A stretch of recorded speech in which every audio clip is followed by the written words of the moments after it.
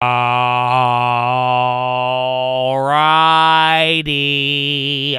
Are we live? Wait for it. Wait for it. Where is it? Oh, there it is. Good morning, ladies and gentlemen. I hope you're having a wonderful day. If you're watching this and it does not say live at the bottom of the screen, unfortunately, you're watching the recap. The good news is we are live Monday through Friday, 30 minutes before open. Drop your thumbs up on the video. Make sure you're subscribed. You're on mobile. Press hot chat. X out the chat. Hit the thumbs up button. Second link for the nightly watch list and main channel. First link for the Scream Alerts Bootcamp and real estate costs. But ladies and gentlemen, welcome to Monday after the holidays. We got a full week ahead of us. We talked about this on the watch list. You're waking up today, and honestly, there's a lot of focus on the Black Friday sales, a little bit of focus there on China and some of the data overseas, people talking about gold, and even a couple of preparations for earnings. But overall, we are continuing off from where we were last week. There is a couple of things we're going to be dealing with. You got a bond auction and real estate data today. It should be kind of chill, but then again, we got the full week ahead of us. We're going to come back to real volume, real big moves. So if with everything going on, I think right now, by the end of the year, the options, S&P options, are pricing in a 5% move by the end of December. So, Chattadonia, I hope you're ready. We are going to wrap up November here this week. A lot of data on the way. Trust me, you're going to see a lot this week, but I hope your holiday was good. Good morning. How are you, baby? What's going on? There it is. Justin, Skinny, Ricardo, Sungrown, Cam, Izzo, Ray, Zuraz, Nazi Wolf. Now the whole chat's coming in, baby. Good morning. That's what I'm talking about. What's up, Mary? What's up, Jerry? What's up, Malcolm King, Oslim, Jeff Kent, Tim Whitman in the house, baby. Good morning. Coke 45, Battleboard, Christina, Open Face Sandwich, Ari, Carissa Hines. Good morning. What's up, Sean Carter? What's up, Candy Upton? Astros in the house. Oh, Louis Jr., baby. Beast, Brooklyn, Humble Business, Isaiah Kabibi. God bless you, El Chaparro. Oh, my goodness, Monica, Matthew Orman, B. Dizzle, baby. Good morning. Wavy Gravy, Pedestro, Alaskan Assassin, Jesus Garcia, baby. Ed Quiddy, D. Hunter. Oh, my goodness. Good morning, baby. Hope you're living good. Hope you guys got a good rest over the weekend. Brian Lopez, Lucky Jake, Tom Riddle, Manny G, Agent of Chaos, JG Marine. Oh, good morning. Nepal, Devlin. Oh, my goodness. Good morning. Oh, why is that Marcus Handler? There you go, baby. What's up, Riley Mack? What's up, Lori? Good morning. Happy Monday, Ben Stone. Happy Monday, Pear. Happy Monday, Brian Lopez. Oh, good morning. Y'all don't like Mondays? I like. Thank you for Monday. Thank you for rain. Fifth, good morning, baby. Kobe, Ben Stone, Skinny, Anva, Nathan Evans. What about that Twitch? LV Lover, Angelus, Unani, Most Dope Andy, Uncle Nick, JJ Kanaje. Good morning, baby. What's up, Big Curly? JG Industries, Most Dope Andy. That's what I'm talking about. Blowing Dough, Higgs, Feed Me Seymour, Buster, JJ Kanaje again, Preforbs, Matt Bailey, Danny V, Most Dope. It's Uncle Nick and Pinelander. As long as Robo Handtech too. Oh my goodness. Random Filmmaker. Good morning, baby. I hope you're living good. Hope you are ready for the trading day. So, Chattadonia. Oh, early morning frizzle. Oh, where's my horn? Oh, there you go. I don't think I've ever seen early morning frizzle, bro. Oh, my. He wake up early, baby. Oh, man. Welcome to Monday. That's it, man. We're about to wave November out of here. Oh, that's the energy we on, baby. Good morning. Yeah, we ready with the armor. Tell them, JJ. Tell them, baby. So, Chattadonia, I hope you guys are ready for a great day. I hope it's normal. Again, we've been going through a lot of weirdness, a lot of slowness. Actually, not even weird, just slow. But let's see what we got here. I kind of need a burp. Please hold. Or we're super early. Yeah, super early. Kind of. It's like we start at like this time every time, but I feel you. You know, it is early, but I feel good. It's cold. Did y'all wake up cold? It was like 50 degrees in my house this morning. I was just cold, so I don't know. Maybe that's it. But stocks are set for a breather after a 4-week rally. Stocks look poised to pull back after hitting overbought levels in a rally that sent the market towards one of the biggest melt-ups over the last 100 years. S&P contracts edged lower after notching a 4-week rally. Wall Street's fear gauge, the VIX, was set to halt a slide that drove equity volatility to its lowest since 2020. Cryptocurrency-linked shares dropped as Bitcoin slid. Traders will keep a close eye on retailers as Cyber Monday kicked off. Gold topped 2,000 as the dollar continued to weaken and bond yields fell. The technical backdrop of the stock market right now is critically important, said Matt Maley, chief market strategist at Miller Talbach. This does not mean that we're about to see an important top in the market. It just could mean that we will see a mild pullback or even sideways correction at some point in the next week or two to work off some of the overbought conditions. Predictions of record high for the S&P next year are already intensifying, with Deutsche Bank strategists led by Blinky Chada expecting the benchmark to hit 5,100 by the end of 2024, implying gains of 12% from the current levels against the backdrop of cooling inflation and a rebound in corporate earnings. Despite above-trend growth, core inflation has fallen, the strategist wrote in a note. Continued declines would return inflation to their pre-pandemic range without requiring slower growth. Moreover, given that any recession is widely anticipated and expected to be mild and short, we only see a modest short-lived sell-off in earnings. CrowdStrike will underscore how businesses are prioritizing cybersecurity after recent high-profile hacks, while Salesforce and Dell are expected to post slower sales growth when they report this week and overall corporate expenditures tighten. The sell-off that's rippled through the green stocks looks set to continue into 2024, bringing the fourth consecutive year of losses, according to Bloomberg's latest Market Pulse survey. The negative sentiment appears to be poised to engulf a wider array of green assets, with Tesla seen at risk of losing its place among the 10 biggest stocks in the S&P 500. Almost two-thirds of the 600 respondents said they plan to stay away from the electric vehicle sector, and 57 expect that the iShares Global Clean Energy Exchange Traded Fund, which is down 30% this year, will extend its slide into 2024. Top-performing European fund manager is now calling time on hype around weight loss drug that has sent Novo, a stock rallying more than 50% this year. Elliott Management has revived calls for changes to Crown Castle after disclosing a nearly $2 billion stake in the tower operator. Foot Locker, sports apparel retailer, was downgraded to sell from neutral at Citi ahead of earnings. Shopify said merchants set a Black Friday record with a combined $4.1 billion in sales. Alibaba has shuttered their quantum computing research lab, a sign that the Chinese e-commerce and cloud operator is considering more cutbacks to bulk up the bottom line.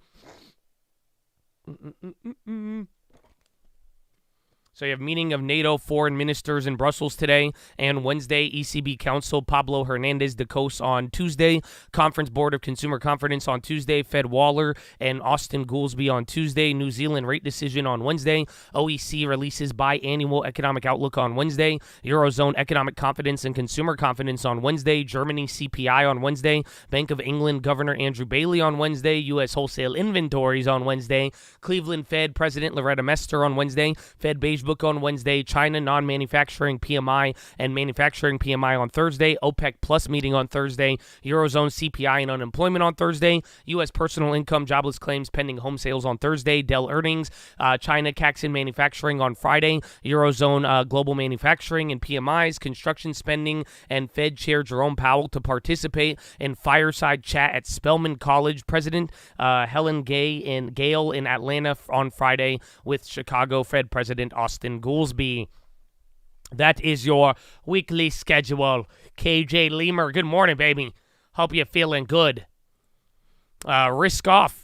There's a risk-off tone to markets to start off the week after data in China showed industrial companies are struggling to generate better profit growth, a sign that weak domestic demand and a reminder of the country's fragile economic recovery. The narrative from iron ore keeps swinging between China property stimulus, bullish, and Beijing's resolve around the clampdown on speculation, bearish, a conundrum. Meanwhile, the bounce back in treasuries this month, many U.S. debt watchers say the path of clearing for a real revival in the market. The Bloomberg U.S. Treasury Index is showing a positive return for the year after spending chunks of 2023 underwater, helped by slowing inflation and measured jobs growth. U.S. stock futures are pointing to a softer open in New York, while gold has climbed to the highest since May. Oil is down for the fourth day before this week's delayed OPEC meeting. Fixing supply chains, the Biden administration will announce a redoubling of measures to strengthen supply chains later today. Part of the rollout will include a set of bureaucratic actions, the invocation of the Defense Production Act to invest $35 million in starting materials for sterile injectable medicines, a new passport on U.S. reliance to high-risk foreign foreign suppliers to the pharmaceutical supply chain. Central to the effort is the new White House Council on Supply Chain Resilience, a cabinet-level body that Biden will inaugurate on Monday. An analysis by the Federal Reserve Bank of San Francisco in June concluded that supply chain pressures following the pandemic accounted for 60% of the surge in inflation. An explanation the White House has been eager to adopt because it would downplay the price impact of the government's fiscal stimulus during the pandemic. Okay. I didn't know we're doing more. Supply chains are at like their lowest levels.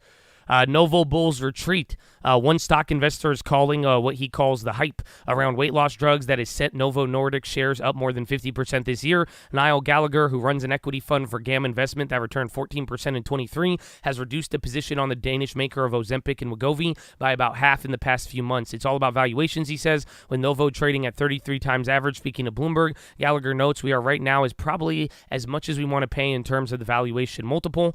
Extended truth, Israel and Hamas signaled that a temporary ceasefire in Gaza could be extended beyond Monday. President Joe Biden backed prolonging the war pause, saying it is allowing the delivery of critically needed aid to Gaza and the recovery of hostages. Hamas handed over 58 hostages through Sunday, including non-Israelis, and is slated to free another 11 Israelis on Monday to fulfill a 4-day agreement. Israel has released around 120 Palestinians in the recent days. And then coming up, it's Cyber Monday. So if you missed out on the special promotions and the record $9.8 billion spent online on Black Friday, here's your chance. Data is due on October's new home sales, with economists expecting a decline after September's surprising surge in volumes. Higher mortgage rates and increased inventories on existing homes are likely to weigh on sales, though this may not be as many current homeowners are reluctant to list their homes. The Dallas Fed Manufacturing Index is also due later for November. Ba-da-bop-bop-bop. All right. S&P futures, they are down by 0.1% on Monday pre-market trading after stocks were a little changed on Friday, though capped off of a fourth straight week of gains. Treasuries are firmer across the curve after seeing some pressures on Friday. Dollar weakens and the yen and sterling crosses, not doing much versus euro. Gold is up by 0.6. Bitcoin futures are off by 3.3. WTI is down by 0.8 after finishing down for a fifth straight week last week. A very quiet session expected to come out of the holiday shortened Thanksgiving trading week. Not much changes to the broader narrative on the not much on the broader narrative, with pieces of the bullish narrative continuing to include disinflation traction, the peak Fed and soft landing narratives, positioning and elevated cash on the sidelines, improving sentiment, falling volatility. Consensus 24 earnings estimates are holding up, and improving margins on falling input prices and cost-saving actions and falling oil. However, some debate over whether positioning tailwind has peaked following short covering in recent weeks, while the other pieces of the bearish narrative include dampened consumer tailwind, a Fed higher for longer overhang, given market expectations for numerous 24 cuts, geopolitical uncertainty, still elevated rates, and supply fears. Very quiet from a headline perspective, with a light economic data calendar today, including October new home sales at 10 Eastern and November Dallas Fed Index at 10:30. Treasury auction of $99 billion in 2-year and 5-year debt. Some key themes on the weekend press include potential tailwinds from elevated balances in money market funds, market timing or firming views around 24 rate cuts, some mixed takeaway around Black Friday consumer trends, increasing retailer discounting, potential for extended ceasefire between Israel and Hamas after recent hostage swap, and more supply actions ahead of this week's OPEC meeting. Also, some focus on the sell side 24 outlooks, including more S&P price targets suggesting solid gains next year on cooling inflation and rebound in corporate earnings. Taiwan's presidential election coming up on January 13 risks reigniting tensions with China as opposition parties more friendly to Beijing fail to unite, clearing a path for the current pro-independence Democratic Progressive Party to stay in power. The Beijing Stock Exchange has de facto implemented a new policy that prevents major shareholders of companies listed on the bourse from selling stock, worried that such sales could douse a long-desired rally. 3 people familiar with the matter have said. U.S. and Germany are starting to place pressure on Ukraine to negotiate an end to the war with Russia, based approximately on the current battle lines. London Times. Russia launched its largest drone attack of the war in the early hours of Saturday morning, targeting Kyiv in what Ukrainian officials fear is the start of a winter campaign aimed at destroying the country's country's energy infrastructure. OPEC Plus is close to resolving a dispute over 24 production quotas with certain African members, potentially paving the way for incremental action on curbing supply at the upcoming November 30th meeting. Bank of England Andrew Bailey suggested that interest rate cuts are unlikely for the foreseeable future, as he warned that the second half of inflation battle will be hard work. A healthcare hiring boom is helping offset weaker job growth in the other areas of softening the U.S. economy, boosting chances of skirting a recession. The industry could serve as a strong job generator for years to come as the aging population and COVID fuel widespread worker shortages. An upcoming sale of shares in OpenAI is set to test how much this past week's leadership chaos has cost the company and their backers. Though big investors are bullish about securing a high valuation, the employee stock sale, which has been planned before the sacking last week of Chief Executive Sam Altman and his expected value at the company at $86 billion, will continue as planned, according to two investors with direct knowledge. And MasterCard said overall spending was 2.5% year over year, excluding autos on Black Friday, with in-store up a bit more than 1%, while online climbed 8.5%. The 8.5% spending increase isn't that far from the 7.5% number published by Adobe. And they still got more. Don't you worry. China's industrial profit growth slows, suggesting more policy support from Beijing is needed to help shore up growth. Cyber Monday deals are getting snapped up by price-sensitive U.S. consumers. A small but rising percentage of U.S. homes are selling at a loss. Germany's budget woes stress the test the coalition. Bundesbank calls for budget clarity. UK PM Sunak rebuffs claims that the country is headed for austerity. Does not say when he will call the election. Inflation gauges at 21 lows may support the end of the Fed and ECB rate hikes. Bank of England Governor Bailey warns of a tough battle to bring down inflation. Australia to introduce legislation giving RBA experts more responsibility for setting interest rates. BOK likely to keep policy rates steady amid economic slowdown and Fed rate freeze. Beijing Stock Exchange limited sales of major shareholders as they try to support recent gains. China says pneumonia in children shows signs of ebbing, but warns of respiratory illness hitting broader population. While GOP helped prevent a government shutdown, internal fights are brewing ahead of January-February stopgap expirations.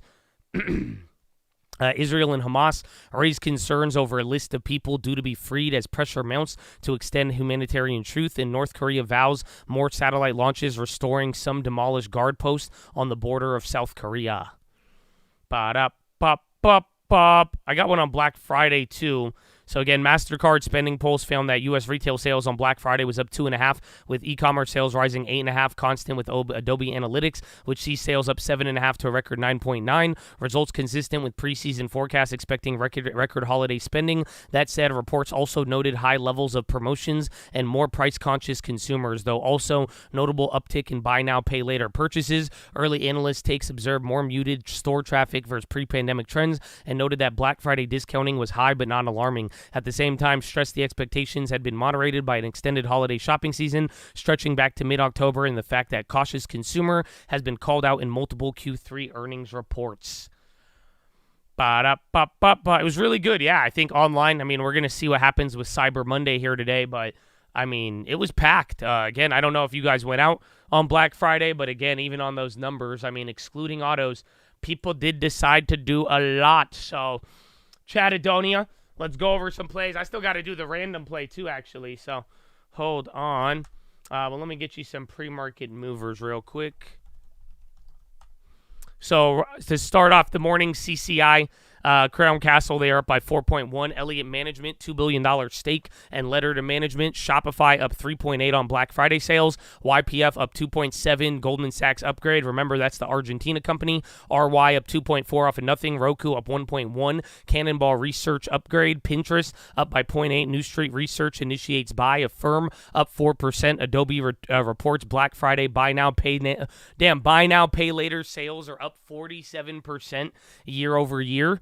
XZen 1.2 results from phase 2 proof of concept Xnovia trial XEN 101. APLM up 29 off nothing. PRST 16.3. CAPT up 16.2. PERF up 12.4. Tender offer for up to 16 million shares at $3 a share. Tiger up by 8% off of earnings. BIV 7.9 with nothings. ABEO up 7.0. FDA accepts and grants priority review for PZ Cell BLA. THRX up 6.4. Receipt of unsolicited expression of interest from Foresight Capital and Orbimed Advisors. An unsolicited proposal from Concerta Biosciences. Damn, man.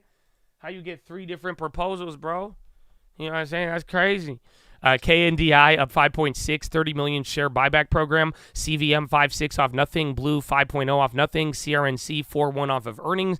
ATEX up 2.4. Tampa Electric has signed agreement to use Anterix 900 millihertz spectrum. ROIV results from phase 2 study of oral brecapitonomib down 7.3. 4.4 down on Foot Locker. City downgrade. Jazz down 1.7. UBS downgrade. And then IMPL, ABAT, and NCL all moving 24 to 4% off of nothing. Bro, 47% buy now, pay later sales. That's crazy. That is crazy. So, Chad, I got to go to the bathroom, but we also have to do the random comment picker. So, Chadadonia, shout out to the random play. I hope you guys are blessed. You know what I'm saying? I hope you're feeling blessed, but we do this every week. So I hope we get a blessing from here. Last time I think it was Rumble. I think we like broke even. 9 plus 2 is 11. All right, man. Lord bless it. Thank you, guys. Thank you, man. Thank you for all the random plays. It's going to be a good one. Get YouTube comment. Let's go. Start it off. Start it off, baby. Start it off. Ba-da-ba-ba-ba. Perfect timing. I love it, man. Godzilla. I love it. Perfect timing. Hey, that's going to be a good play, bro. That's a good sign. That's a good sign for a good play. Permable turkey. Oh, I forgot it was Thanksgiving, huh? This was turkey holiday. That's why the turkeys are there, baby. God bless you. Focus on what's in front of you. God bless you, Josh. God bless the Chad. God bless you, Richard. Hey, man, I am rich. Tell them. Oh, my goodness. Good morning. Happy Monday. And there it is. God bless you, Josh. Thank you for all you do on stream. Random play. March 24. Rivian 22.5 call. Let's get it, Jorge. I'm down. Rivian, we're doing it, baby. EV, baby. How y'all feel about the EV? Good morning. Do. All right, I'll be right back. I'm going to go to the bathroom. We still got a little bit of time here. We've gone over the plays. I hope you guys got some plays. I'm going to ask you next, so take a moment.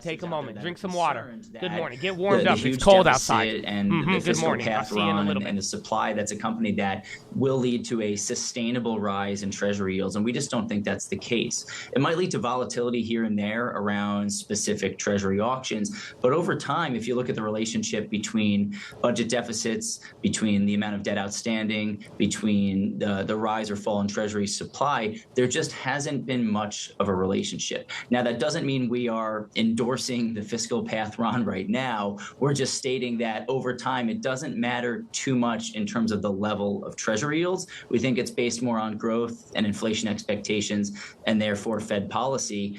And as we've discussed so far this morning, John, we think treasury yields will trend a little bit lower from here. And whether the 10-year treasury yield is 4, 4.5, or 5%, we think that's attractive for a lot of investors out there who have been waiting for these yields. And I think if you're an individual investor, and that's our main client base here at Schwab, usually there's some sort of investment return bogey that you have to help you meet your goals. And we're seeing yields that are at these levels that are letting you de-risk from other areas and letting bonds do more of the heavy lifting than stocks might have had to do historically. So we think it's really attractive, even though there's likely to be volatility, but just accept and be happy with those yields that we're seeing now, because we think over time they should fall.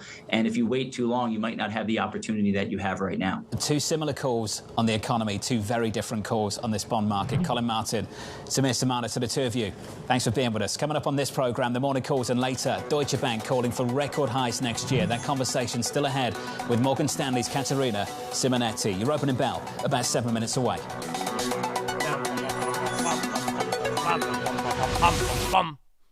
Oh, Egypt says Qatari efforts close to extending Gaza truce by 2 days. That would be nice. But Chadadonia, Charles Schwab telling you to buy bonds. That's what it sounded like. But I hope you guys are ready. I hope you're feeling good. But tell me, what is your first play of the day, Chadadonia? You got to hear from them. You got to hear from the bond people, the market people, the Black Friday. What are you going to buy first today? You can buy now, pay later. That's the new trend once again. So, Chad, post your first play. Let's see what we got here. I got a couple of plays. Nothing too crazy for you, so let me know. Oh, there you go. They're already coming in. Tesla calls, NVIDIA long, Baba long term, Walmart calls, short on the NQ, SHOT long swing, thinking Amazon long, inflation is insane, VIX calls, Tesla, IRM, patience calls, WMT, Zoom scaler, Z scaler, short in Euro, AAON, DJI futures, WAMD puts, Chipotle calls, SPY 40, 557, 0-day, SPY put, SPY calls, Bitcoin long, KHC, short ES, 4570, long T-Mobile, buy VU, GDX calls, Uranium, IWM, CRM, IIPR, Tesla, City, CRM puts, PayPal, sitting on my NVIDIA put, Affirm calls, PayPal calls, Apple puts, SPY calls, IWM, Shopify, President Harley on CNBC, I thought that was a play, IWM, Coin put, SPY credit spread, sitting on the fence, ASTS, making volume great again, SPY calls, Tesla calls, bank calls, good morning, MES, price action, SPY calls, Tesla C, SPY C calls, buy Boyle, TLTW, MES once again, and the final plays.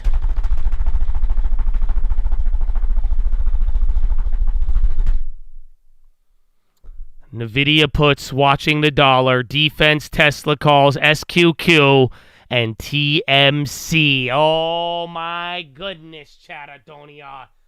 Welcome to Monday.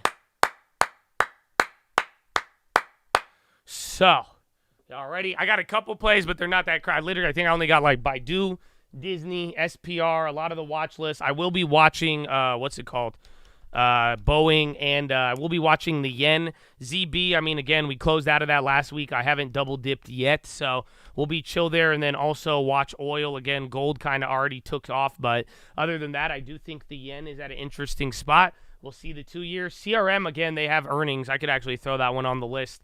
I am kind of down with CRM, but again, I think Snowflake and CRM, people are expecting it to be like soft, I believe. They don't think it's going to be good. But how much time? Oh, my gosh. Look at the time. But Chatadonia, there's something more important.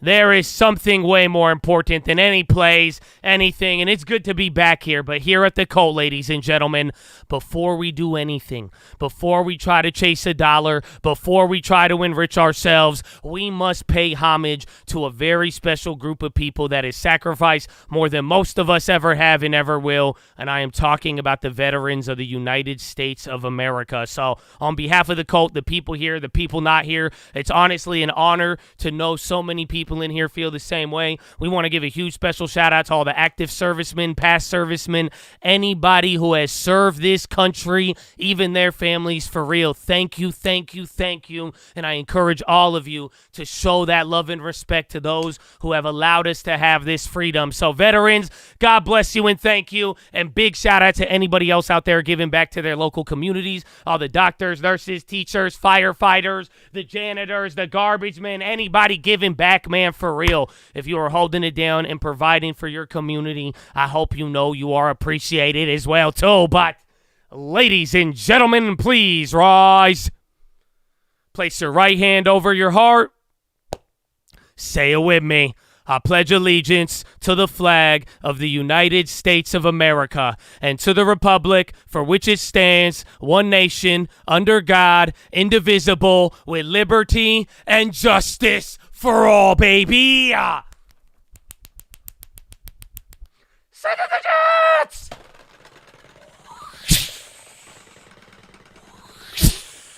Oh, it's game time, baby. Horna, let's go.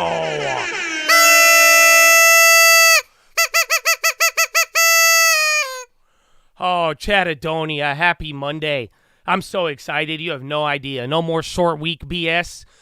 We get a full 7 hours. Nothing to slow you down. Are you ready? Oh, man, are you ready? Thank you for your service, veterans. Thank you. Amen. Tell them, Charlie. Tell them, baby. Tell them. Thank you to the vets, man. I hope y'all did good. I hope y'all enjoyed the holiday time. Some people, maybe it was stressful. Some it was nice, but you back now. We don't have any more holidays till Christmas. So that's it. The next holiday is going to be Jerome Powell, then Christmas. That's it, man. So let's see what we got. But, Chad, we got about 1 minute until the bell. So hit that thumbs up. Make sure you are subscribed. Call out any plays. Again, there's a couple of movers here today. 30 minutes after the bell, you will be getting data, new home sales, and then, again, the Was it like Dallas Fed Services or something like that? Something is right around the corner, baby. So we will see. And again, a 2-year bond auction a little bit later. I think we got 5-year the next day, and then that's it. And then that's it. We got 1 minute. Oh, wait. I'm on this. Will that work? I think I might. So was the random play a Rivian? I think random play was Rivian what? Oh, shit. Did I exit out? I think it was like a Rivian March 24 call, I think, for $180. Yeah, it was this one, 22.5. Okay, we'll get that for the random play. We'll let that go. We'll let that do its thing. It's so hard to use Schwab, bro. I had to, yeah, 22, and I think that was it. It was whichever one was March 24. Round 1. Fight. My super secret desktop. Nah, man, everything on my desktop, I'm pretty sure, is everything I use for the videos. So you should be seeing everything on there. All right, let's see. Let's see if this works. All right, that's the random play. As you hear a noise because I did it on the platform. I was preparing for this because I knew using the non-platform would have been a nightmare. So there you go. Thank you, Charles Schwab. I appreciate it. They FOMO'd you for bonds. And where are we at right now? Damn. Whoa. Microsoft, a couple of names taken off again. A little bit of weak China in the morning. Right now we're opening up barely green on SPY or on the Dow and the NASDAQ, and then SPY is barely red. Very, very interesting here to start off. Take a look at banks too. Pinterest, again, affirm that buy now, pay later. Any of these companies related to some of the Black Friday stuff, they may do a little bit good. Again, Shopify is already up as well, too. I think they're up like 9. No, 2.5. Shopify was up way more in the morning. Coin falling. And NVIDIA running. I keep forgetting NVIDIA is literally coming off of earnings. So we cannot forget about that. Yeah, NVIDIA is up 1.7 or $1.8. And then 0.3%. Netflix. Again, watch the bonds out here, too. You also have, what's it called moving? Oh, let me use the other one.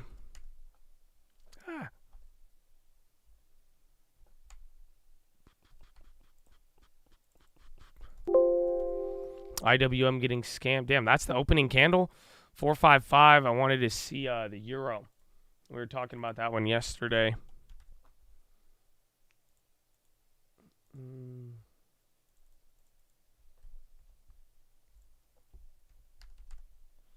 The pound is barely up. Yeah. Coin crushing. Tesla, big candle. GLD. Again, GLD has a lot of eyes. Also, don't forget about oil. You do have that OPEC meeting. Amazon flying high. Schwab, a firm 52-week high. So, again, they're up 6. People are loving that news there for now. I don't think we're at a new yearly high just yet, but we're getting close to it. And again, if you heard this morning, I mean, a lot of the analysts for next year, they're getting ready. So this one, it got rid of my lines here for a second. I'm going to have to find a way to get those back for you. But we are right below 46.07 is the high of the year. So again, we're going to try to see if we could even pump it up here today maybe. That's going to be the key. Yen's doing great right now. Yen's already starting up there. That's why it's going to be interesting. Yen's outperforming bonds for now. So we'll see how far that takes us. Again, watch GLD. It's already just gapping up. Octa down 2.6, equal weight dumping. I heard someone say it today. It's the S&P 493. So, like, the S&P 500 is doing great, but the S&P 493 is not. And that's removing the other 7. But we will see. That's going to be the debate, especially coming into the end of the year, of whether or not people are going to double down on the winners or if we will see lift in any of the other stuff. I see a lot of red to start off here. Again, Affirm. Looks like big tech is still up. Apple is down. Microsoft and NVIDIA just went red there too. Again, Tesla did not have good analyst stuff this morning. Rivian even came down. What was the other one? SPR and Boeing. I feel like everything is kind of off today. So, again, you're down about a quarter on SPY and NASDAQ now. Dow Jones down by 0.05, but there you go. Walmart's at least up. I feel like there's not too much holding here. Again, compared to the last couple of days. So, welcome to Monday. You want me to go to the previous and send the screenshot of the levels? No, I have them. I could still get them. Don't worry. I just need to, like, upload it and do it all. It should be easy. I just didn't have time this morning. Don't you worry. I know all of them even in my head. That's the crazy part. So, like, again, I think even then we still need to get to, like, the 4556 or 460, then the 447 and all of that. So, shouldn't be too difficult. DraftKings and Uber stronger. That's good. Uber is doing good. Watch any of the other travel plays. Again, airlines, anything else. Uber is up 1.1. That is kind of interesting there. Yeah, Uber is in the green. What about UAL? Those are not green. Airbnb down 1. Expedia barely down. SPY still going down, though. So, again, right off to start the cash open, we have gone lower. So, literally, you're down by 10 points to start. Interesting.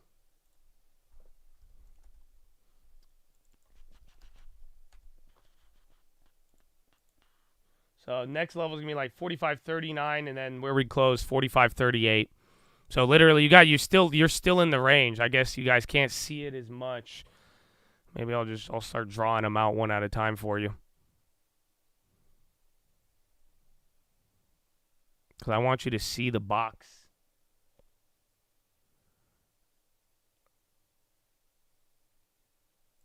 I'll just start there.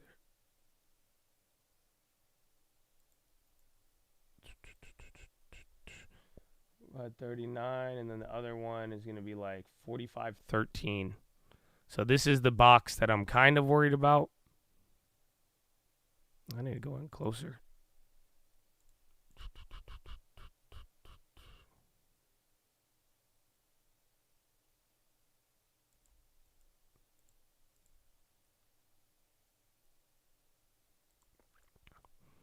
I guess, no, there's one more I'm missing. It looks so much different.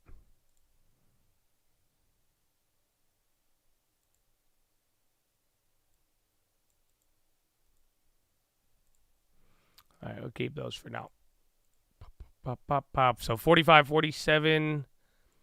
Why do I feel like my SPY don't even look like it's loading? It just looks like it's just one candle straight down. Yeah, Uber's doing really, really good right now. The China outbreak, it's a little concerning, but I don't know if they could afford it right now. So that's the weird part. I used to think China early on, the shutdown was kind of helping their economic situation, but at this point, I don't think it's really good for them. But again, I mean, there is multiple reports of a respiratory disease going around in China right now, so it's not giving us the same feeling of what's it called? We're not doing the same feeling as what we saw a couple years ago, but it's definitely starting to play out like that. I like PayPal a lot, actually, for the long term. Again, I got one deposit. I want to kind of chill on it. I don't know if PayPal's dropped too much, but still a big fan of that. You turned $25 into $5K on a NBA lineup, 8-man pick. Let's go, baby. Congratulations. That's long term. That's maybe a down payment if you shop in the Midwest. You could do a lot. You could do a lot, baby. Good morning. I ain't mad. Disney back to 95. They were a little bit weaker here in the morning. Again, I feel like Affirm is the only. Oh, my high-low ticker's not working. That's why it's not doing that. I was like, wait a minute. I knew something felt suspicious. Yeah, Disney already fell back down. Again, Affirm keeps running up. BDRX, I think they had data here in the morning. I think it was like a phase 3 trial. BC. RBA on the high again. Affirm just keeps running. CLF. Where are the oil plays, actually?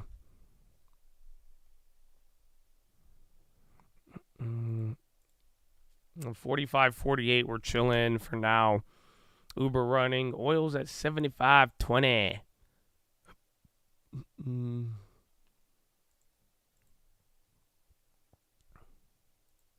DoorDash on the high, too. Again, maybe that's linked there with young Uber. But DoorDash is actually red, so Uber might be mobility and delivery there, but that's interesting. Uber is killing it. Out of all the names here today, Uber is the one going nuts. Now Meta's taking off. That's your first tech. Baidu, they were down in the morning. Remember, Baidu was on fire last week. We're still in those shares, but that one's coming back here. So, again, you're holding. This is like a baby support level here on the S&P. We're kind of chilling out. Bonds stop going up there for now. I have not looked at the dollar. Again, Meta, that's another one. Now I see AMD on the high, or Omer. Maybe I misread AMD. UUP up by 0.04, not too bad. Now NVIDIA, maybe AMD did go up. Yeah, AMD is at the high.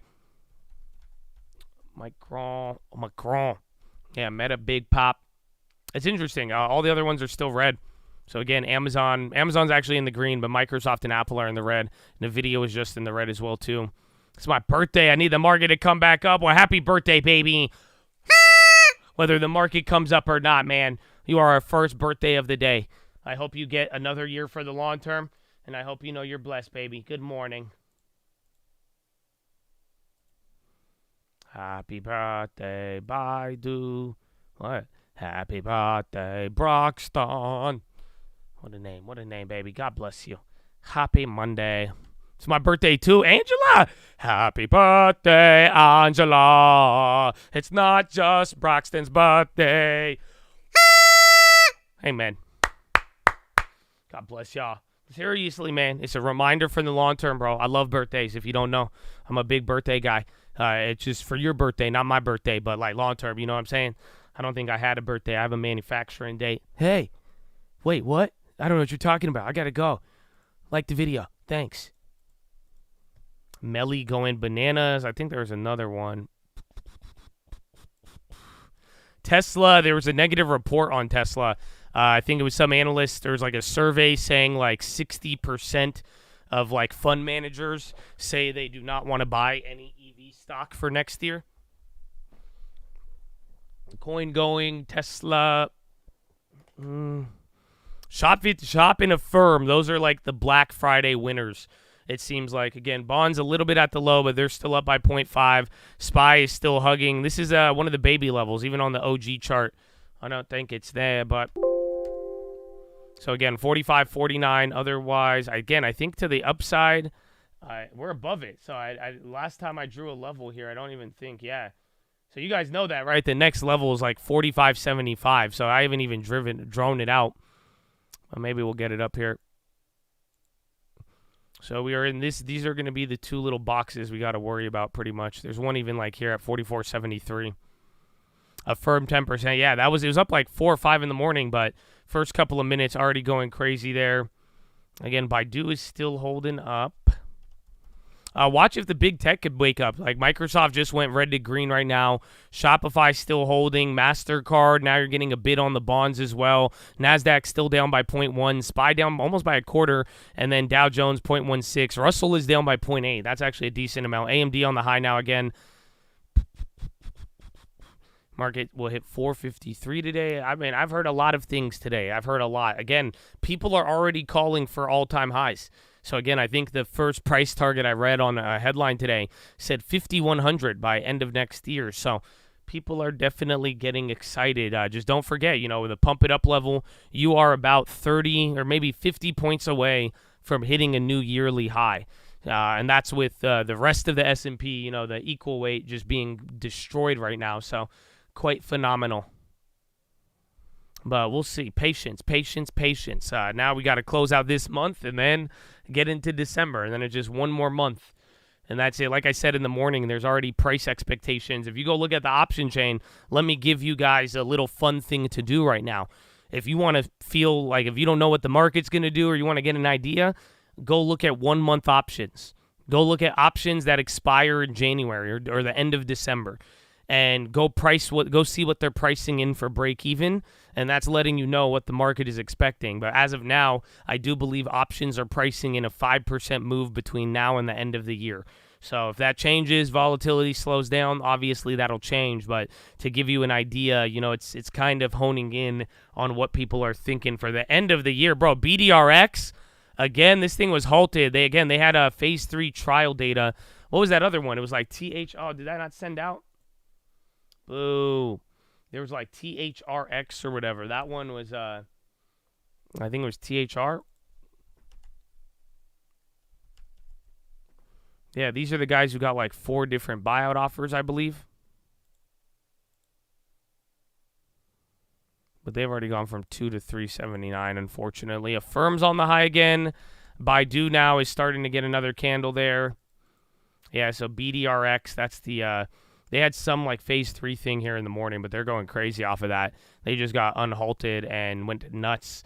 No. It's THRX. They got like 3 unsolicited offers today. They are up almost 100% in the last couple weeks, but they did have a lot of bigger news here today. That was the one that I read in the morning. I was like, damn, 3 unsolicited offers is insane. And then bonds even bouncing a little bit. Amazonian came back.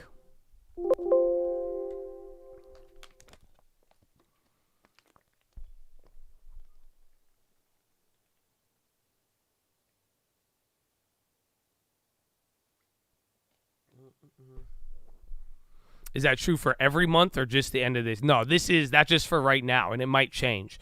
So just look. You could always look at the option break even to get an idea of what the market feels, So like if you really wanted to look at the monthly option and, any month and see what it's pricing in, it'll tell you info about the market. Just understand as the price of the option changes, though, it's more, volatile there. But coming into this month so far and the end of this year, we are pricing in about 5% for now.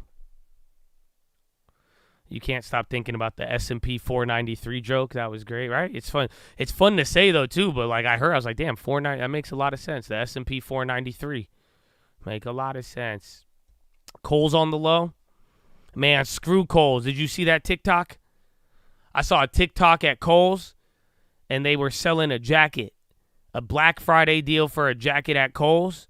It was $100, and then somebody took the tag. They took the tag off of the Kohl's thing, and it was original price $59. I said, man, Kohl's, that's cold, bro. That's cold. We have a question. Today's Cyber Monday. Tomorrow's Travel Tuesday. Will the travel companies get a boost tomorrow? To be honest with you, I didn't know Travel Tuesday was a thing. I really thought we reserved Tuesday for tacos, but I did not know Travel Tuesday was a thing. So I feel like it's all kind of going to be bunched up in online e-commerce holiday sales, but that's as bad as far as I would go. I've never heard of that one, yeah.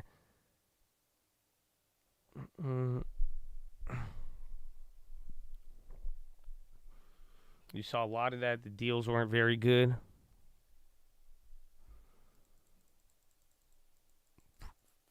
All right, SPY kind of coming down a little bit. You didn't really get a bounce out of SPY. I think individual names kind of woke up there, but you were right here again. You got one baby level, then the next one. You still got a little bit of time to dance in between, but we'll see. Remember, this is still a very high level. Don't forget, we closed in. We had a lot of strength to close out last week, even though it was a holiday.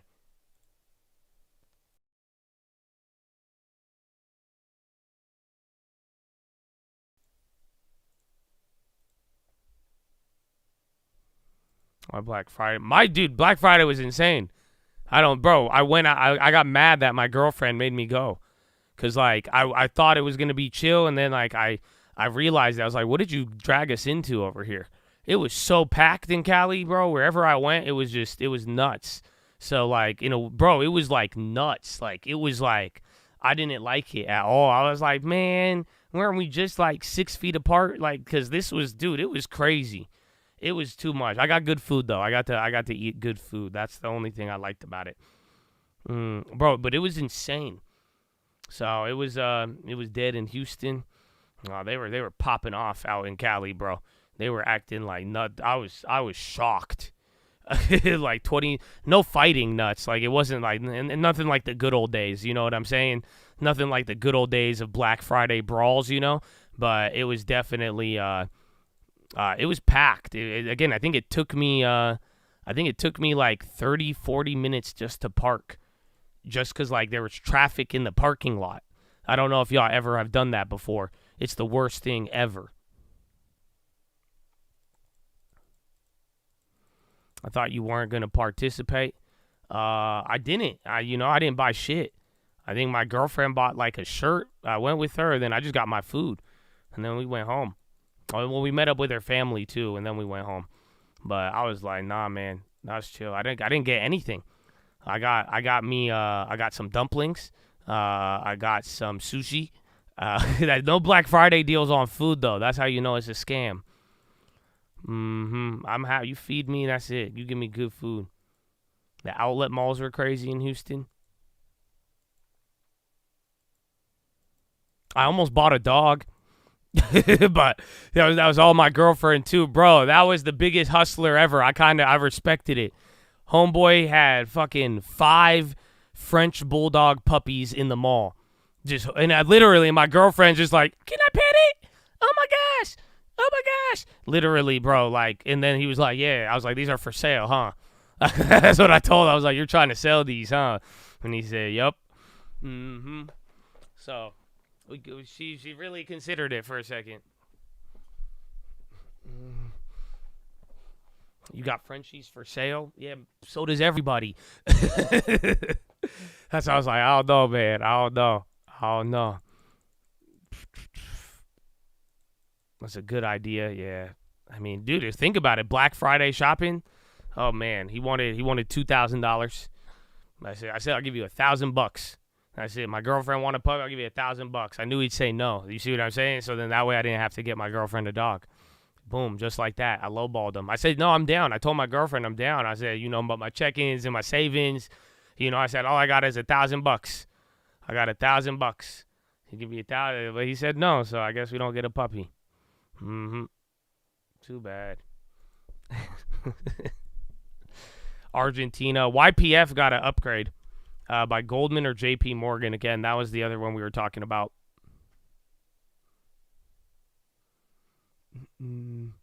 I don't know if home sales. We got 10 minutes. Home sales was surprising last time, so and then interest rates are through the roof, but I have no idea when it comes down to the data, especially after pending home sales last week. That was kind of far off too.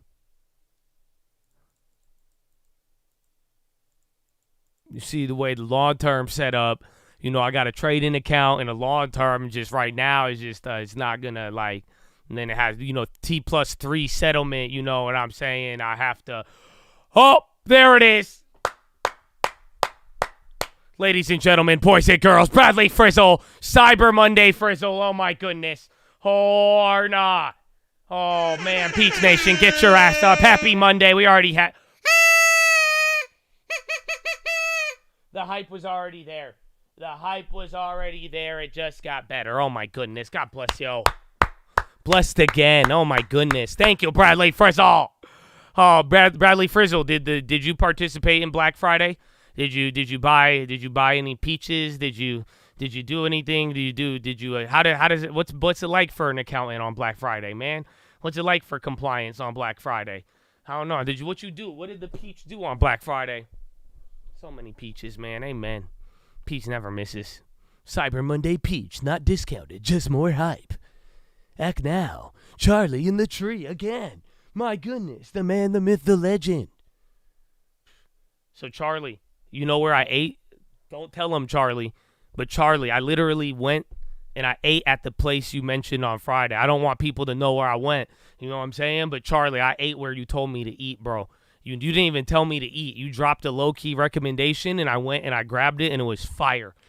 God bless you, Charlie. I love you, Charlie. God bless. I try to hit you up on Instagram with it, but then I didn't have any service. I don't know if you know. There's no service where that was. I was trying to hit you up. I was like, man, I was trying to see what to order. I figured it out, but it was good, bro. It was good. Mm-hmm. Little extra long-term chair, buddy. He didn't this year, to be honest. I actually went to thrift stores, got close for $1 a piece to flip on eBay. The peach hustler, they don't. Hustler, baby. Honestly, man, eBay, you flip it on eBay? Because I told you, bro. Lately, I've been seeing, eBay is like cool. I don't know how to describe it. eBay is like actually, it was a couple weeks ago, I fell down the eBay rabbit hole. It's wild.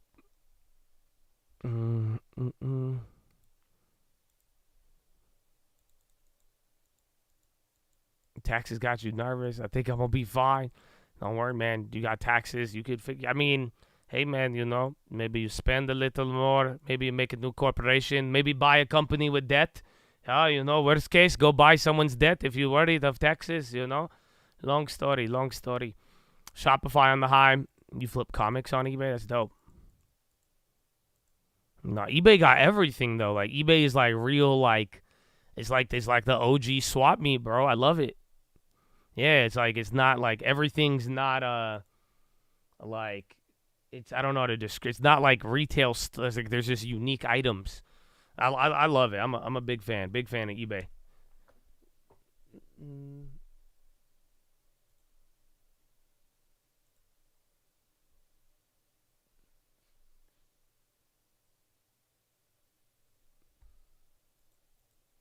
The swap meet? Yeah, bro, I love the swap meet.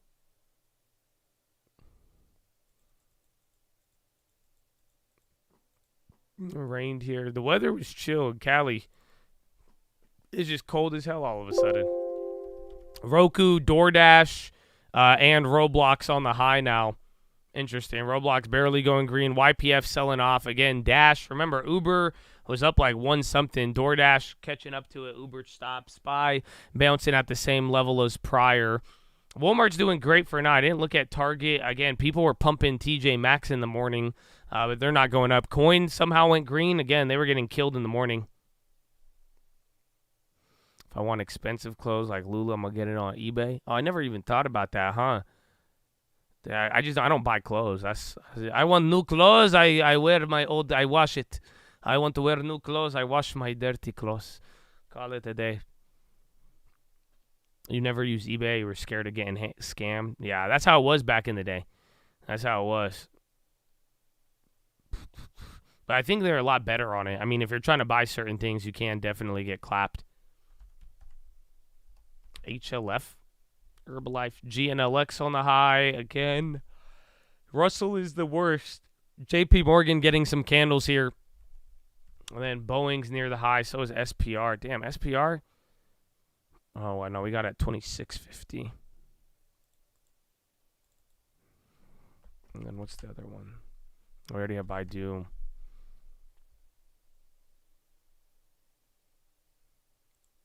Yeah, on anything over like 1,000, I feel you. Yeah, new home sales in 4 minutes. The number is expected to be 0.73 million. So 730,000 homes. Negative 4% decline. Last time was 12. So literally, that's the problem. Like pending home sales dropped, but then last time new home sales came in, it was supposed to go down, and then it shot up to 12%. So I have no idea. Home sales, if it's good, it's not going to, I think good news is bad news is good. But like I said on the watch list, a big part of this week with the Fed futures and how things are moving, we don't know if that good news, bad news dynamic is confirmed. I hope you all understand that. So let me ask you, are you guys aware that good news is bad news, like that's not confirmed yet? So although that is the assumption, and although we've seen it over the last couple of days, the way the Fed futures and bond probabilities are moving right now, we don't necessarily know. So in theory, I would like to say that a strong sales would be bad, but we do not know. Again, with all the data, GDP, PCE, ISM, Conference Board, and then Powell, it's very, very hard to know that. So we're going to find out. By the end of this week, we want to see if there's evidence or not that good news is bad news and vice versa. So we'll see. But you got 2.5 minutes. Your market is at the low for now. If that could cause a move, though, it could be a little bit of fun. The yen just got clobbered.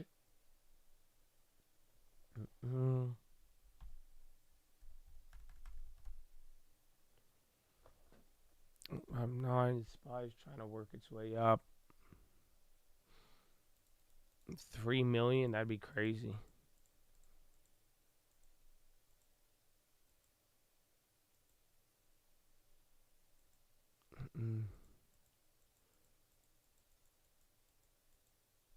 Whatever makes the least sense. Sometimes, right? Like the bond auctions and other ones, like there's been some easy data points, but at the same time, like the pending home sales on Friday, market had no idea what to do about it.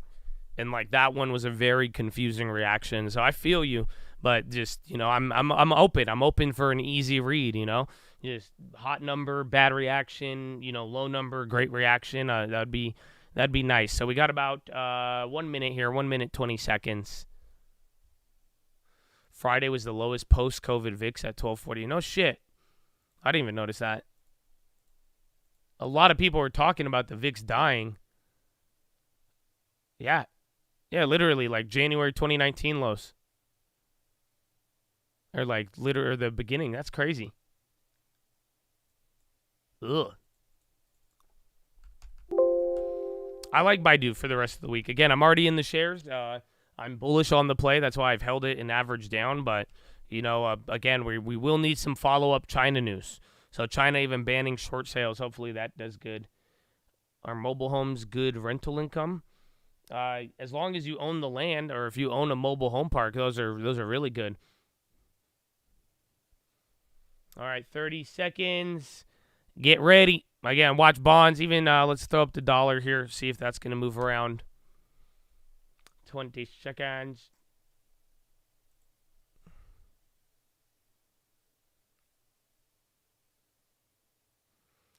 VIX, UVXY whacked hard for the last year, honestly, since 0 day. Well, get ready, because, again, they added 0 days to the Treasury market. All right, bonds are catching a bid. The data is not out yet. Where is it? New home sales, 679 versus 725. So they came in weaker, so it is bad. See if you get the whole bad news, good news. I don't know how long that's going to last, but bonds are actually loving it for. I think the bond reaction's a little bit bigger.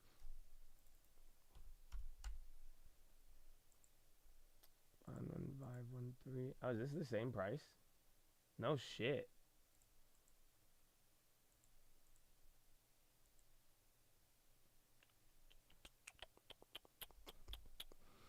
A firm 52-week high, SPY going. So just see the reaction. See if bonds end up holding up. If it does, a little bit of dance. But for the most part, that is, I mean, again, bad news, good. The numbers came in slightly lower. It's decent for now. Again, it was down. Damn, is that down 17 or no? Down 5.6. 5.6 month over month. Again, came in at 679. Not bad. Not bad at all. But it's not like jumpy. You see what I'm saying? The bonds are jumpy, but not the SPY.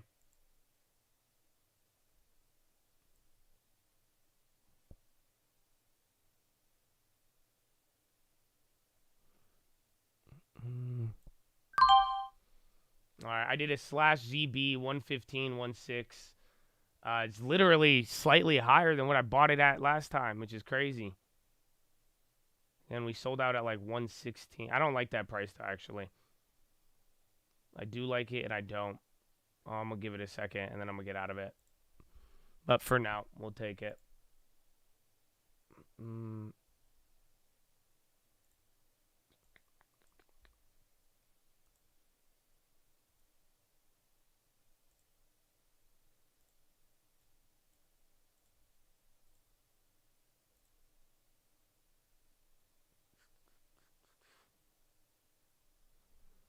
Coin vertical.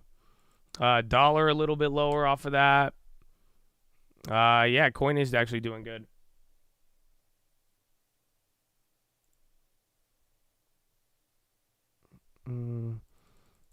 Indecision heavy here. The market's not moving too much. The bond's already up a lot, though. That's why I don't like it. I miss the days of the big data pump, but you're not really getting that. A random play was a Rivian. What was it? Coin, yeah. Coin was down earlier, and then it started taking off. High tickers starting to pick up. Roku, Square, Lemonade, a couple of different plays up there. Again, even Baidu at the high. But a lot of things are actually kind of moving here. So see if the SPY could even continue up. Firm, yeah. Firm, again, year over year.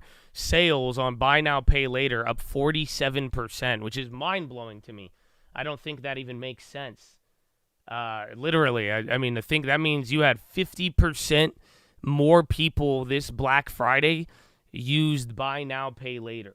So, again, everyone's like record sales, all of that, but, like, there was a lot of buy now, pay later. It's like it's kind of trippy to think about. So, again, bonds are still holding. SPY's been going up. Again, slightly weaker new home sales data. I don't know if it's the most bullish thing, but it's not bearish at all yet. And you're kind of just chilling. So far, that's kind of pushing the wind up here.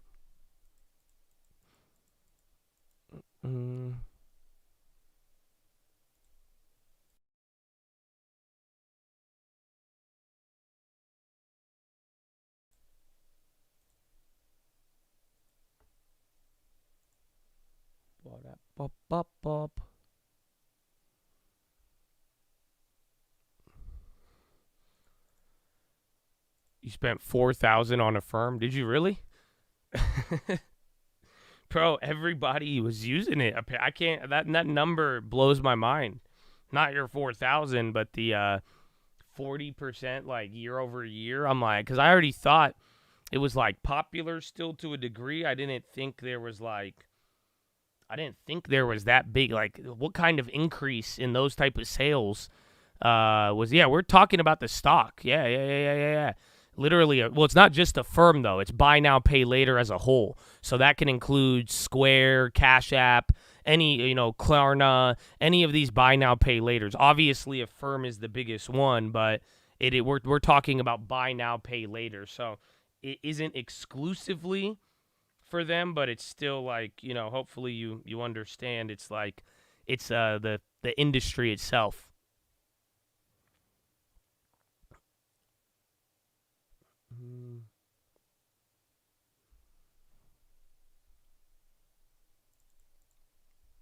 The firm, all those people will. I don't even know what is the interest rate on a firm, and like I don't think you feel the interest if you only pay $10.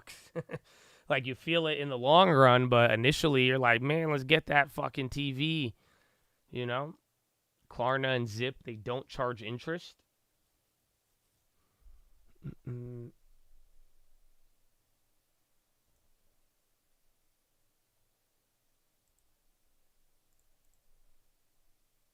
All right, SPY still holding up for a little.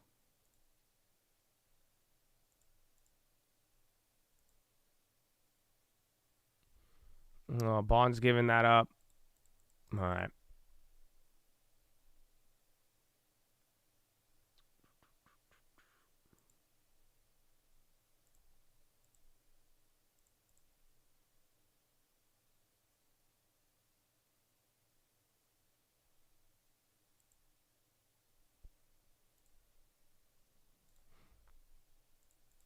That means people buy with no money. I mean, for the most part. I mean, it doesn't mean they have money or not, but again, pretty much Klarna and all these other companies, Affirm, they're the ones that made the purchases, but not for all $9 billion of Black Friday sales. But again, it was a very active holiday season, and a lot of the high-low tickers tweaking out right now. So again, high tickers running, SPY, S&P 493 is just doing its thing, but then bonds too. I'm down on that play. I'm gonna close out of it soon though.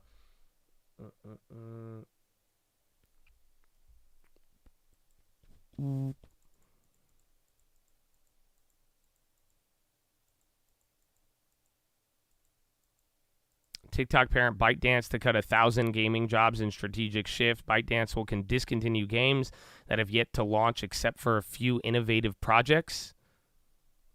Is that Baidu once again? No, I'm seeing, a lot of names on the high, but it's not really moving the SPY too much. Roblo started going back up again.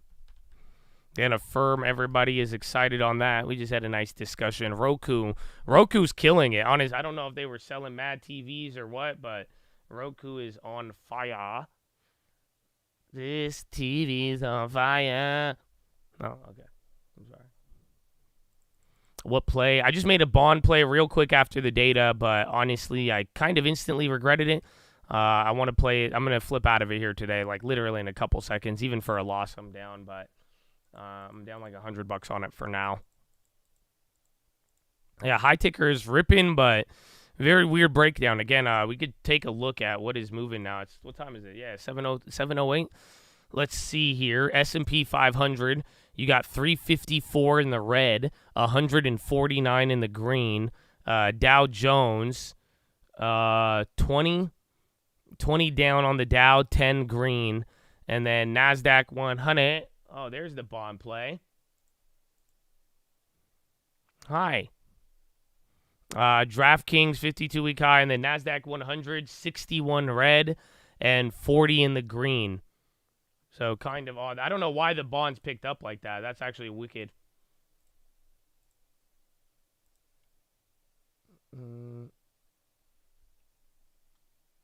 NTNX. Bro, high ticker is starting to really, really gas there. Now you're getting support there from the bonds, but let's see. Again, bonds are already leading the way. If anything, bonds are doing way better than equities. And then UUP actually came up to the high. That one's kind of interesting.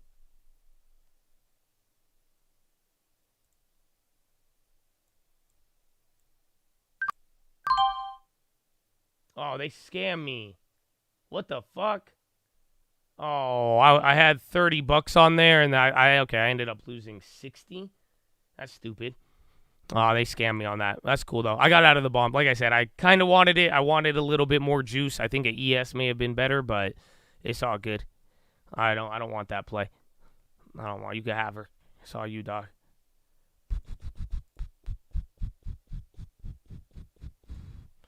Coin was down in the morning. That's the weird part. Again, SPY's going up. Again, you're getting more movement on the equities than not. Frog, if you like froggers, you know. TTD, they're up 2.6. They're killing it. Baidu now, we need $2 more. Team on the high. DoorDash, watch out for Uber and any of the other leaders there too. Yeah, Team, TTD, NVIDIA now 483.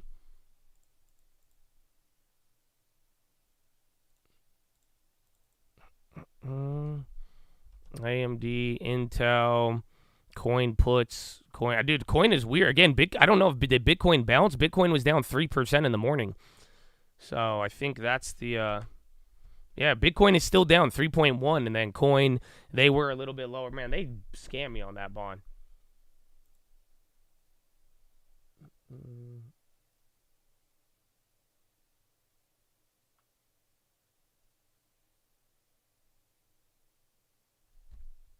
Affirm, Unity reversing. Pfizer. They're still at the low. Where's Novo? Again, Novo had that one dude saying he's cutting half the position. ARK. Oh, I forgot about that. Damn, those ARK plays are killing it. I totally forgot about that play. So, damn, those are at 230 on the bid now, or 228. So that isn't too bad at all. Again, we still have what? You have a month of time on there? You get the whole rest of... That's crazy, though. On a day like today with some of the weakness, ARK is doing very well. Because, again, most of the S&P is down.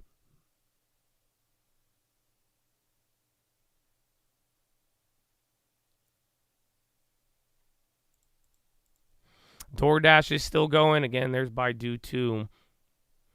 Do you not use limit orders or just market orders? I do limit orders sometime, but usually, I mean, I'm looking at the bid and ask. So, but I do market order most of the time. So that's kind of usually like if I can't hit it with a market order, I think it's shit. If that makes sense. Otherwise, because again, sometimes waiting for the limit. But I have put in limit orders, been very patient, and you get a good deal. But usually, I'm reacting in the moment. But it's definitely cost me at multiple opportunities. Sometimes it's to my advantage. Like last week, I did a market order on one of those shorts, and I got filled amazing. Like literally, I was up $100 on the future within a second just by the fill. So it's there. Some people say never market order, some don't, but it just depends on, I think, the marketplace. Because definitely like after hours and other things, they don't even let you do it anymore. But it really all depends.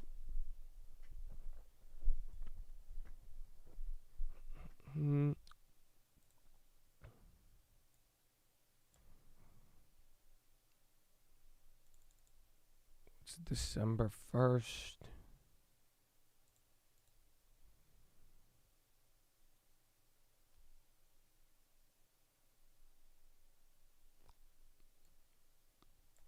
No, that don't work. Tight spreads for market orders. Yeah, usually the things that I trade on are pretty liquid, so I feel. What are the odds of firm accounts receivables are never received? I think it's high odds, but, a lot of people have debated this. But you could check, like, their historic delinquency for now, but, it kind of just, it really does all depend. But I don't think, I haven't looked into it, but I think that is the issue down the line for a firm, because most of it, even then, it's all securitized by like clothing. It's not, it's not really the best asset to secure loans with, unfortunately. Cart on the come up.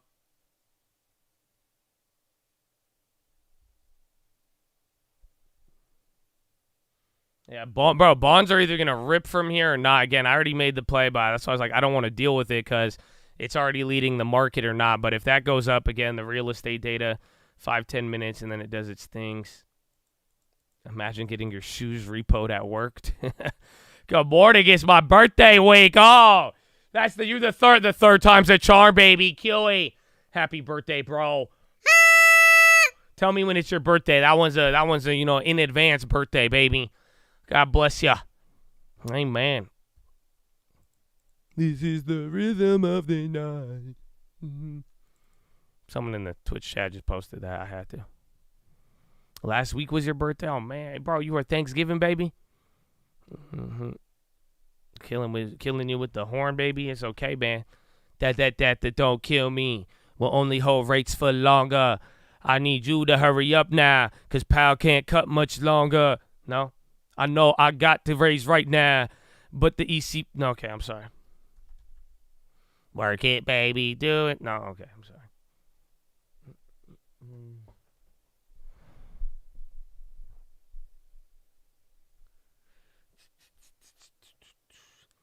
Real Thanksgiving, baby. On Thanksgiving, that's crazy, man. When did everybody start complaining about the horn? I think they're new. I mean, I think that's like a new guy thing to do, like usually. Because like you've been like looking for stocks and like you finally found this channel and you're like, okay, I like the news. That's cool. Oh, there's a wire on screen. You know what I'm saying? But then you're like, what the fuck? I never seen nobody.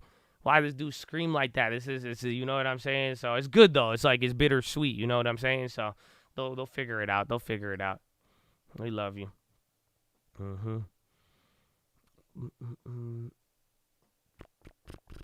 This is the minimum of the night.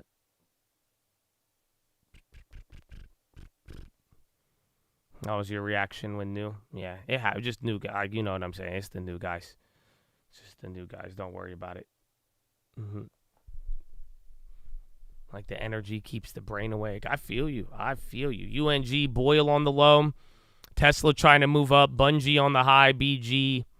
Again, high takers doing gas round 2. Coinbase back up there. Apple's surprisingly coming down. That's the interesting part.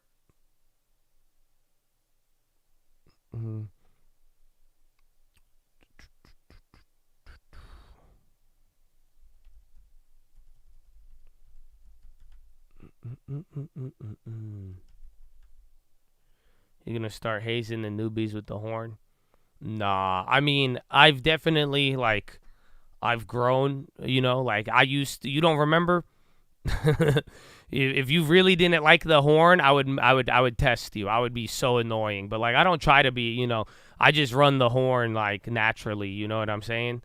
You know, that's it. Like that's it. I run the horn where it's, you know, birthdays and certain events, you know, I'm getting hype, yeah, but like if you used to tell me you didn't like the horn, I would have hit it 20 times by now.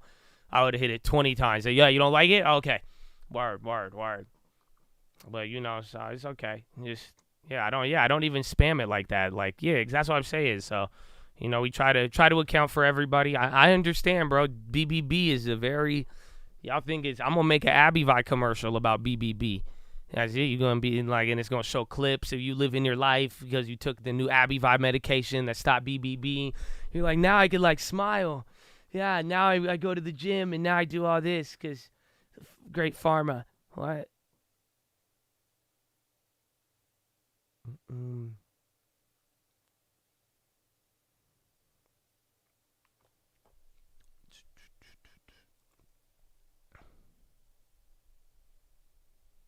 There used to be no horn warning. They don't know. Learn how Abivai could help you save. PYCR, bro, Coinbase, and then Visa and MasterCard on the low. That's weird. They were leading in the morning. So, interestingly enough, the Banks and Russell came back a little bit. Those are the weak ones on the day, but now some of those are starting to flip. Yeah, XLF starting to get some bigger candles down. So I got that little move there. Bonds chilled up pretty much right after the data. Again, this was new home sales data. It was like a decent reaction, but I don't think it was the set-all, be-all. Amara is starting to go. It's all of crypto. Weird. Equity. So Amara is still red. Coin is green, but you are catching a bid on these crypto names, even though crypto itself is down.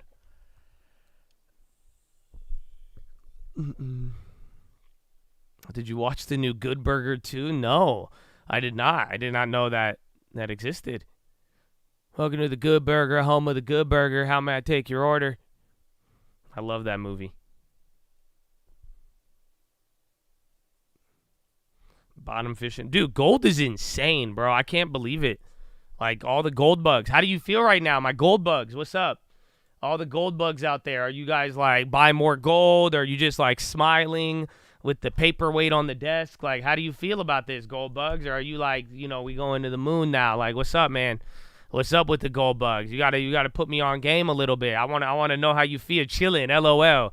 Yeah, he got LOL at the end. He like, yeah, we chilling, dog. We chilling. I like go party time. That's it. But are you some of you buying more? Because I feel like some people are like, yes, this is it. Blah, blah, blah. Silver to 500. And you got Messiah gold, silver strong. And SPY right at VWAP again. Low ticker kind of picking up. High ticker kind of doing what it was doing earlier. It's like you're getting lack of movement on the SPY, but if there's more names red than not today, and you got it moving a little crazier here. Gold monster. It's our time, family. Hey, dude, it's crazy. I'm still kind of shocked. Like gold, like I was saying, we were talking about it last week too, and just everything with the price, but gold is getting quite wicked. Back up here, I think this is the highest since May, and then like you're what? I don't know how many dollars are you from 2020 high? Like it's there, bro, but it's wicked that it's actually moving like this. Again, even silver, they're both up a decent amount. So silver, gold is up 0.3, silver is up 4%. 6 months, gold is up 3, silver is up 5. 1 year, gold is up 14.9, silver 16.9. Damn, that's crazy. So everything moved with S&P. That's actually wild. So like legitimately, if you bought gold at the beginning of the year, you would have probably returned the same amount as the S&P 500. No shit. Who would have thunk it?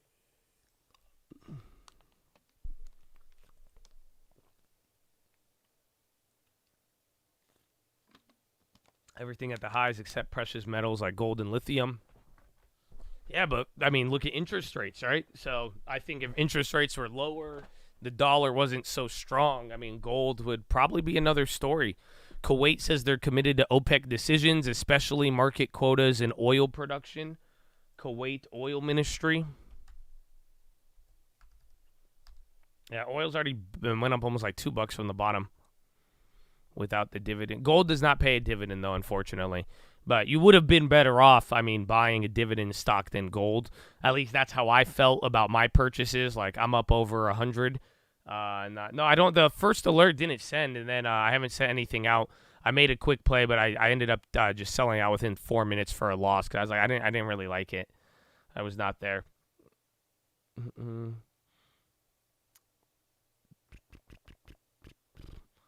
Do you think we missed the TLT move? Well, thank you for being the first one to ask this week. I appreciate it. But going back to Proverbs, haste makes mistakes. You know what I'm saying? So I think people who feel rushed or that you missed it, that kind of already condemns you. With no condemnation, I love you, but it does put you into a area of probably a weaker position. So in my opinion, no. But at the same time, again, I've seen a lot of people rush and approach this trade with a lot of haste, and I think it leaves them with a less of a certainty and just more of people acting out of fear. So we'll see, but I could be wrong. But for now, I don't think we missed it. Maybe it'll take a long time. Maybe bonds move, but the real TLT play, the juice, I think it might take a little bit, but who knows?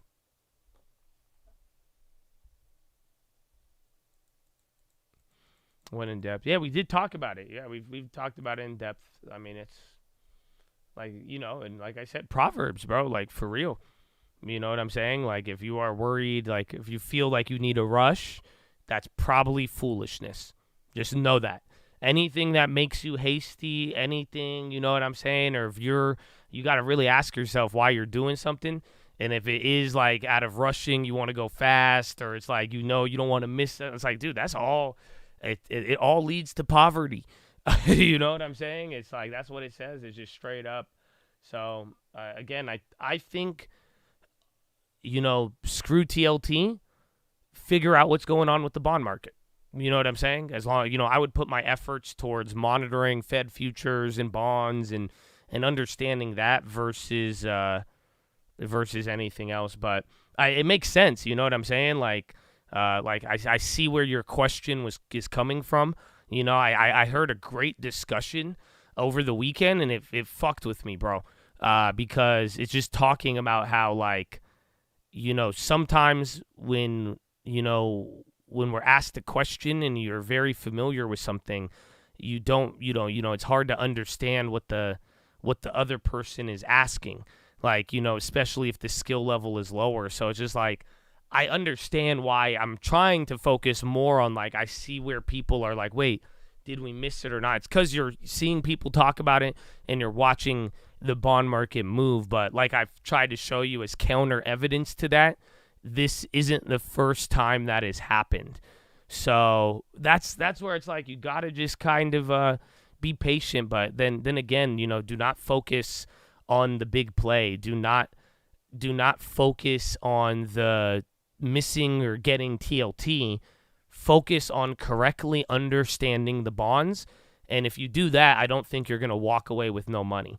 Does that make sense? It's focus on the value, the money will come. But like legitimately, I really think as long as you do not rush and you pay attention to what's going on and you really try to understand this bond market, and thankfully it's kind of in a position where you have time to do it, that is where I think you're going to walk away with a bag. Because again, if you are monitoring it, it will be hard for you to miss something like that.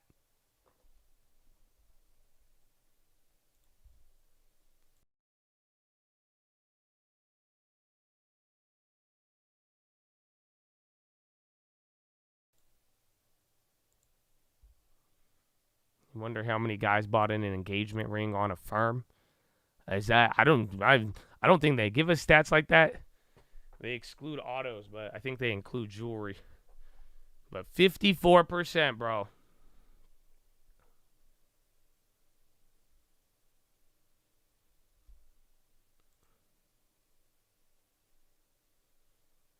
You came back on the tail end of it. Well, I mean, the moral of this story is you will not if you are worried about missing TLT, that is the demon, the YOLO demon trying to fuck up your play.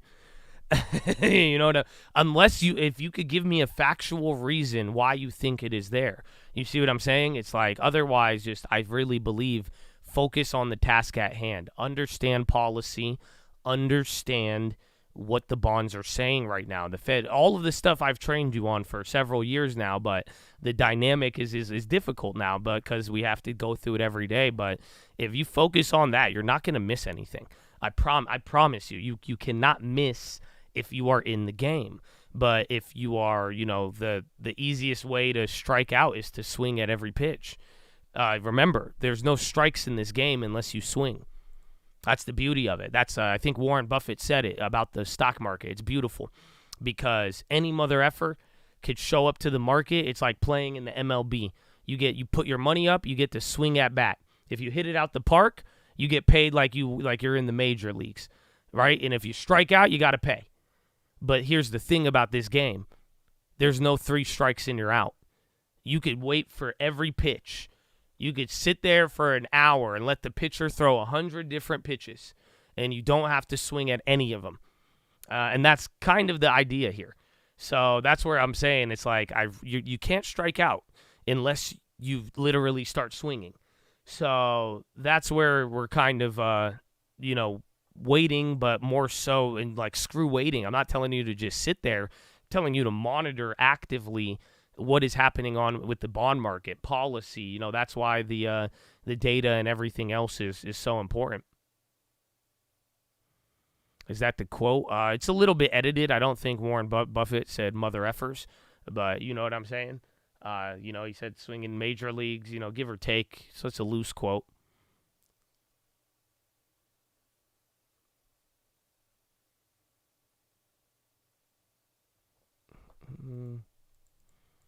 Roblo gassing. Pinduoduo. A lot of people are excited about Pinduoduo. Gold is still at the high. Baidu is up. Spy I should have held that bond play. That was money. But I'm kind of glad I'm not in it. He just said close the mother door. That was Powell.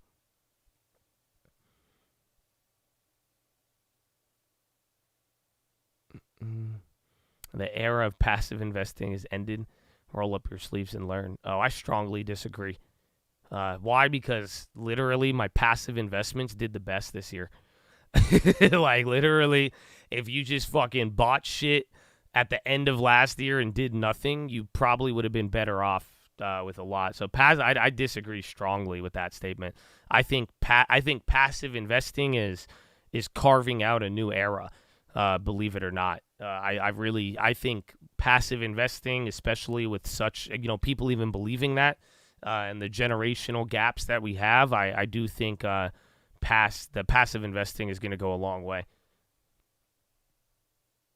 U.S. Dallas Fed services or manufacturing negative 19.9.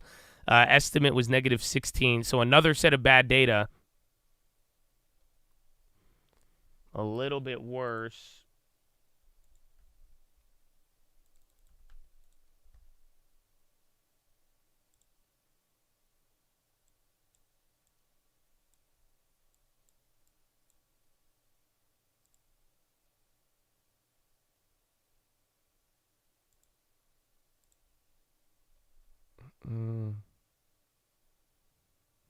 Yeah, if you're sort of passive, it's not going to work. I feel just like anything, right? I feel you, because there is a lot of like sort of passive people out there. You know what I'm saying? They're like, yeah, I'm a passive, like kind of, but like when it's all said and done, like, a lot of movement still. I feel. So yeah, negative 19.9. Estimate was negative 17.7.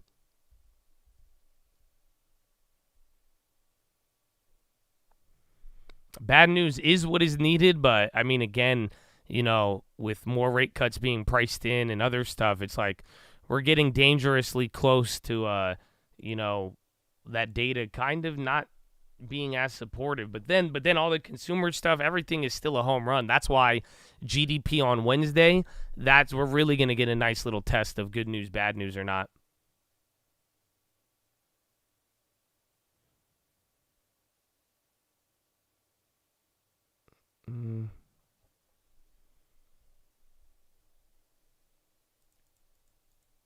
Filled up your gas tank for $2.10. What the hell? Bro, I filled up this weekend, and I was like, wow, that's cheap. You know how much I paid? $4.99. So that's just to give you an idea of how they've messed us up in California. I think $4.99 is cheap gas. That's crazy. You at $2.79 at your store now. You guys enjoy it, man. Enjoy it.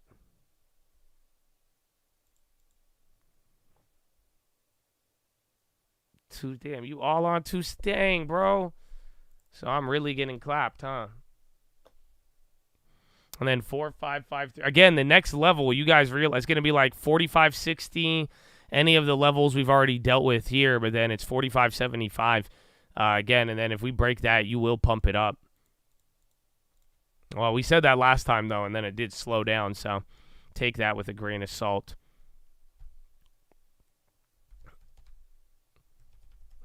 SMCI, they're running the damn 3.9. SMCI starting to go up there. Again, Micron starting to wake up now. High ticker is getting a little bit of gas, but S&P, the index, isn't moving too crazy.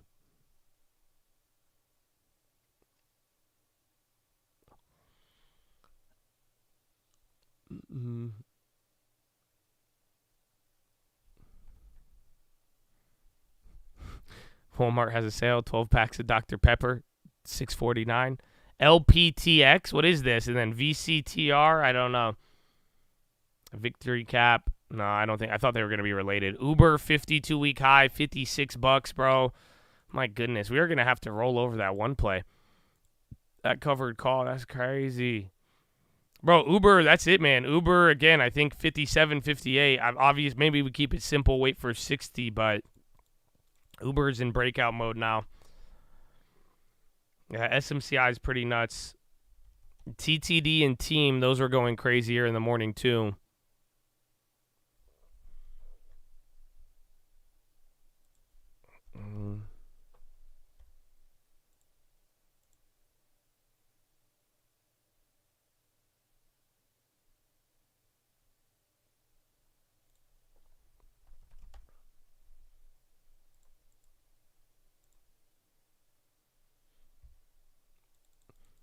What's all the... Well, I have no idea. I think it was just off their latest earnings. And again, I mean, as far as how much cash they bring in, their profitability plan, even the delivery stuff, I mean, they didn't do bad, but I don't know why it's had such a crazy follow through. So again, I thought Uber would have gone up, but I didn't. You know, and Uber does this though. Once it does get to the higher prices, like when it's lower prices, everybody's like, meh. You know, they kind of treat it like they treat it like nothing. But once it starts going crazy, everybody starts to really get on board with it. Yeah, Roblo's going nuts there. If that could go above 40, we'll sell colored calls again. Roku, 52-week high. Roku has been on fire. Again, Affirm, Shopify, those were some of the ones all day this morning. But again, Roku is it's definitely up on that list. They're going nuts. Unity's on the high now. And then Spy is near the top of the opening candle. A little bit there. Uber might get added to the S&P. I thought Uber was already on the S&P.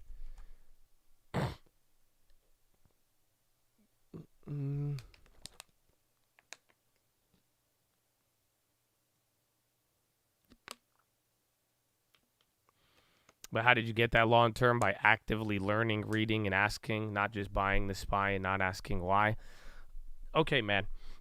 You know, I feel, yeah, but like it is, you know, the general idea though. I like you are 100% correct. You have to actively do something, but the idea is, you know, like a lot of shit, you know, like I'm saying, buy it once or even buy it a couple of times and holding and without having to, you know, again, I thought we're talking like active management versus like not like activity, I guess. I feel.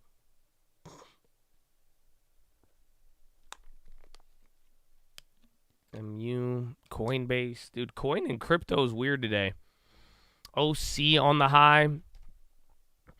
Tesla's starting to come up. Again, Baidu now. We're getting close to our level.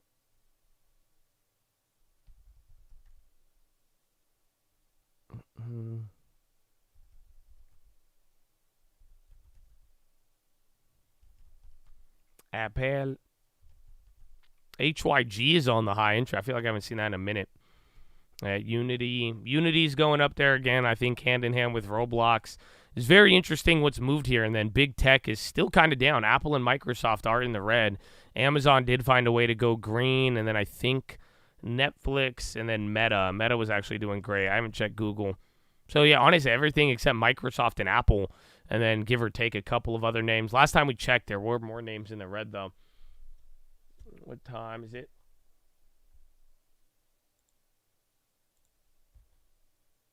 $11:20? No. 7:37?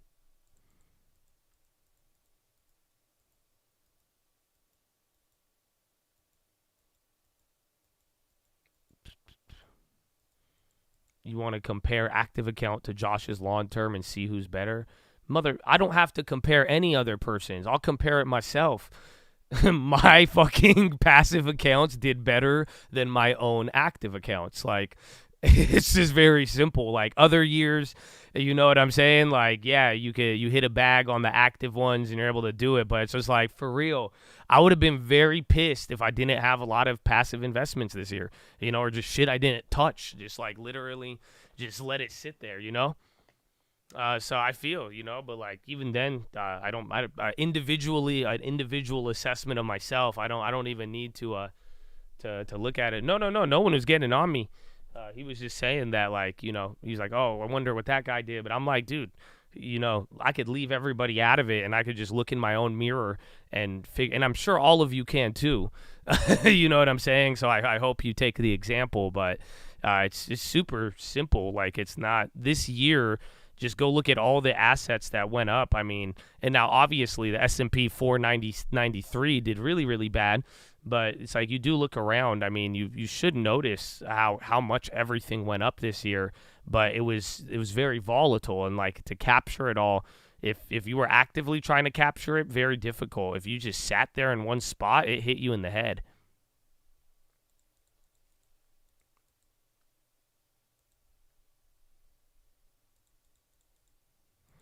Rivian, someone said RTX activist note, and then we're almost like $1 from break even now on Bidunius. Yee! Who's that? Roblox? Celsius on the high. Yeah, Roblox.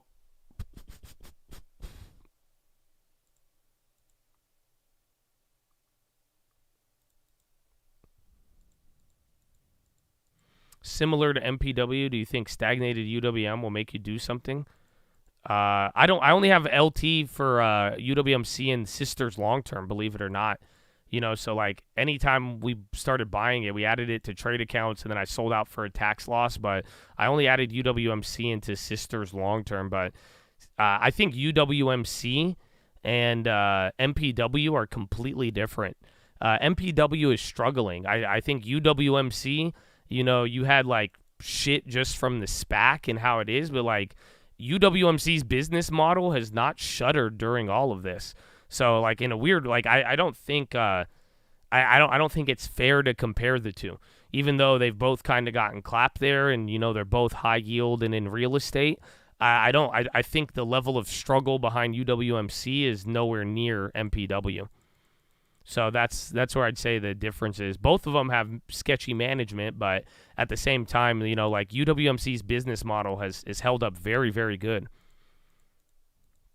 Yeah, the drip with it came back. I mean, it's higher than last year. That's the thing. Like at the end of the day, yeah, that one's actually up on the year when you look back at it, and then you've gotten 30% back, I think, from the divvy. So it's pretty wicked to think about, but I don't think it's struggling. Like they've just, you know, I think they're in their little box, but their business hasn't slowed in the same capacity. People aren't worried about defaults. They haven't cut their dividend. You know, it's in a different league more or less.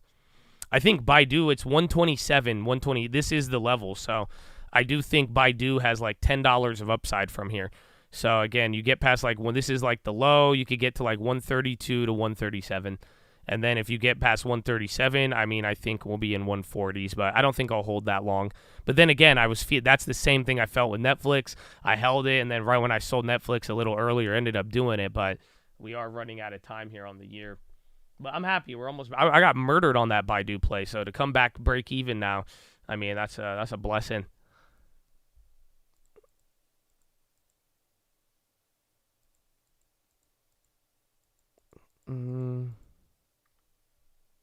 Thanks so much. Of course, my friend. Of course. Seeing the video of the COD Light game that was created using Roblox? Oh, yeah, dude. All of them. I've said this a while ago. Like, Roblox has, like, a fake version of every popular game. You could even play 2K on Roblox. It's dope.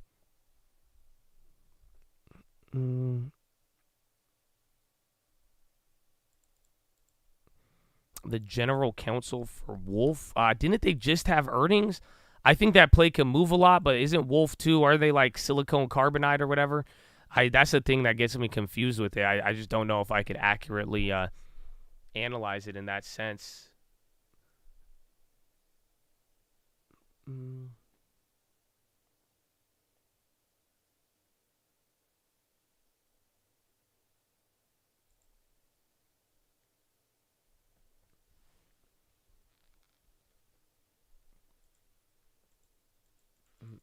God, Chad, bro, that was so much fun. You have no idea. That was crazy. Oh man, we got to do it again. We'll do it again this Friday, bro. I like Chad's squads on a video game. When there's like 20 of us, you have no. That was too much fun.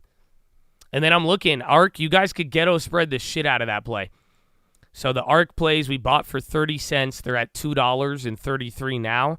But like you could ghetto spread those $4,000 of upside and get half the profit back. Or you just keep riding that, or you take your profits. But that play's doing very, very well. So I keep forgetting. That one looks nice, though. Chad Knight.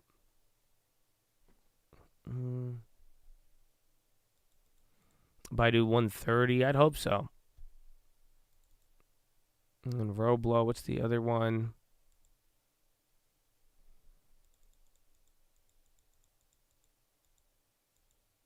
Amazon, they have an AWS meeting.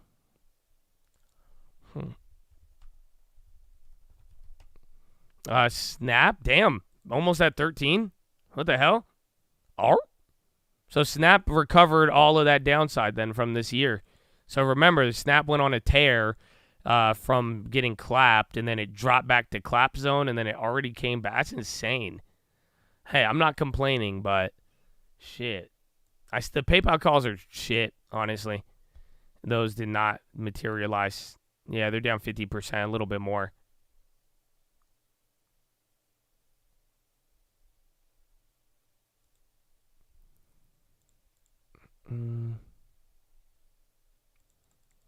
I'm break even on Snap. I think in the long term we should be, yeah. Like it's not. That's a high price. Like it's not. Again, and we bought it low. Technically, depending on how you want to look at it.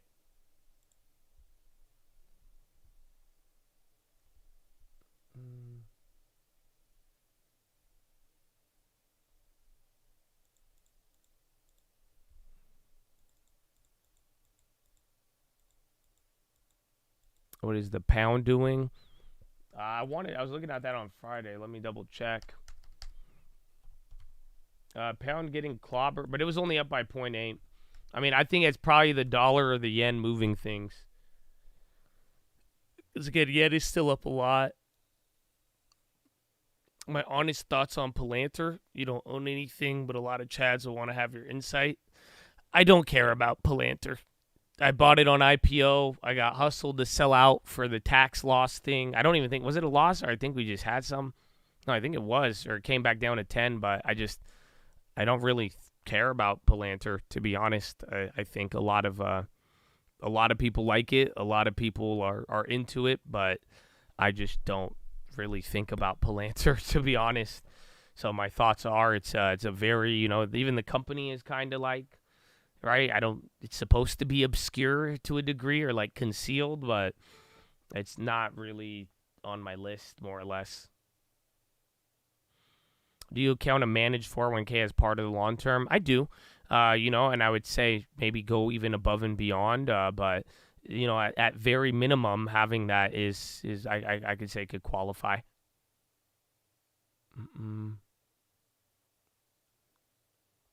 It's a good company.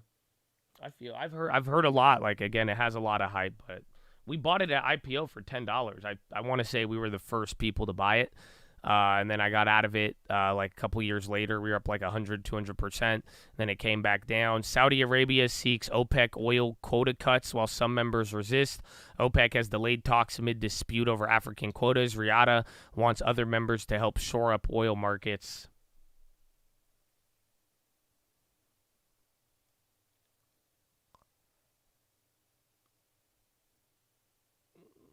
You don't like Palantir, UNG, and Rite Aid?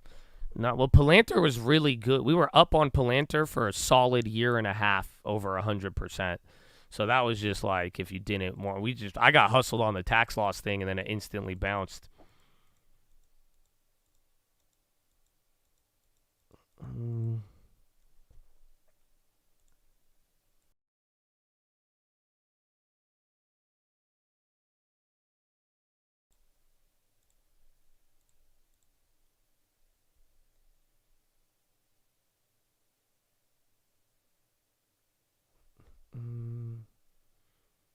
Didn't you make the shares free?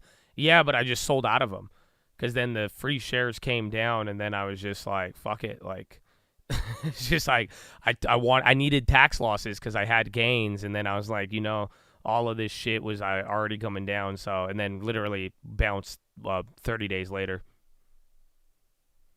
And then Snap. I don't, dude, if we sell Snap covered calls, I mean, let me double check.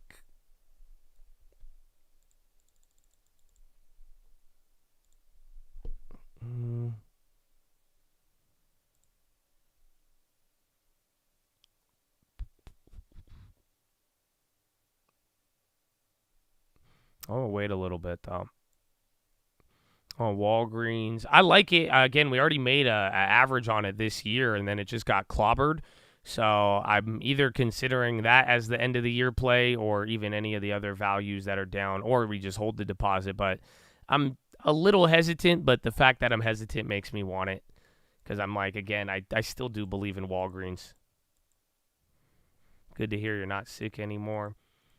Dude, it's weird. I still got like mad mucus, but definitely the Honda from Friday was because like I told you, I forgot the stream. Like I just got so into the holidays on Thanksgiving that like I forgot I was waking up at 5 a.m. So I stayed up till like 1 or 2 a.m.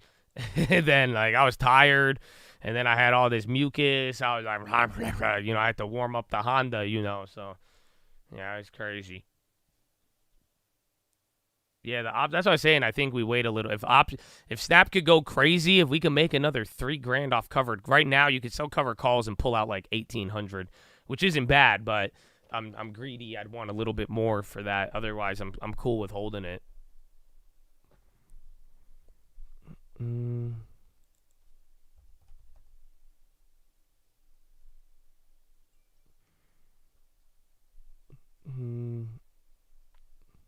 Was that from the gym? I think.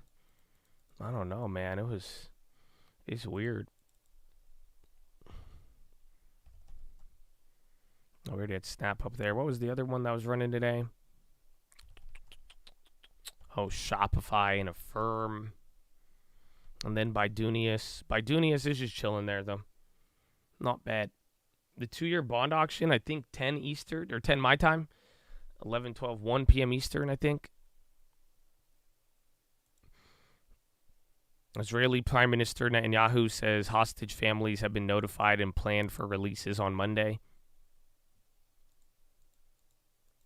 You sell covered calls when you don't think the price will go up. Well, it depends. I mean, there's many, many ways to go about a covered call. In some instances, if you think so, or just to generate income off of the play. So, like for me, I only sell covered calls above what I paid. So right now, believe it or not, our Snapchats are like back to break even. On one account, they're, including covered calls, we're break even. But then that's why I'm like, hey, why not do it again? Sell some time, collect money, and that way that Snap we've held for years, if we're finding opportunities to bring money off of it and then it's guaranteeing a higher price, it's just win-win, and then finds a way to generate income for the portfolio.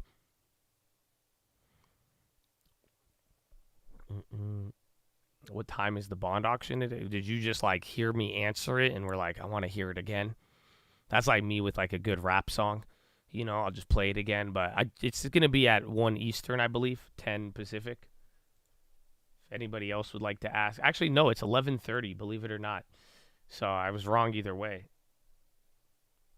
That's weird. Yeah, 2-year no auction. 2 years at 11:30, the 5 years at 1. So the 5 years more important. So literally in like 30 minutes we get the 2-year auction, but then the one that I'm talking about, the 5-year, will be at 1 p.m. Would you roll over the Snap? Like what do you mean? Like if I sold a covered call and it went to the price? Yeah, I would. I don't plan on selling Snap for, again, I'm going to judge it in 10 years. We've held it for 3 or 4 now. But like I said, I mean, it's already brought us money back through the covered calls. Prior to the auction, you should watch the demand. So right now I have TLT that may not show you the full picture. I don't even know. I don't even know if you could use find the 5-year bond ETF. But like I've always told you guys, if the bonds are up ahead of an auction, that's usually a good sign. So that's about it. Otherwise, it's same breakdown that we've dealt with. Shy's 1 to 3 year, and then IEF is 7 to 10 years. So again, we're literally not at the 5-year. If it went to the price, yeah. So like here's an example is Uber. I don't know if you remember, so Uber too, in the years that we've held Uber, not only are we up like 60-70% on the stock, but we've sold covered calls every year we've owned it. So like Uber, not only I don't even know the profit we've made, but I've made at least $1,000 on covered calls owning Uber on top of just whatever the gain is.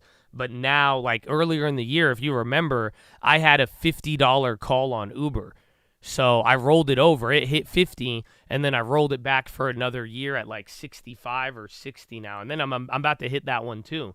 So if you've ever seen me with covered calls, I just sit and wait and hold them. But like I'm never gonna sell them. Like if usually I roll myself out of it, but I just sell and then get more premium and then go from there. Yeah, like I have an Uber 60 call. That was my rollover, and that's for that's for January 25. Yalla. Nice. So I could wait for that, and I could even roll to 2026. Big fan of that. You can't roll forever though. I can't. Eventually you run out of time, and it doesn't make sense. However, in this case, I'm winning no matter what. That's why I always tell you guys, don't sell a covered call below your price. So like even if it goes up to $60, we will be up almost 100% on the stock. So let's say I can't roll over, and they take my shares, I'll buy back in, but it's guaranteeing us a profit. So eventually you will run out of rollover time, but if the stock keeps going up and up and up and up and up though, the more the stock runs, the easier it is to roll out of it.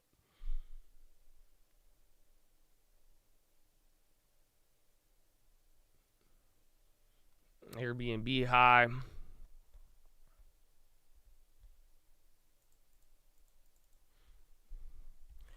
Did Caterpillar have a headline? Uber or Airbnb is still kind of shitty. Just like with its movements, it's being chill compared to some of the other travel names. Keep rolling. Mm-hmm.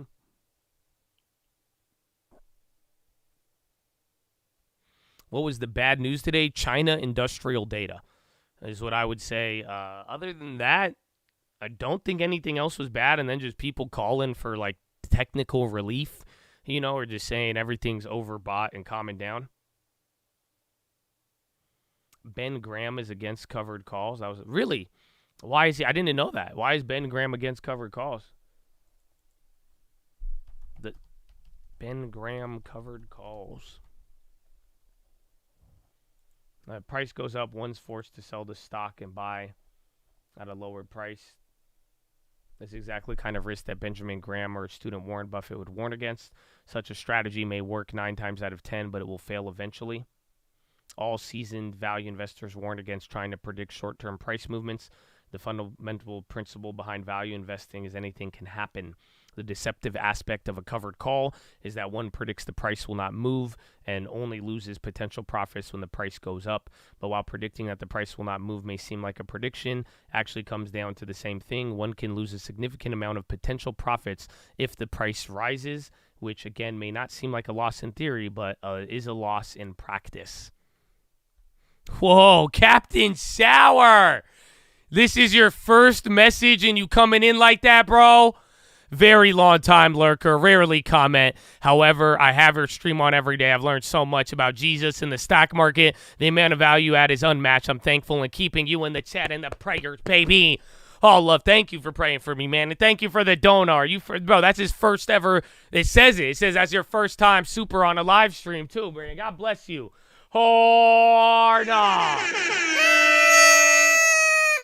Coming in very strong. Amen, bro. And thank you for the prayers. For real, bro. I'm praying for all y'all, and it means a lot, man. So thank you, bro.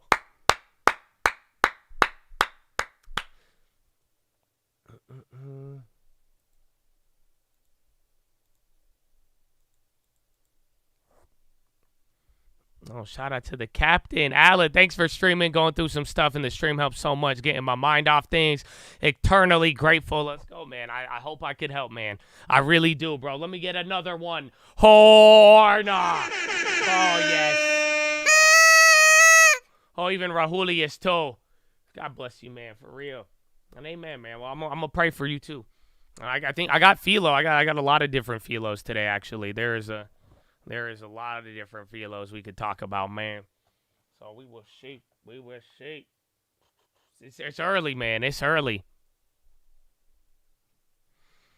what percent gain on the covered call you look at to buy back when it's like at 50%. It just depends. Sometimes like Redfin, that's already expired, but like there's no point in buying it back. Like, because you could buy it back now for $5, make 99%, but like even if I wanted to roll it over, like the options I'd roll over to are all cheap, so I'm just gonna wait. That Roblo one, I held it, and I did a lot of time. I was down to hold it, but then I saw I made 30% in a day. I'm like, give me that. That was $1,000 or something like that. It was just it made sense to. I felt like I made more premium in a day than I would have if I waited months. So that's why I decided to take it.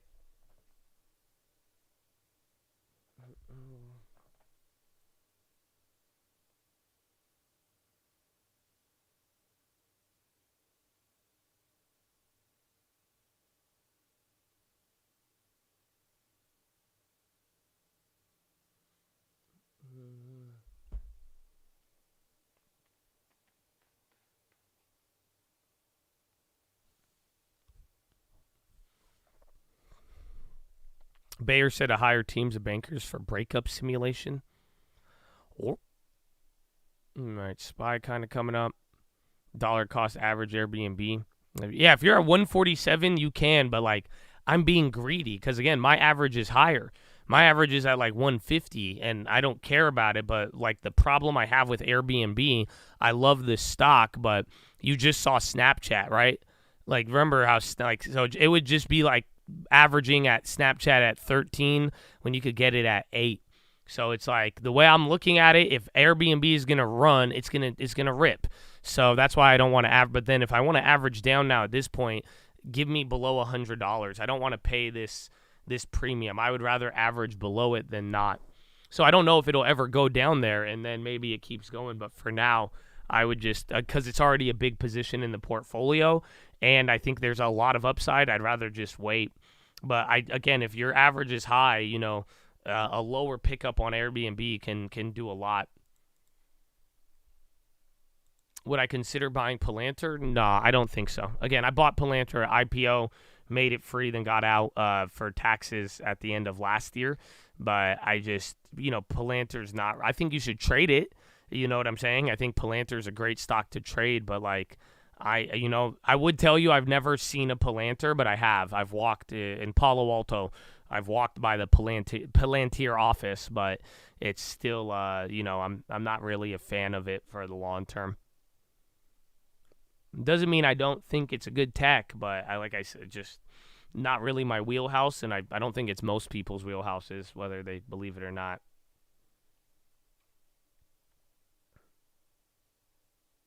You show Uber 42. That's fine. Any you should be able to roll them very good. I rolled mine early. It wasn't that like literally it let me roll over for more premium, but like whatever your Uber, those Uber calls have $10 of intrinsic value if you're at 42. But like go look at the option chain after Uber has ran so much. Like I think bro, you could sell out to 65s. You see what I'm saying? So even if you're $10 in the money. If you really wanted to roll till January 26th and not give up that potential profit, you know what I'm saying? You could roll over to 65s, even 70s, and get dollar for dollar back. So, and then give you the upside, that's why I like Uber, because when it runs, and then when it dies, those covered calls is death. So you definitely can refinance that one. When am I going to Palo Alto again? Whenever I get a deal out there. Otherwise, I don't think I'm going to go out there, but I like it.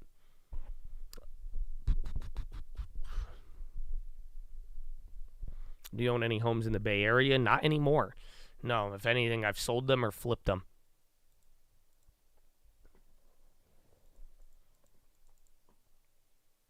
It sucks. I was going to get one. I don't know. I think they backed out. I don't know what it was. I was going to buy one in the Bay Area. I was going to buy like a compound, but it was from the Chad, Lowell. But I think they ended up not wanting to sell. I don't know what happened.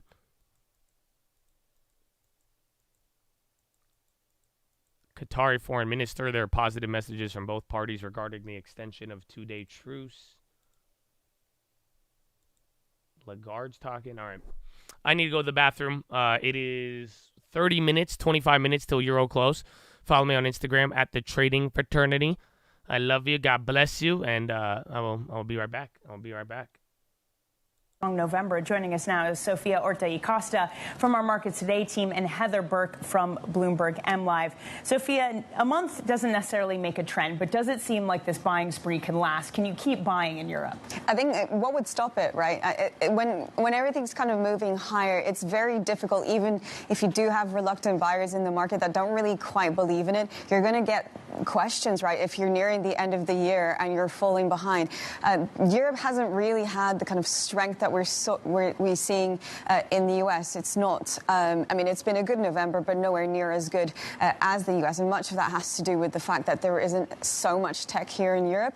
But even, you know, if you even look outside the equity market, you're seeing Blackstone saying today that they're looking to buy European real estate. They're looking at European real estate deals here. So, you know, a lot of the fact that now we have at least some certainty in the market when it comes to whether rates have peaked or not, it's giving that kind of confidence boost to investors, Danny. Yeah, but here's what makes me scratch my head, Heather, because you see Christine Lagarde talking about a stronger economy, and she still talked about inflation coming down as a top priority. That, to me, still says higher for longer with rates. That, to me, does not say cutting. So I'm still confused as to why the sort of melt-up that we've seen in European equities.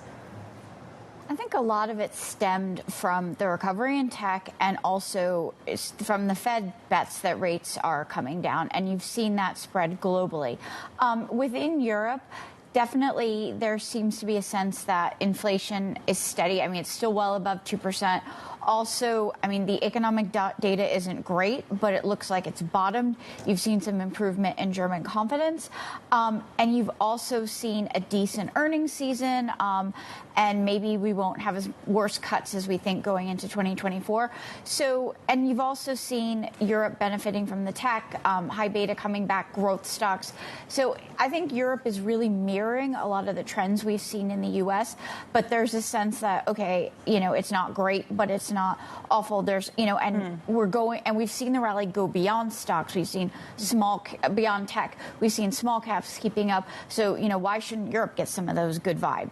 But it does kind of come back to Sofia's point that there's not a lot of tech, at least compared to the U.S. in Europe. It's industrials, it's energy, and the fundamentals there are challenged. You have oil that falls into the OPEC meeting. You have those Chinese figures from earlier today. So looking at the composition of the European indices, does that pose a problem for months to come?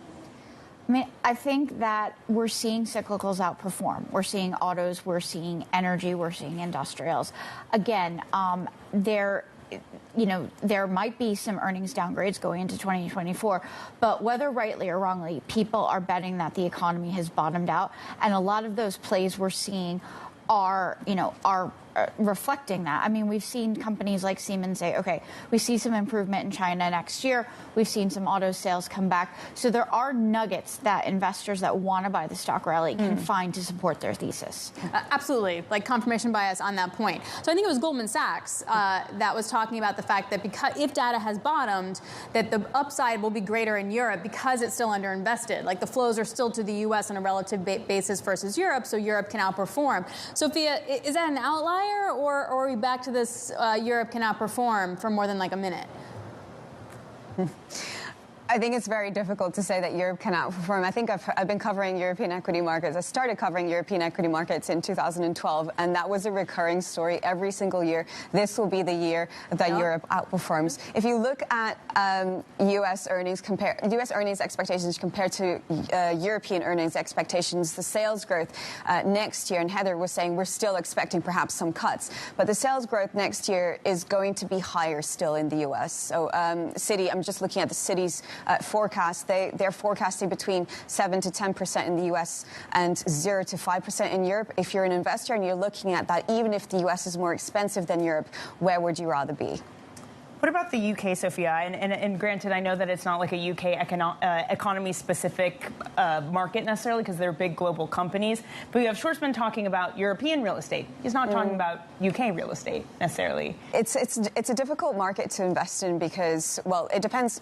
If you look at publicly listed stocks, it depends where you're looking at. Are you looking at the FTSE 100? Are you looking at, well, that's the international story, right? And there's a very, very strong currency play there, which complicates things for investors, and they might not want to get anywhere near it because it has so much to do with macro and a lot to do with the dollar and with what's happening in China as well because of the mining stocks. Right. Are you looking domestically, though? Do you believe, actually, after the figures we saw last week, that UK PMIs are a little bit better than feared, that actually the UK economy will prove all the doomsayers wrong? And maybe you should be looking kind of a little bit deeper into the market at the small and mid caps that are exposed to that. But UK, I mean, it's still suffering outflows from investors. There's still a huge valuation gap, not just versus the US, of course, because there's basically zero tech in the UK, but also versus Europe. I mean, it's really kind of an underloved market. Something will have to happen for that to turn around. Sentiment's still very weak. Yeah, I don't know. I'm still skeptical on the whole thing. Like, let's get back mid-January and see what happens pretty much. All right, guys, thanks a lot. Sophia Orte-Costa from our Markets Today team and Heather Burke from Bloomberg M Live. Thanks so much, you guys. Coming up, we'll get more on our question of the day. Does the buying spree continue? Chris Watling, Longview Economics CEO and Chief Market Strategist. Does it continue? DRCT. Popper. Direct Digital Holdings. Oh, they fixed it too. You guys remember on Friday, everything was saying like ordinary shares? Yeah, that Friday was weird, bro. You guys remember that? Where's Josh? I went to the bathroom. You know, Charlie, man, what's up, Charlie? Charlie just said, blessing everybody today. Oh, my goodness. And you got your boy right there, too. Hailstone, real fried rice. Oh, my goodness. I know the Twitch. Some of see Twitch. I don't know. Some of y'all, oof. It's beautiful. Beautiful. That wasn't CNBC. That was Bloomberg. But I'm sure that the same aura remains. You know, I feel you. Bro, it's still cold, bro. Like, what the hell? I don't know what my house temperature is at, but, like, it's still cold, my friend. It is still cold.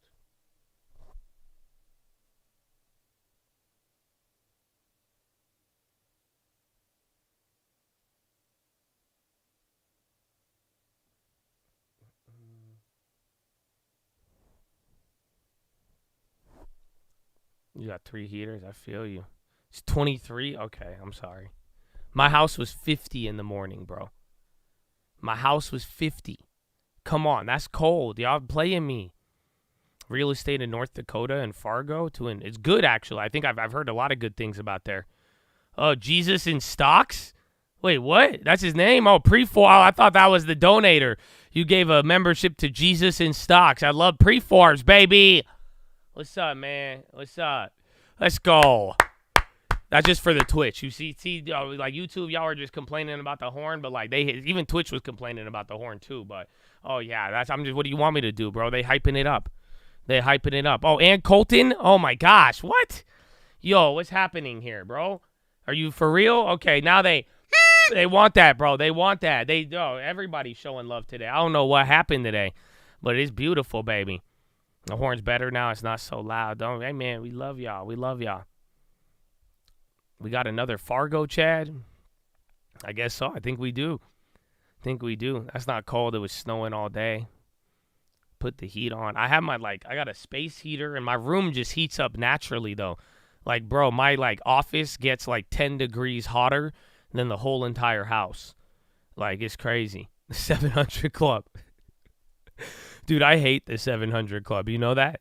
Literally from a kid, my mom would watch it until I told her, I was like, you don't think this is weird? Father Charlie. Bro, the 700 Club used to trip me out. That was I used to tell my mom that, bro. I would be like, wait a minute, I don't get it. You for real? You donate and you get cured? I'm not buying this, man. I'm not buying this. Oh, you're talking 700 Club in terms of donations. Oh, that's funny. He ain't even talking about the other 700. Oh, man, that's beautiful. Holy shit. Charlie really is the 7. Wow, Father Charlie, are you kidding me? 700? Don't. Why, bro? That's amazing. Bro, God bless you, Charlie. God bless you, man. I've been trying, bro. One day, I tried. I tried that one time. You know that? I tried that one time to get you on, bro. I tried to have the lunch with you, man. But man, are you kidding me, bro? God bless you. I'm gonna sit on 700 just to shade you. That's Father Charlie. Be like, that's it, man. You could say it'd be like, hey, memberships will cure your sickness. That's what Charlie says of the 700 Club. What? Is it the oldest TV show? It might be. It might be. But yeah, bro. And then the computers, yeah, the monitors, they heat up the whole room, bro. I hate it. My room gets really, really hot, bro. Like extremely hot. But it's good in the morning when I'm cold. Hamas says it is agreed with Qatar and Egypt to a 2-day extension of the truth.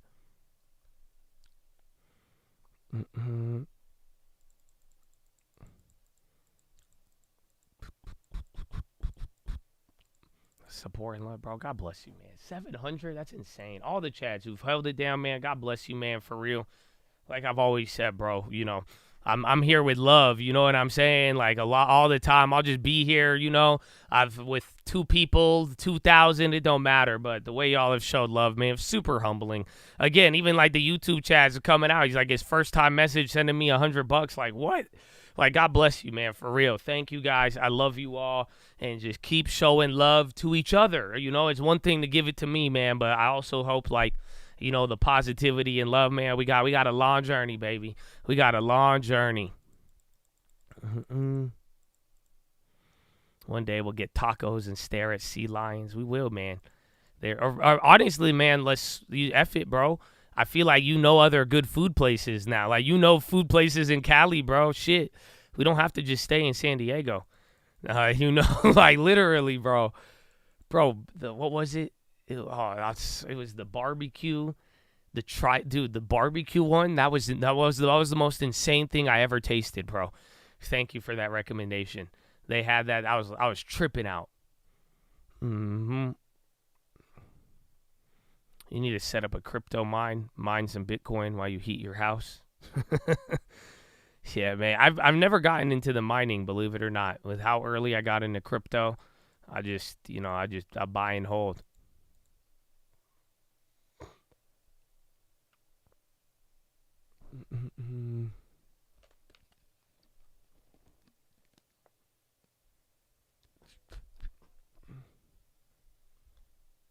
Do you have an air intake in your room? Like a K&N air filter? I got like I just know I have a vent. Like I do have like a vent for the AC, and then and then I have my like space heater. But like my mom clowned me though yesterday, cause bro, my mom have a space heater, but like, you know, I think my mom all like, you know, humble and not bougie, right? Bro, this lady got like a crazy heater. She has like a heater that purifies the air. Like her space heater is like $200. I'm like, what the hell? I'm like, Mom, I got mine for $10 at Walmart. Like, hold up here. And like, she's like, no, for your health, you have to clean. The heat is bad. I was like, what? I didn't know those existed. I didn't know they had that, bro. They got like really decked out space heaters that like clean the air and like do all sorts of shit, but I'm not on that yet. Do I have a turbo in my I might have a turbo. I'm not too sure.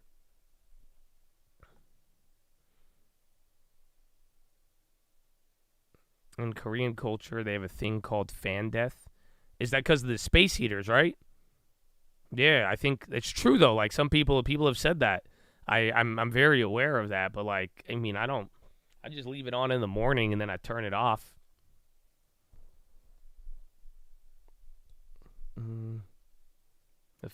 It's not a myth. No, yeah, I think it's real, bro. The Dyson ones are expensive. Hers wasn't a Dyson, but it looked nice. It looked like a Dyson, you know?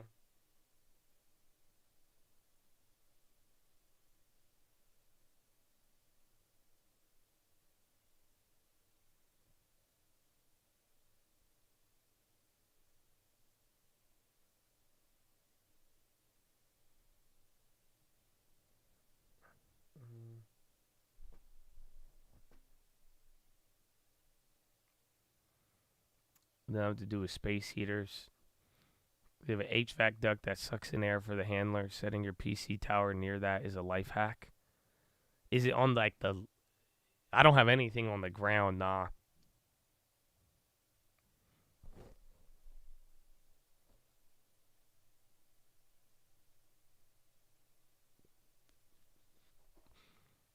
Do my family go back to Egypt? No, actually. We have a weird story with Egypt. My dad is like kind of banned from Egypt. And then my mom wanted to go back, and then COVID happened, but I've never been to Egypt in my life. My mom was just telling me how disappointed she is. She was like, "Why didn't I teach you more Arabic?" She's like, "It had nothing to do with anything." She was very disappointed in me. But like, I was like, I mean, it was you who didn't teach me.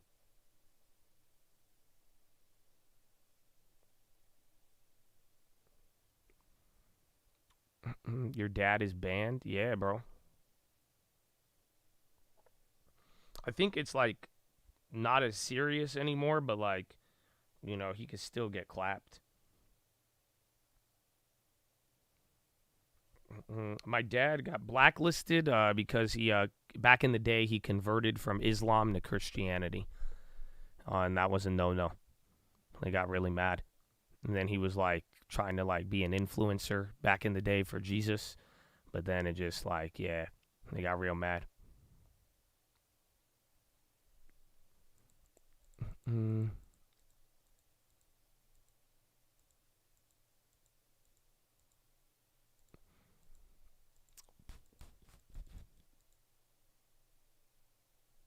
On the same situation, didn't teach me German and wanted to correct my mistake when we went over to visit. You got the real immigrant parents, bro. That's what I've been trying to tell some of y'all for a long time. You have no idea, yeah.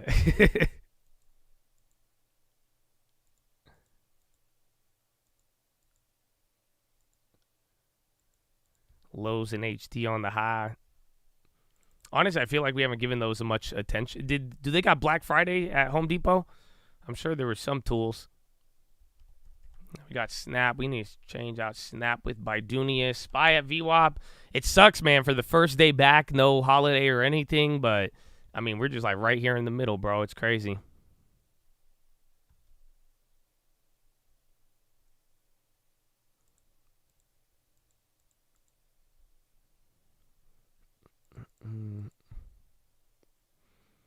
Pops was ready to stand on business. Nah, for real. Amen. Like, hey man, I'm with it. I'm with it. I feel. Everyone fake. I got really mad about the fake Black Friday deals, bro.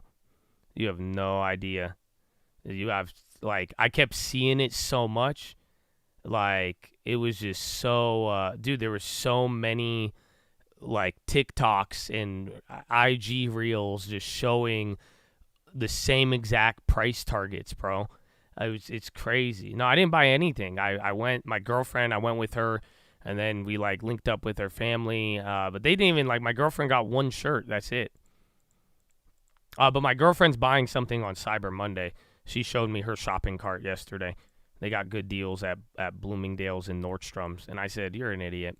But she's definitely down. There's, like, boots. There's, like, a good deal. I don't know. Ladies, apparently, according to my girlfriend, there's boots at Macy's for, like, $40. Like, rain boots, like, really nice, original. She's like, no, these are $300, $400. They're going for $50. I'm like, I don't know. I'm not buying it. But she's definitely sold on it.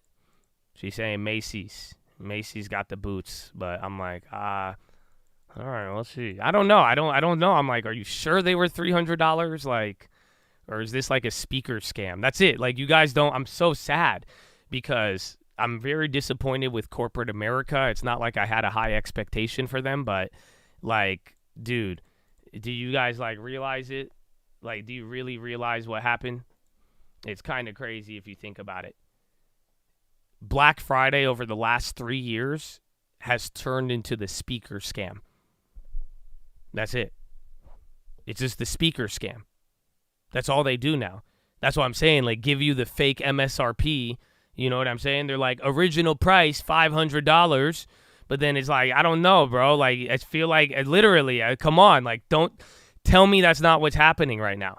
It's the modern day corporate America speaker scam. They just give you like a BS MSRP, and then they like mark it down. It should be, I think it is illegal in some countries, like fake markdowns. But I'm like, come on. Yeah, regular price. We had extras. Mm-hmm. You said you're buying. You know, honestly, you're right. I probably am the one buying it. But food isn't discounted on Black Friday. That's how you know it's a scam, Josh. Nah, for real though, right? That's a good quote. That's a good quote. It's true. How come when you go to McDonald's on Black Friday, I can't get a McChicken for $1? That's not weird. The biggest sales day of the year, but you can't, like, see, you can't get your toothpaste half off. You can't get food half off. Nothing. None of the deals really caught my eye. Well, I guess deals in like everything is still, I don't know. What's like the coolest product this year? You know what I'm saying? Like what? I don't know. Is it a Stanley Cup? Like I don't know. Like what would you say is the most popular product this year? That like I feel like there's just nothing new. I don't know. In a weird way, it's just like you either have everything already or you've decided to live without it.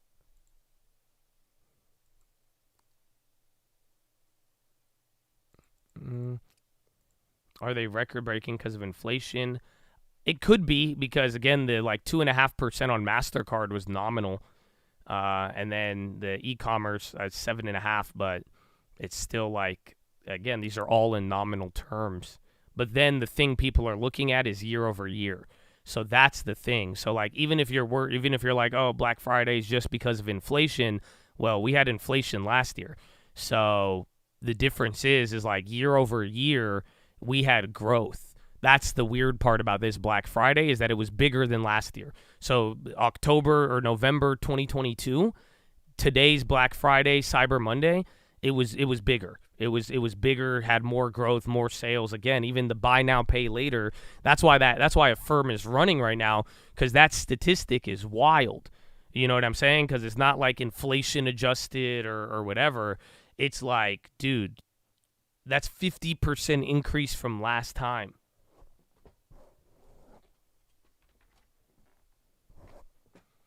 My mom does the penny shopping at Dollar Generals and shit and gets tens of thousands of dollars worth of stuff a year for a penny or less and donates $95. Really? How long has she been doing that? How long? Because I'd be down to help. And then JG, I forgot, bro. I don't know if I'm on. I need to send you this stuff for the angel tree. I was going to Amazon a bunch of shit there.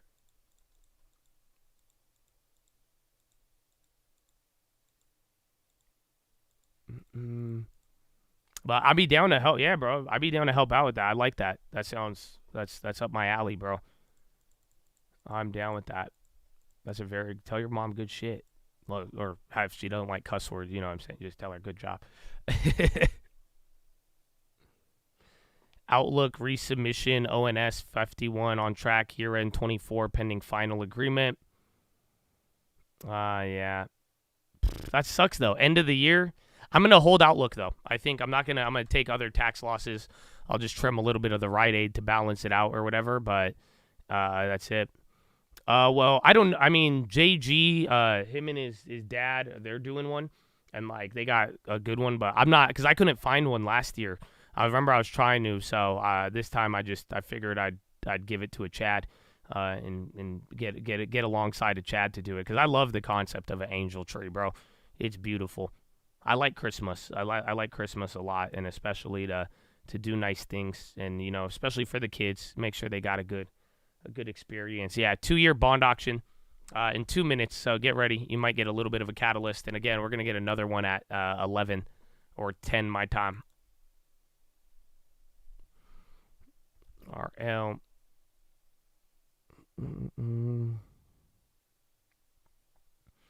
RL 0.9. Nordstrom's on the high too. And SPY moving around.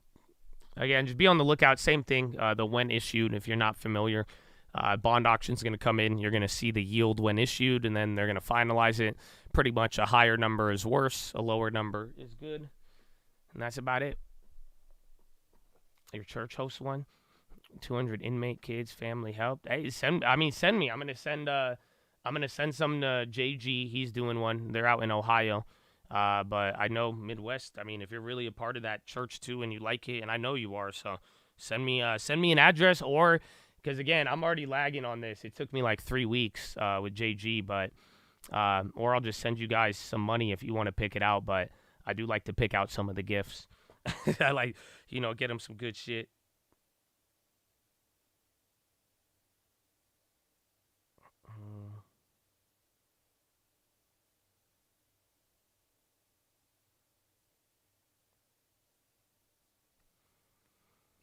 He wants Robux, the kid. That's what, bro. Roblox. It's been popping. I feel like teenagers are gonna get Robux now after seeing the PlayStation.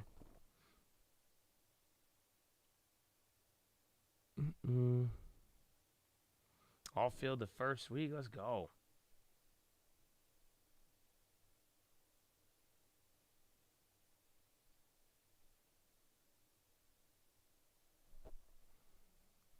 $. Sherry's still down. I have to have it in by the end of this week. I know a local church that's doing one as well. I might just do it. Can I just Amazon stuff to that address then? I think I might. Or if you want, send me a PayPal though. At the very least, let me send you some money to at least get some stuff. Otherwise, that was my plan. I was just gonna Amazon a bunch of stuff.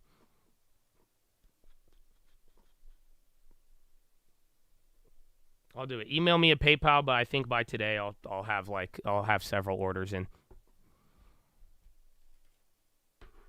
Yeah, Baidu's great. Again, we're 127 is the breakout level, so we go break even, and then it goes there. I'm kind of mad I didn't play the option, but it would have been good.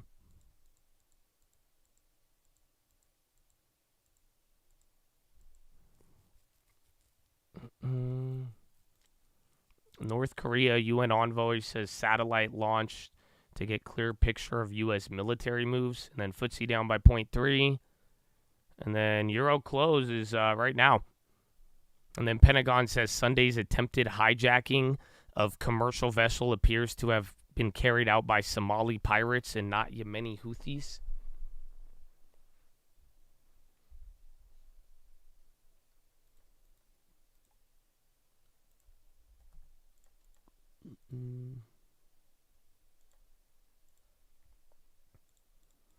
Over the chat and market's been boring. I know, but this sucks, bro, because today was supposed to be exciting. It is like we are kind of like chopping around again. Bond auction 2. I see 6 months, so 2-year note 4.887, 70% at high. I don't know when the when issued was, so watch bonds here, see if Shy moves. But I'm getting 4.887, and it was a 4.875, so it came in a little bit high. That's actually not that bad. I don't know what the when issued was though. So again, wait for the other one.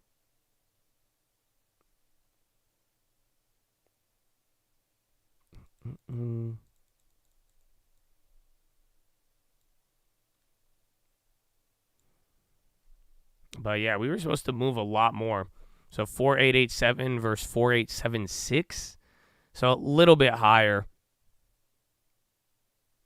So that's not too good. But again, 2-year more tied to policy. The big one, the 5-year, that one's going to be interesting.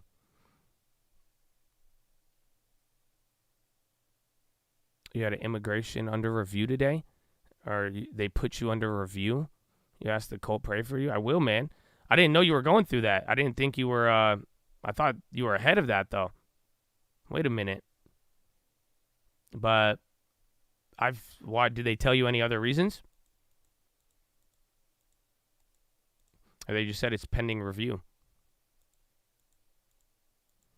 The market could get dragged down many ways this week. Again, you have PMI and real estate data over the next coming days, then the GDP.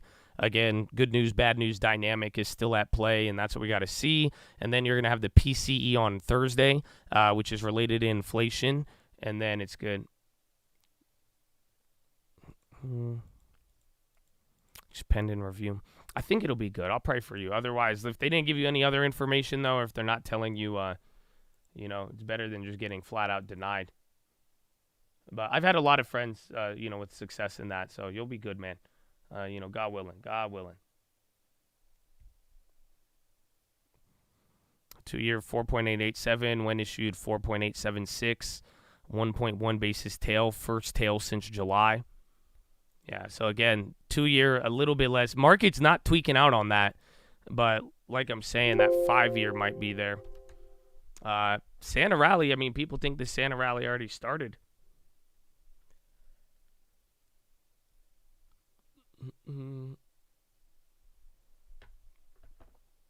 Wheat Big Chicle.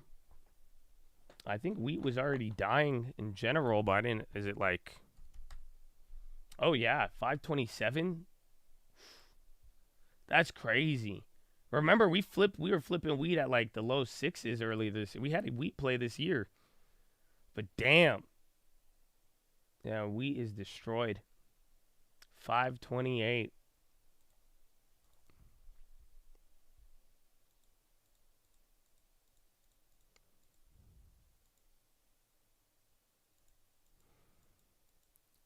Coming in low. Lower is oh wait a minute. I am tripping. Yeah.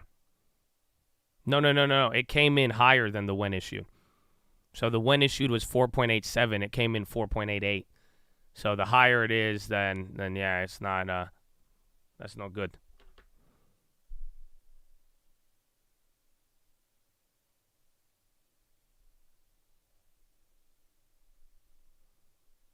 The elf showed up at my house the morning after we put our treat up. The elf? What elf? You see the new bomb the U.S. is working on? No. When did you get bomb updates? What the hell?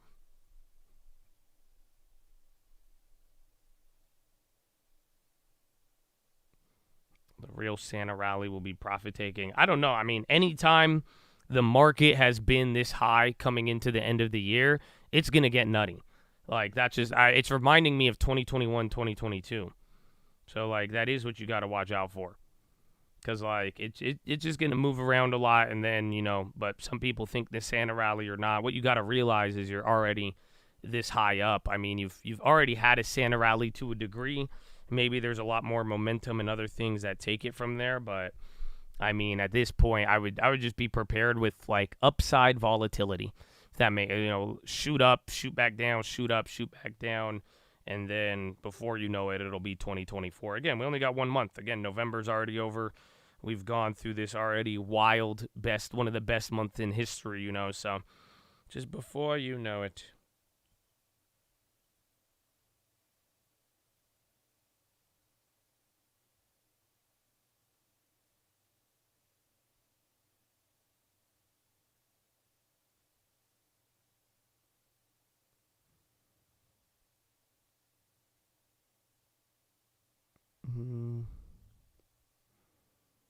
Everybody see Napoleon yesterday? There's a new movie. There's a Napoleon movie. I'm waiting. I want to watch. The Shift. I think that comes out this weekend or on Wednesday. It's only in like a couple of theaters, but they got one in San Diego. I want to go watch that. And then again, I think Disney had a bomb again. Sadly, one of their bad. What's it called? Another movie did awful in the box office.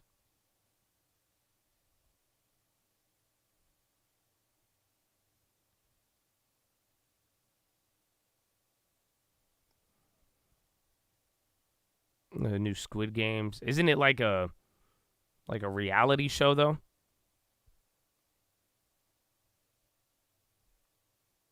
The Shift looks good. Yeah, even if you don't like Jesus movies, it seems like a pretty good like dystopian future plot.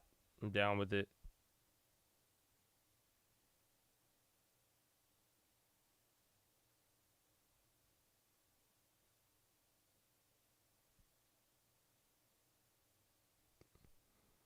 ZT almost that high of the day now. It doesn't look like it's just still chilling there again. I think that 5-year auction will give us a little bit more. It's just a game show. Yeah, I didn't see that yet. Sound of Freedom. Shift. Oh, I finally watched Sound of Freedom. Now that they let it out on Amazon. What was the big deal? I don't get it. I do not get why everybody made a big deal about Sound of Freedom. Like, why even people didn't want to. It wasn't that crazy. Like, it was a good movie, and it was a great story. It tells it about the guy, but, like, dude, it was not, like, I thought it was going to be so much more, like, intense and, like, wild to the point where everybody was like, no. And all the drama it created, bro, I was like, man, it's just weird. Like, yeah, it was a decent movie. It wasn't like, yeah, maybe it was just the marketing, but I think that's what they're doing even with the Shift movie, but it really wasn't there. I liked it. Yeah, it was a good movie. It was cool. I didn't know the story. I didn't know that was like a, pretty much like a partly true story with that one guy. So, but it wasn't like, remember though, like for a while, Amazon wouldn't let you stream it. Other theaters weren't streaming it, all of that. Like, but it wasn't like that. I thought it was going to expose so much, but it was just like a story from like 10, 15 years ago. If you have 50K saved up in your stock saving, not 401K, would you buy real estate or would you put it and keep it in stocks? I would keep it in stocks until I found a good real estate deal. It's like Richest Man in Babylon. When you have money, you will attract opportunity. So you have that money sitting there, keep it safe, keep it in, stocks that could grow. This is why we have the long term. But like if a house came your way and it was a good deal, I wouldn't hesitate. Again, there's another verse that says, if you found land and it was valuable, you would sell everything you owned to go and buy that land and profit off of it. It's kind of the same logic there where, I would hold your stocks. I'd hold that cash, put it in, as long as it's safe in a good place, and then what I would be really waiting is for the right house deal and then move it in. So it's like, you don't have to rush the process, but you can attract opportunity with what you have. So that's what I would do. I would know the position and understand the position I have and be on the hunt, be on the lookout.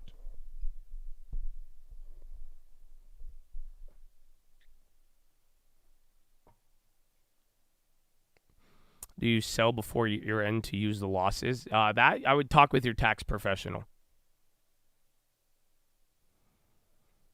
You said if you have money, it'll attract opportunity. Does that make gold diggers opportunity? Well, listen, again, like I've always said, if we have a serious conversation and you go that route, you wind up being put on the BBB list. So watch out. But yes, if you're into that, of course. Again, I was speaking in a business sense and even in a negative sense, though. So maybe that's how I could take your comment and make it more positive. Because in the book of Richest Man in Babylon, it talks about how when you have money and it will bring opportunity, it also brings the opportunity to get scammed.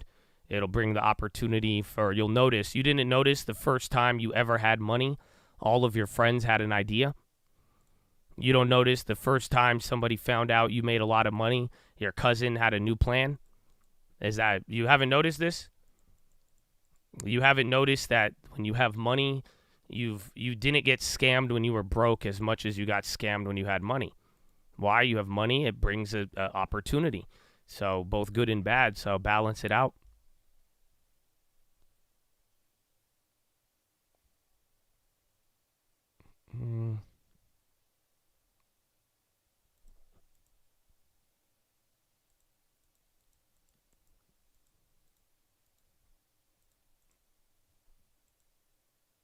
People ask you for money once you join the military because they thought I had money.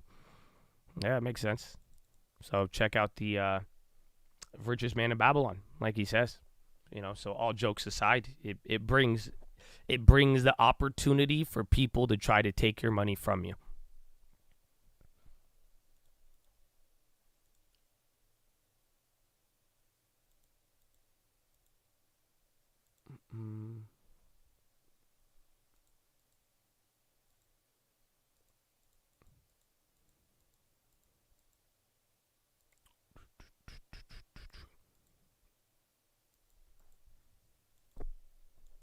Would it be better to start out with looking for a flip if I found a good deal or a long-term duplex multi-unit? both in a weird way. You know what I'm saying? Like, what you should be looking for is a good priced house. You know, your idea is find a distressed property, or again, like I've been talking about, there's houses right now listed on the market, and right now in the last 3 years, there's more people than ever willing to sell below their list price. So the idea is find a property. You could go any route, right? Like the way I look at it is like if I found a house and it had a really good margin and I could flip it quick, I'll take it for the flip. But if I also am like, this could be a good rental, have one or the other, I would do that as well. It really is going to come down to your financing and then everything else there, that when it's like broadly speaking, are you going to like, you could pretty much pivot in either direction. So I would look for both. I haven't flipped anything. What does that mean? Like, what you talking? Like, are you saying stocks? Is this like, yeah, live trading? Josh trades live, so I'm going to go on his Instagram and talk shit because I want to do what he does. Is that what we're talking about? Or are we saying like, oh, houses? I haven't flipped anything. I have. I don't tell you all about them. Again, if you were here end of last year. But I've definitely slowed down this year.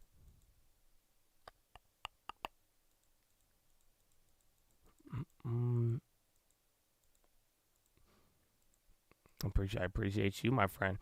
God bless you. You have 100 shares in your Moomoo account. Moomoo now offering 5.1. Am I erroneous thinking I should sell the bill and keep the cash? No, on it, you'd probably be better off selling bill and keeping the cash. If your broker gives you that, I don't like Moomoo and I don't like Webull, so I would just tell you to leave. You know what I'm saying?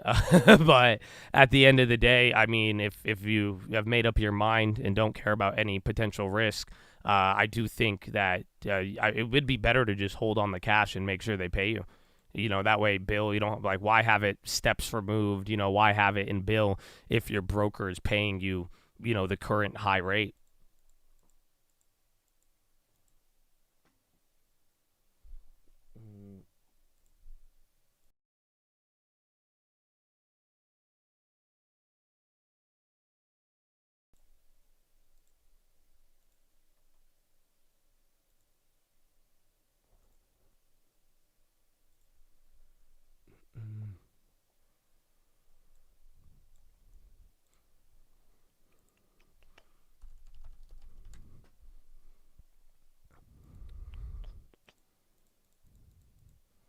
They call you a habitual bag fumbler?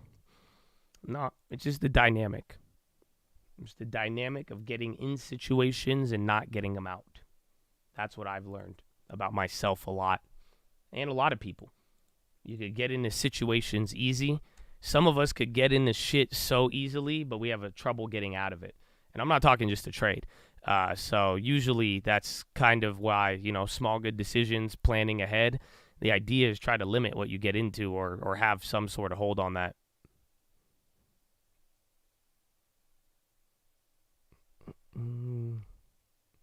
Everything's slow. We should let the chat pick the toys or maybe vote. Oh, I'm kind of down, bro.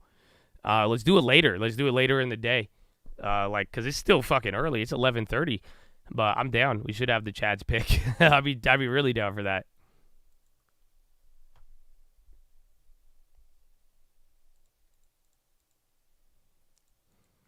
Yeah, the Rivian SUV. Yeah, I've seen they're everywhere in Cali.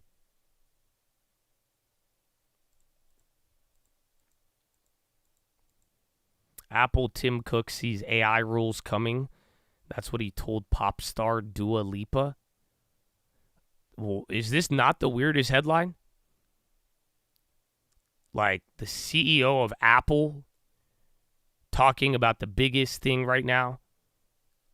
And then with pop star Dua Lipa. What? Like, why don't you talk about this with like Congress or something, man? I don't know. Like, what? I'm really confused.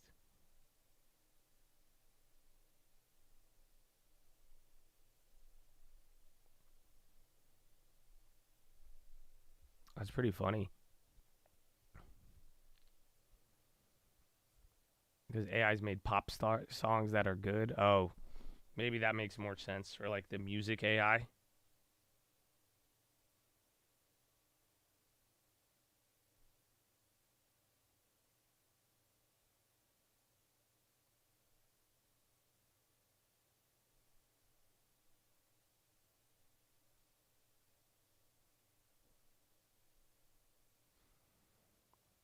USD exports corn 406, sorghum 280, soybeans 1.4, 2.7 on wheat. What were the estimates? These are grain inspections.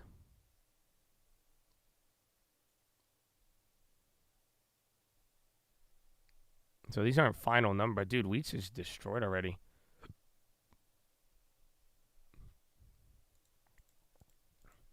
DBX Google Drive may have lost months of user data according to report. Art? What? How is that possible? It's not really reacting though, but keep watch for that.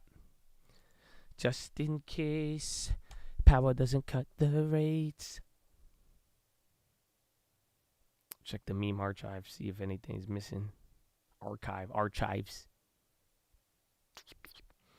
Anyone think home rates will reflect the 70s or 90s?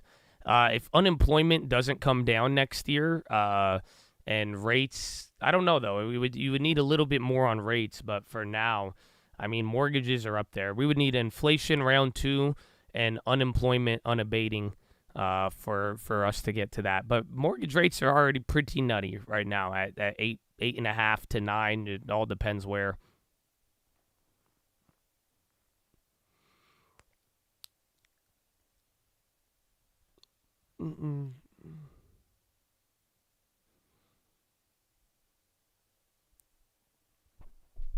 I thought we would have been more active. Maybe towards the end of the day we get some movement, but the only problem is that just again full volume, full everything. We are not, not so much. Not really that crazy.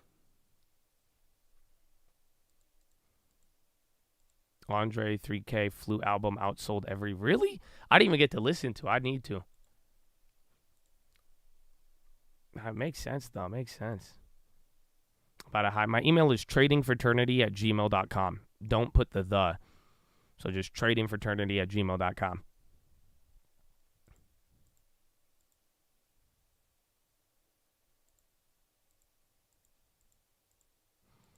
%15% should mean the price on homes should be destroyed. No, because people aren't going to sell their houses lower. That's the problem. And then again, it's the higher interest rates go, it's locking home buyers in their houses.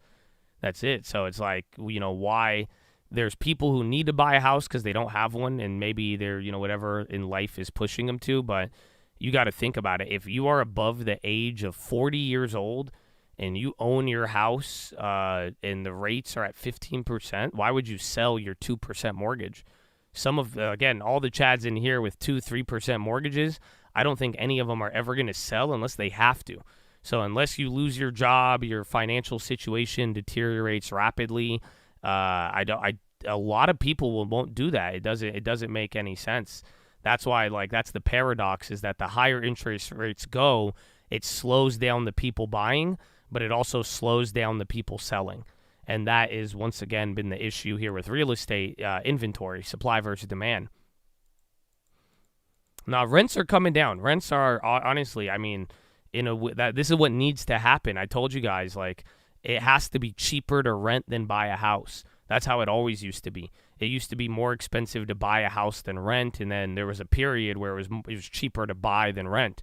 So, if anything, rents have calmed down. Honestly, next year, hopefully they don't make a pickup.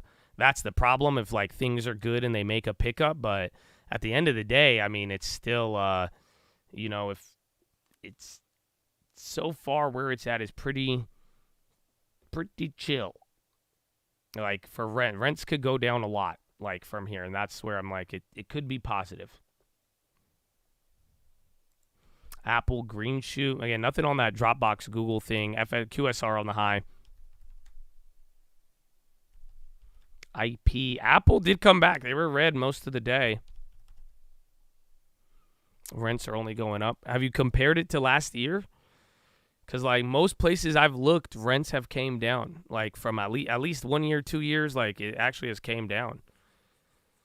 Turkey Day was great. Black Friday was insane. It was packed. It was, I don't know. Did you notice it, Patrick? People were saying, like, some people, different states, they're saying Black Friday was empty. But I was like, dude, it was crazy in Cali.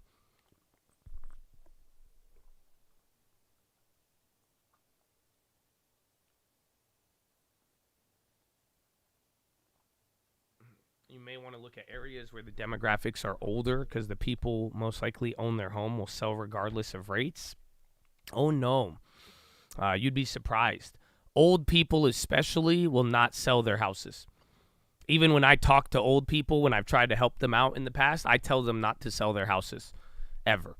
Unless you are going into assisted living or somewhere where it makes sense. And why? Especially in California, if you are old, you should never sell your house. IP is going crazy. Oh, this was a buyout, I think. You guys, we saw this pop a couple of times. You remember this? I think a couple of days ago, we got a headline on IP. They're moving again. 2 big candles. Yeah. It's either selling a unit or some buyout shit. I remember this from last week.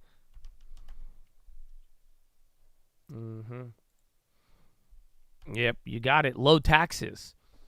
So, like, in California especially, like, older people, they have lower taxes. Their taxes are set.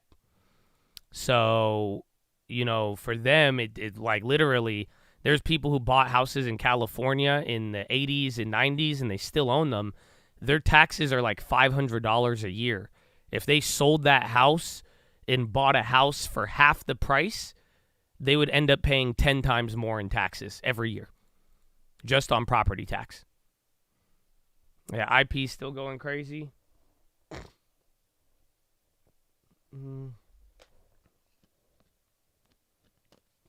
Again, they were at like a conference, and then some holder. That's about it. I'm not seeing anything there.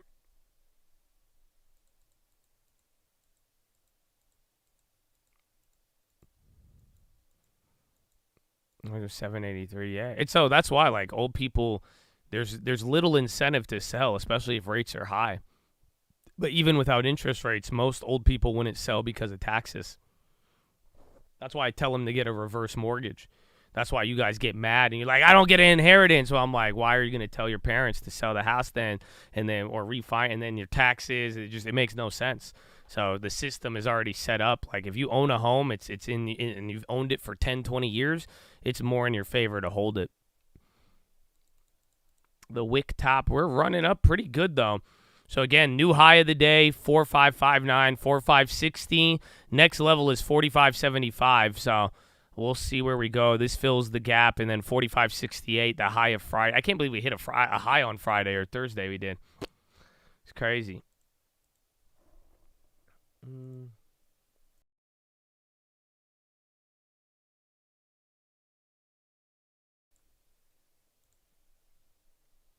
Do you close on properties using creative finance? I haven't done one in a while. So usually I'm open to it, but usually just traditional or as creative of, non-bank loans, maybe non-QM loans, that maybe, but other than that, no. I do, but I just haven't done it in a while.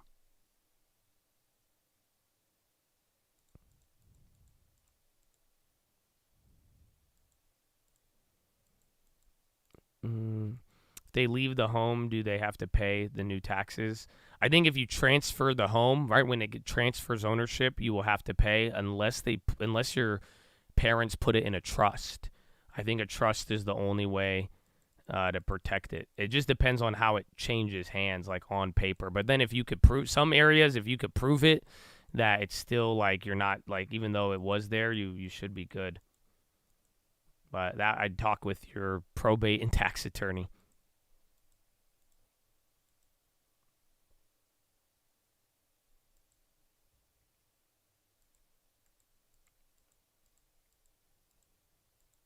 You filed for bankruptcy today? Why? Oh no, why? How old are you? Because dude, we had this talk a couple of years ago. I remember like a lot of people were trying to go for bankruptcy, but like I said, 35. Like, what's up? I mean, I don't know if you want to talk about it or you could email me, but I don't know. Is it too late though? If you already like settled on it, then yeah. But it's I try to avoid it if possible. Just it depends on the debts you have.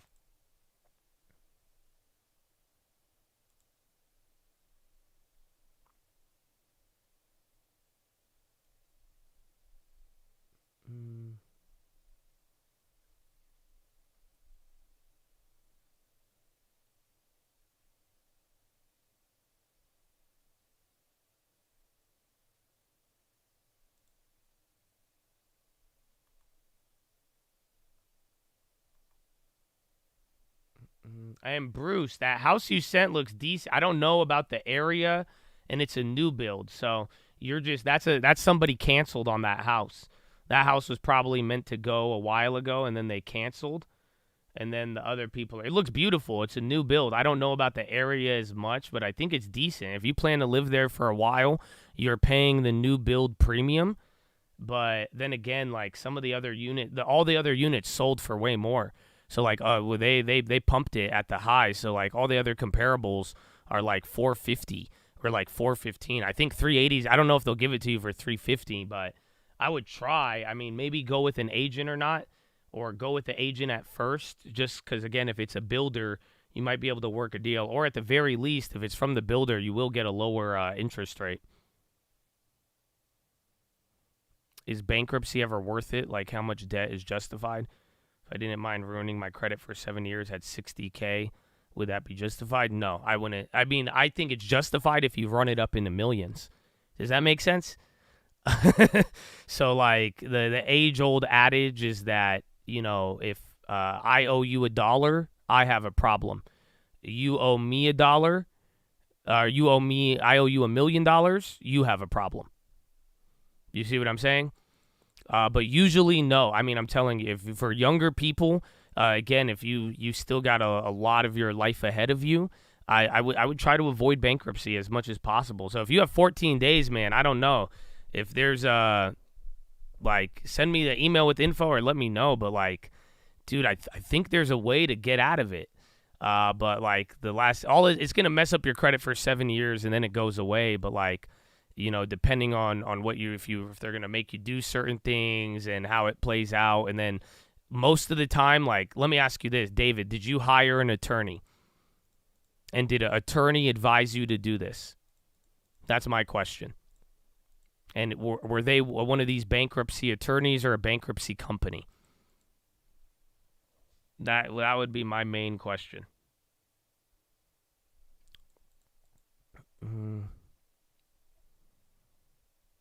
How do you know it was canceled? You looked? No, I know the builders. Because, like, I'm looking at the thing. It's like all the houses. Like, there's only 2 houses listed that aren't from the builder. You see what I'm saying? So, like, and if you go look around the area and they say, you know, quickie, it just seems like the builder is selling it. So that means somebody bought it and then they backed out. And that's why they have a brand new unit in that phase ready to go. I've bought a lot of new builds like that. Because usually the builder need to dump it. They need to get rid of it. So that's why I'm like, it comps out for that. If it's 2,500 square feet, you're getting a better deal than anybody who bought in the last year, it seems like. But again, it's kind of expensive for what it is. But then, I mean, 2,500, it's just a townhouse, right? That's the only problem. But it's not bad.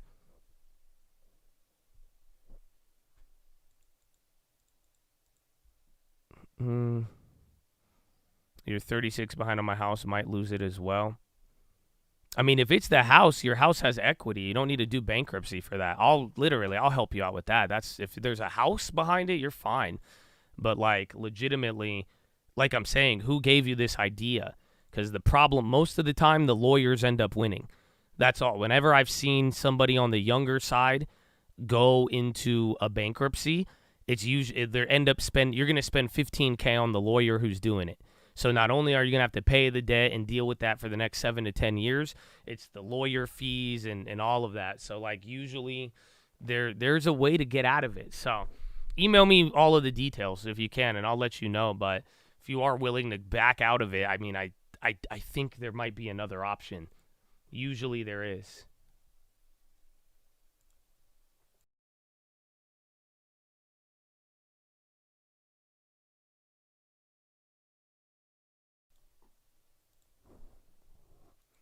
You're the best. Well, again, if it's a house and there's equity, that's easy. You shouldn't file B. If you have equity in your house, even if you're behind on payments, that's fine. If there's no equity in the house, I can't help. That's very difficult. But usually, if you got equity sitting there, you're good. But like I'm saying though, just watch out for, like, a lot of times, just, you know, it may seem like an idea and it seems like it'll help out, but like I'm saying, there's a lot of fees in the back end. You know what I'm saying? And, like, the lawyers are usually the winners. It's like it reminds me, it's like divorce court. That's it. The attorneys are going to be the winners. Like, so most people, like, where did you get this idea to file? What's the option? It depends on the debt. So, like, your unsecured debt, if your only debt is real estate related and you're filing bankruptcy, that's foolish. I would not do it, because chances are your house is worth more than the back payments, and then even then you could foreclose on the property instead of filing for bankruptcy. Worst case, I would rather foreclose than BK, 100%. So if you don't have any other, like, credit card debt, car debt, or whatever, like, what other debt, but if it's all house related, oh no, I would not file bankruptcy, hands down. I mean, if any, I think you could probably walk away with money than not. Yeah, you paid $330 and it's worth $410. What the fuck is happening then? You don't have any other debt, so you're just telling me you're behind on your mortgage? You have almost $100,000 of equity and no other debt, and you want to file BK? That does not sound like that sounds like a lawyer tricked you, because otherwise, if you have no other bad debt, that house, that's easy. Yeah, you just sell the house. I'll buy it from you right now. I'll help you with it. Even then, I won't even buy. I'll just do it for you. I won't even charge you anything. That doesn't make sense. Pre-foreclosure, yeah, but you don't file BK for that. You foreclose, but you wouldn't go BK.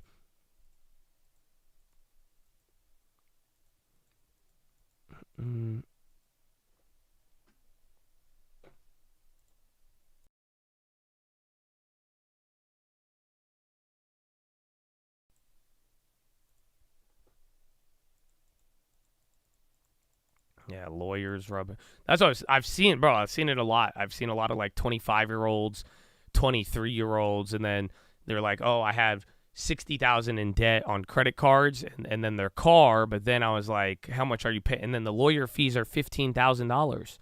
Like, you know what I'm saying? Like, they're hella scammers, bro. They're not even, like, they don't give a shit. Like, I'm telling you, bro, they're very, very predatory. So it's just like, and if you're going to pay it and you want to avoid the debt, it's just like, and then it sets you into a very, very negative cycle.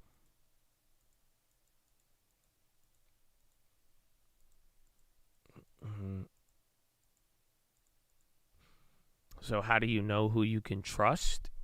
Usually, like, principles and integrity and, you know, a reputation goes a long way. But I mean, at the same time, like, you have to have people to go to, and I hope I could be a person for you guys, like I'm saying. But at the same time, you have to learn to think for yourself. At the same time, do not, you know, this is my best tip for you.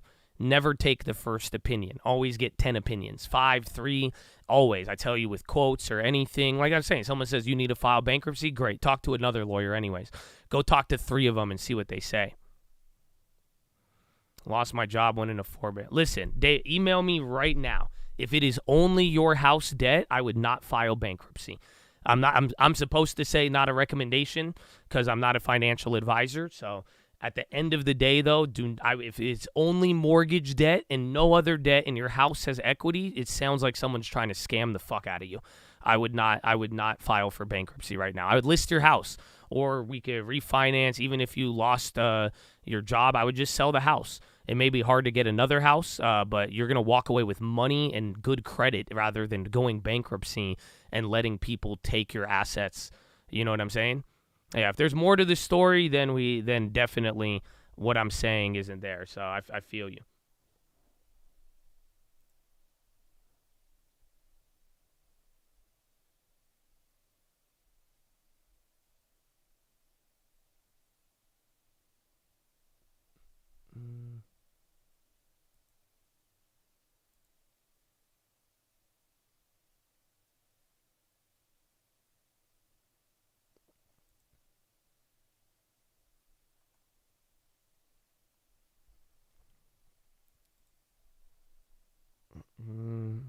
Any recommend on bankruptcy or like, or what? Or just stocks? What are we talking about? Doesn't apply in this case, but if you're placing trust in someone on the internet, you're screwed.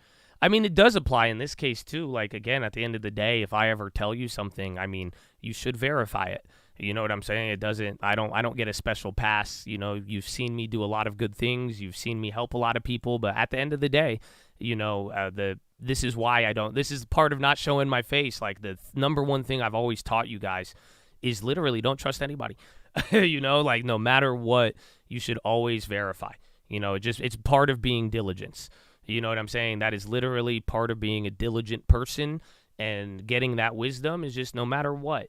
Somebody tells you something, even, you know, you got to look into it and just confirm that it's true. That's why, like, most of the stuff I tell you, I'm like, please verify it, because I do know if you put it through the fire, it's going to hold, you know, and that's what it really comes down to. So it's just at the same time, you know, it's a hard industry, you know, with big money, stocks, real estate, you know. If you've never dealt with it, it's tough. Again, and there's a lot. It's overwhelming. And then if you run into a problem, and then just don't underestimate the amount of people out there that are just, you know, hungry for a deal. I mean, welcome to America, man. It's wicked, but at the same time, you know, there's a lot of beauty that comes out of it. But that's you have a responsibility. Mm-hmm.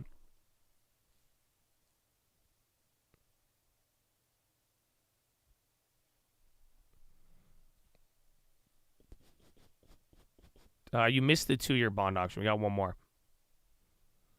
5-year at 1 p.m. Eastern.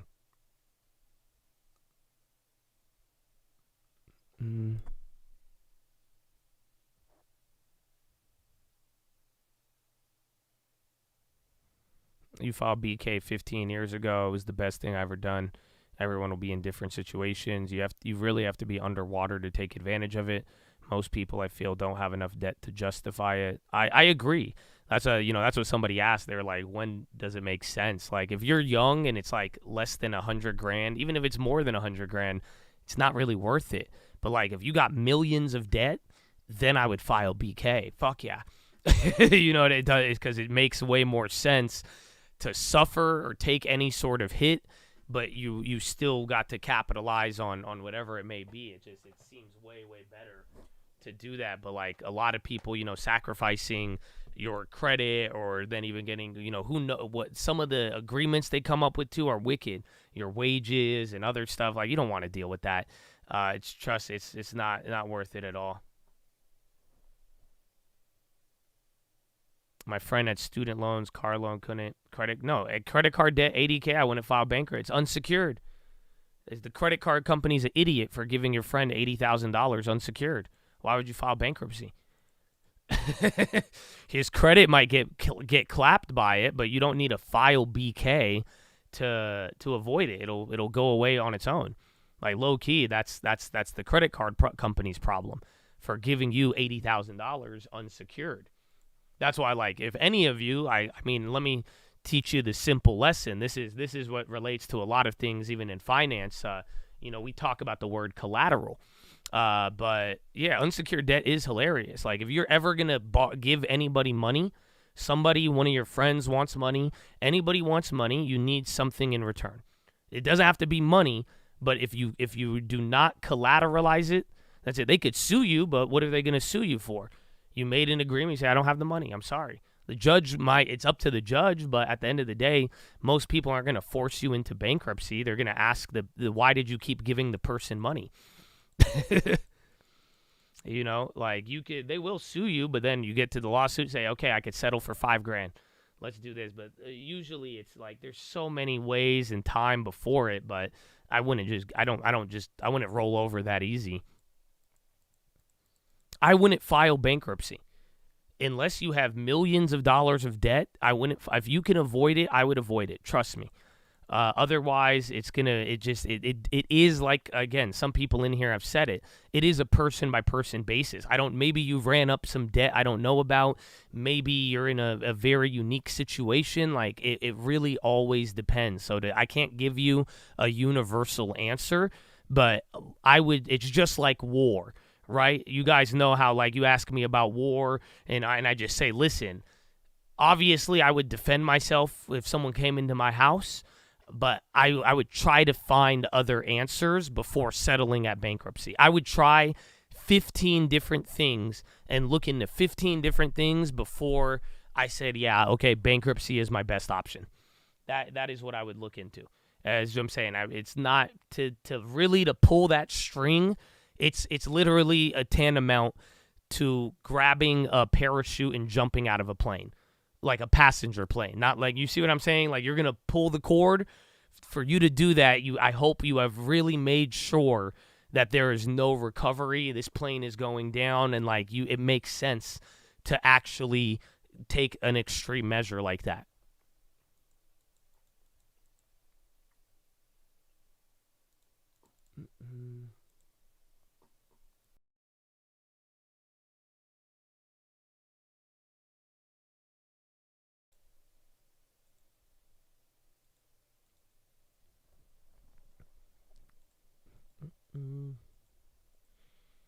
Don't do it. Not financial advice.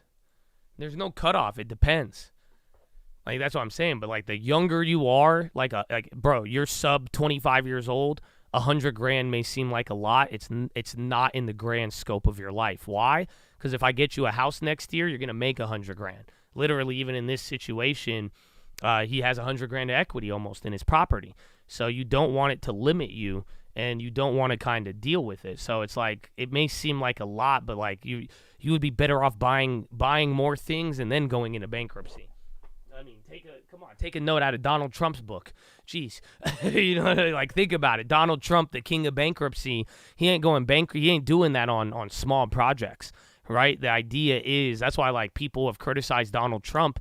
It's a level of moral hazard, you know, because that you could take extreme risk and then file BK. But like I'm saying, some of you've made bad decisions, you've ran up debt, but it's not as if you you didn't put yourself in a position where the debt is, one, unattainable, and then it wasn't like enough to leverage into something life-changing. So for the most part, like, if you are younger, I would try to avoid it. And then again, the amounts may seem big, but you know, it does depend on your situation. Like I'm saying, I would talk to multiple people, but it shouldn't be your first option. No matter, it shouldn't be your third option. You know what I'm saying? Like, it should be very, very way down the list. Well, I don't know his full story. My email is tradingfraternity@gmail.com. So as of now, all I know is that he's behind on the mortgages. He said there's more to the story, but if it was just the mortgage and it was not any other debt, I would just sell the house. It's the easiest thing in the world. You know what I'm saying? Like, you can you just sell the house. He has equity. He could pay back the back payments, and then he's good to go. But then again, depending on his other debt, then we could see. But in most instances, if you have a property with equity, everybody loves you. So even if you had credit card debt, you could pay off the credit card debt in escrow. So you could tell escrow, everybody, all the creditors, they know, hey, I'm selling my house, and upon the sale, I will not get the cash. It's going to go $36,000 to the mortgage, and then if I have $50,000 in credit card debt, $50,000 unsecured lenders, and then the remaining would go to the seller. But that's the solution. However, I don't know his full story. So with that, once he emails me that, I could help him out a little bit more.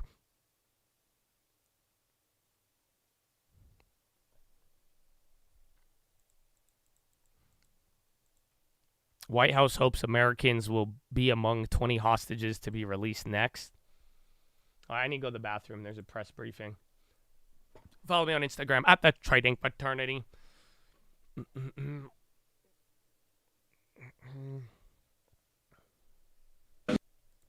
Broken his conversations. I mean, it came down to, you're talking about over the weekend. Yeah. It was really more about the lists and who was on it. And I don't want to get into more detail than that. It's a similar issue to what we face today. The reason why there's been a little bit of a delay, because there was a difference of a view, if you might, over the list, and the fact that mothers were not originally going to be allowed to come out with their children. And that's been resolved. So it really had to do with the who. And very, very quickly, the newly elected leader of Argentina says he's coming to the U.S., also to D.C. Any meetings scheduled with administration officials, with the president, with anybody else while he's here? Yes, President-elect Milei will be coming to Washington, D.C., largely to meet with the IMF and the World Bank over their fiscal and economic issues. But while he's here in town, he'll have a chance to meet with some National Security Council folks, including Jake Sullivan. No plans to meet with the president, right? No plans to meet with the president. The president will, as you think you know, be on travel in the middle of the week. Thank you. On the remaining Americans who are being held, do you have any more clarity on whether they're being held by Hamas or with one of these other terrorist groups? No. And, all along you've been very clear about concerns that a broader ceasefire would only benefit Hamas. Sullivan was pretty clear yesterday in saying that, Hamas has been able to gain some benefit from this. How concerned are you that the longer this truce lasts, now 6 days, that Hamas will benefit? And how do you weigh that? It's a real risk. You have to expect a group like Hamas, a terrorist group, which clearly doesn't abide by laws of war, will try to take advantage of any pause in the fighting for their own benefit. So we're watching that closely, as well as our Israeli counterparts. You can bet that they're watching that closely. And I don't want to speak for the Israelis, but I mean, this is a calculated risk that Prime Minister Netanyahu and his war cabinet are willing to take in order to get those hostages out. So it's a balance. And as you've also heard the Israelis say, that once the pauses are over, they intend to go right back at military operations. And when you say that Hamas has been able to get some benefit so far, is that restocking, resupplying? What is that benefit? I would just say that, without getting into intelligence issues, that any pause in the fighting could benefit your enemy in terms of time to refit, to rest your fighters, to rearm them, re-equip them. A pause in the fighting can be seen as a benefit. But I want to stress, and this was always part of the calculus, any discussion of pauses was always part of the calculus, that Hamas might try to benefit from it. But so too have the Israeli people benefited by the return of their loved ones and hostages. So too have the American people benefited now with little Abigail back with her family. So again, it's a balance. Again, I won't speak for the Israeli Defense Forces, but when these pauses are over, then they have made it very clear that they're going to continue to target Hamas leadership.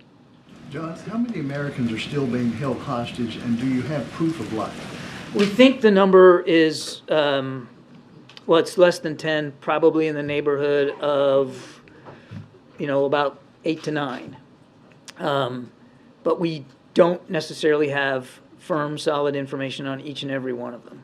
And why haven't the 2 American women who are with Abigail, what happened with them? Why haven't they been released?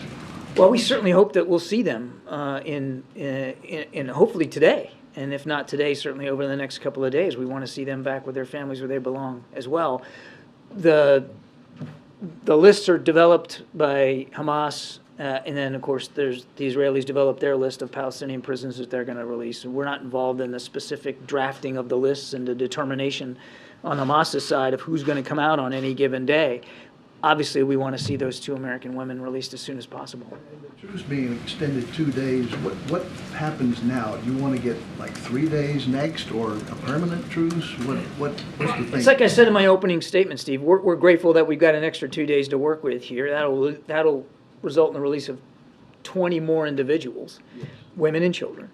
And as I said right at the top, we'd certainly like to see even that extension extended further until all the hostages are released. That's really the goal here: get all the hostages home with their families where they belong, and however long that could take.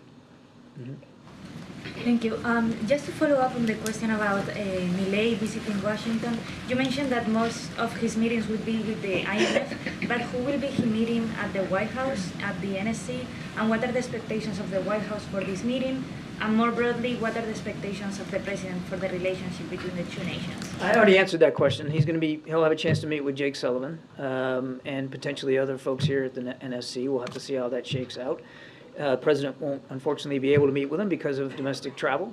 But obviously, we want to continue to look for ways to cooperate with Argentina. Argentina is a healthy and vibrant partner in this hemisphere on many, many issues. And so we're looking forward to obviously hearing what the president-elect's ideas are and where he wants to go on policy issues, and making sure that we have a chance to keep that line of channel communication open. John, I want to go to Africa and the Congo, if you will. Updates after the visit from DNI head, National Security and State, and also maybe connecting this with the president's meeting with the president of Angola on trade that deals with the Congo and Zambia. Is that playing a part in also trying to stabilize the frictions there, to try to quell all the violence there? I don't really have an update for you on the Congo, April. The president is looking forward to meeting with the president of Angola later this week on Thursday. There's certainly a wide range of issues to discuss in terms of our bilateral relations and the situation on the continent.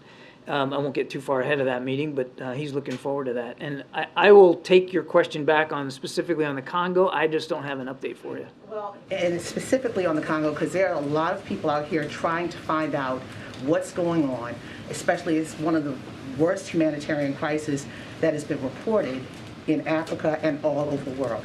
People are looking for more information on that one as well, please. Yeah, no, I understand. Let me take your question. Yeah. Thank you. John, can you give us a little more details on this upcoming visit of President Lorenzo? Is President Biden excited to receive President Lorenzo, and what more can we expect from this meeting between Joe Biden and President Lorenzo? Angola is a strategic partner and a growing global voice on issues of peace and security. The President's grateful to Angola for their principled voice in terms of the conflict in Ukraine and the role that President Lourenço is playing to advance solutions to conflicts there as well. Angola and the United States are expanding our economic cooperation at record speed, including pursuing additional investments through the President's flagship Partnership for Global Infrastructure and Investment to build quality, sustainable infrastructure that helps connect Angola to global markets. So there will be a lot of that on the agenda. And will the President travel to Africa this year, as he promised during the I don't have any travel to speak to today. Good. Thanks, Alvaro. Just going back to the extension of the truce, is there any chance that it could be further extended, or do you think is it inevitable that hostilities are going to resume? Do you think? Well, we certainly want to see it extended. As I said right at the opening, we're going to keep working for an extension to the pause again. Absolutely, that's what we want. We want to see all the hostages out, and this is the best way to get them out. Do you think there's any chance that Israel may decide not to? There's any chance that they may halt the offense, that they're offensive, or? The Israelis have been pretty clear that once the pauses are complete and the hostage exchanges are over, that they intend to continue their military operations against Hamas. John, what has the U.S. learned about how the now returned hostages were treated in captivity? I don't know that we have a lot of specific information about all of them. Remember, Abigail's the only American citizen of the ones that have been released. I think they're all, the main priority is to get them the medical care that they need. We have to assume that they have medical needs, all of them in some form or fashion. And then getting a chance to get reunited with their families. And then I think at some point, Israeli officials will start to ask them about information about their captivity, but I would leave it to these individuals and the Israeli government to speak to what that looked like. I think it's a safe assumption. I mean, they were taken against their will and in violent circumstances, that this had to have been a harrowing experience for them. We also have to assume that the conditions in which they were being held were obviously less than ideal, given what Hamas has proven capable of doing. But I just don't have a whole lot of specific information on each and every one. I think it's important to also remember that Hamas likely doesn't hold each and every one. And so being held by Hamas, probably they had hostages in more than one location. And there's other groups that may be holding some of these hostages as well, and the conditions could be starkly different. We just don't know enough right now. And how should we be thinking about the numbers? If the original agreement was for 50 women and children, and now we expect 2 more days, but on certain days they've been releasing more than 10 at a time, so we're up to something like 58. Well, right. I mean, remember, you had 50 plus coming out was the original deal. It wasn't just, I think it was a little bit more than 50, which they agreed to. And if you got 4 days to do that, you're going to have to do more than 10 per day to do it. And so we're hoping for a list today that will have somewhere in the neighborhood of about 13 is what we're hoping for today. So that's just basic math, trying to do 50 in 4 days. The extension is for an additional 20 over 2 days. And so we'll see how that shakes out. And then finally, what does the 2-day extension mean for getting more aid into Gaza, and what will the U.S. be able to help facilitate in terms of those 48 hours? That's a great question. With every single day, and this is the part of this hostage deal that probably doesn't get as much attention as it deserves, it has allowed for a surge of humanitarian assistance into Gaza. I just gave you the numbers today, 200 trucks just today, and that brings, again, since the 21st, it gives a total over 2,000, including fuel, and that's not insignificant. That fuel is now getting in tens of thousands of gallons per day. So another 2 days, I mean, my goodness, that gives you the chance for dozens more trucks and tens of thousands of more gallons of fuel that can get into Gaza to people in need. So we're going to take advantage of every hour of every day that there's a pause to try to help the people of Gaza. Thanks, John. Can you talk a little bit about how the president's involvement in all this has impacted other priorities? Thinking about COP28, reports that he's not going. Would he have gone had he not been needing to deal with this? Well, I've seen some press reporting on that. I don't have anything to speak to with respect to travel to COP. Look, yes, the president has been very much focused on the conflict between Israel and Hamas over the last month or so, clearly. I mean, well, more than a month. Obviously. And as I said in my opening statement, he was working the phones over the course of Thanksgiving weekend. And I suspect that Captain he'll continue to Sour. work the phones in coming days. Oh man, dude, your first message. He said, last chat for the day. My biggest lesson I learned here is patience. One of the only traders preaching this. When you hear PHILO, don't ignore the value you seek is within, and will only add to your trading will journey. Love like Jesus. Hey man, what's up, Sour? God bless you, bro. Thank you again, man. Now back to your regularly scheduled programming. Thank you. He's the commander-in-chief, which means he has global responsibilities, and the president is more than capable of handling them on any given day. May I also ask how the concerns here domestically, the calls for a ceasefire, the anger about violence, has impacted the president's discussions these last few days? And also, like, how does he hope, and how does the administration hope, the pause and the extra trucks that are coming in that you're talking about, does he hope that will quell some of the anger? Does the administration hope that will quell the anger, ease some of the pain that the country is feeling? The president understands that there's strong feelings here on multiple sides. He understands that. He respects that. There's strong feelings. He also believes, right down to his core, that the approach we've been taking has been getting results. It has helped enable Israel to deal with what is, quite frankly, a genocidal threat to their existence by Hamas, by giving them some additional security assistance, and, quite frankly, sharing with them our perspectives and advice and counsel on the conduct of military operations, to do so in a way that is as careful and deliberate as possible, obviously with the acknowledgement that these are their operations to plan and execute and speak to. At the same time, he has literally personally led an incredible surge of humanitarian assistance. No other nation but the United States, and no other leader but Joe Biden, has done as much. Now, I say that with full acknowledgement that we couldn't have done this without the assistance of partners, the Emir of Qatar, Prime Minister Netanyahu, and President Sisi of Egypt, and King Abdullah of Jordan. A lot of help on the ground. I don't mean to discount that, but the president has been in a personal leadership role here in terms of getting humanitarian assistance in. And we have been able to get now much more over the last few days than we were even in the last couple of weeks, as well as the removal of individuals out of Gaza and out of harm's way, 850 Americans, as well as hundreds of others from other countries, and of course all these hostages that we're now seeing. All of that is the result of a lot of personal leadership and involvement and engagement by President Biden. No question about that. I mean, even the Prime Minister's office said as recently as today how critical President Biden's leadership has been. So as long as our approach is getting results, I think you can expect that the president's going to continue to follow that approach. In his conversations with his counterparts, has the president received any reassurances that the 2 American women will be released today, and if not today, in the next 2 days? We hope that they will be released today, but we won't know until we see the list and we see who actually comes across. We want to get them released right away. When do you expect to see the list, and are there any holdups that you are still working through now? I'm not aware of any other additional holdups now that the one sticking point was whether 2 mothers could come out with their children. It looks like that has been resolved, and they will be. I mean, my goodness, I mean, we're talking about letting little kids go without their moms. So that got resolved, and that's a good thing.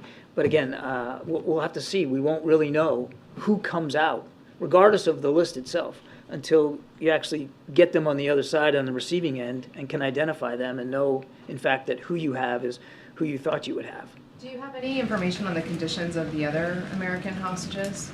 No, I think Steve asked that question. I don't have any more information. And lastly, have negotiations started about the next phase of the release, and that would include men? Well, right now, we're focused on this extension here for 20 more hostages over the course of 2 days. And as I said in my opening statement, that extension applies only to women and children. So we're going to focus this a piece at a time. We're glad that we got to day 4 here. We won't breathe a sigh of relief until we know we've got today's hostages out. And the team is already working, our team working with our partners in the region, already working on this 2-day extension for 20 more. And as I said at the top, if we could extend that, we'll want to see it keep extending until we can get all the hostages out. Admiral, we're seeing that Saudi Arabia is pressuring other OPEC Plus members to reinstate those oil supply cuts. Wondering what your level of concern is and what you see as the impact on inflation in the U.S. Well, I think I'll let OPEC leaders talk to their plans. As far as I know, there's been no announcements here of any production cuts, so we'll let them speak to that. The president's going to keep focusing, as he has been, on a healthy global market that's properly balanced and that can continue to bring the price of gasoline down here in the United States. Thank you so much, John. CENTCOM is reporting that the carrier strike group Eisenhower has entered the Arabian Gulf. What message is Washington trying to send to Tehran with this? Does this mean that they're not heeding the call to not widen the conflict?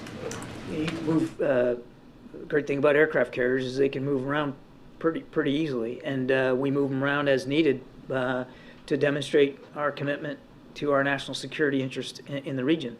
Look, the message of the Ike and the message of the Ford, the message of the additional aircraft squadrons that we send into the region and the air and missile defense assets, all of that is one to any actor in the region, be it a nation state or otherwise, that this is not a time to try to take advantage of the conflict between Israel and Hamas and escalate or deepen this conflict, make it worse.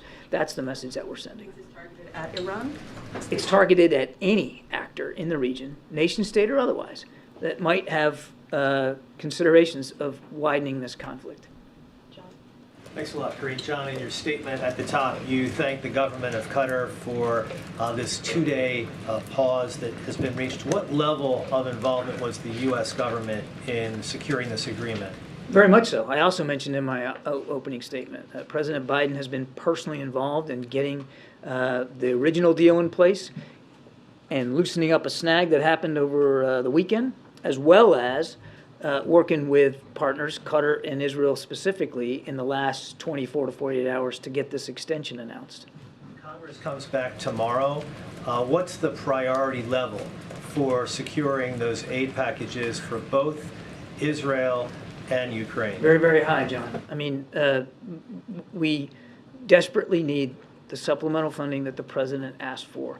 And I would remind members of Congress as they come back to work that the figures in that supplemental request are well informed by our Ukrainian partners and our Israeli partners. We didn't just pull those figures out of thin air. It was very much in keeping with what our partners have told us they need for the coming months. And in both cases, the runway keeps getting shorter and shorter. You've seen that in the case of Ukraine, the drawdown packages that we've been providing are now at smaller increments in terms of how much money is being allocated, because we just don't have the flexibility that we once had in terms of the amount of aid that can be given in each and every package. And look, we're in a critical time here. Winter months are upon us. They're upon the Ukrainian army particularly, and it's going to be tougher and tougher for them to conduct operations when the weather gets less conducive to do so. So we hope that when Congress comes back to work, that they'll act with the same sense of alacrity that we've been trying to act in terms of getting that supplemental through. There was reports saying that the president said that he's sorry and he's disappointed in himself after meeting with the Muslim leaders.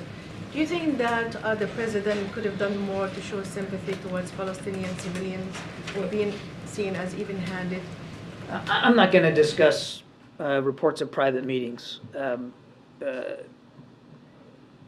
As I said earlier, the president understands there's strong feelings here on all sides.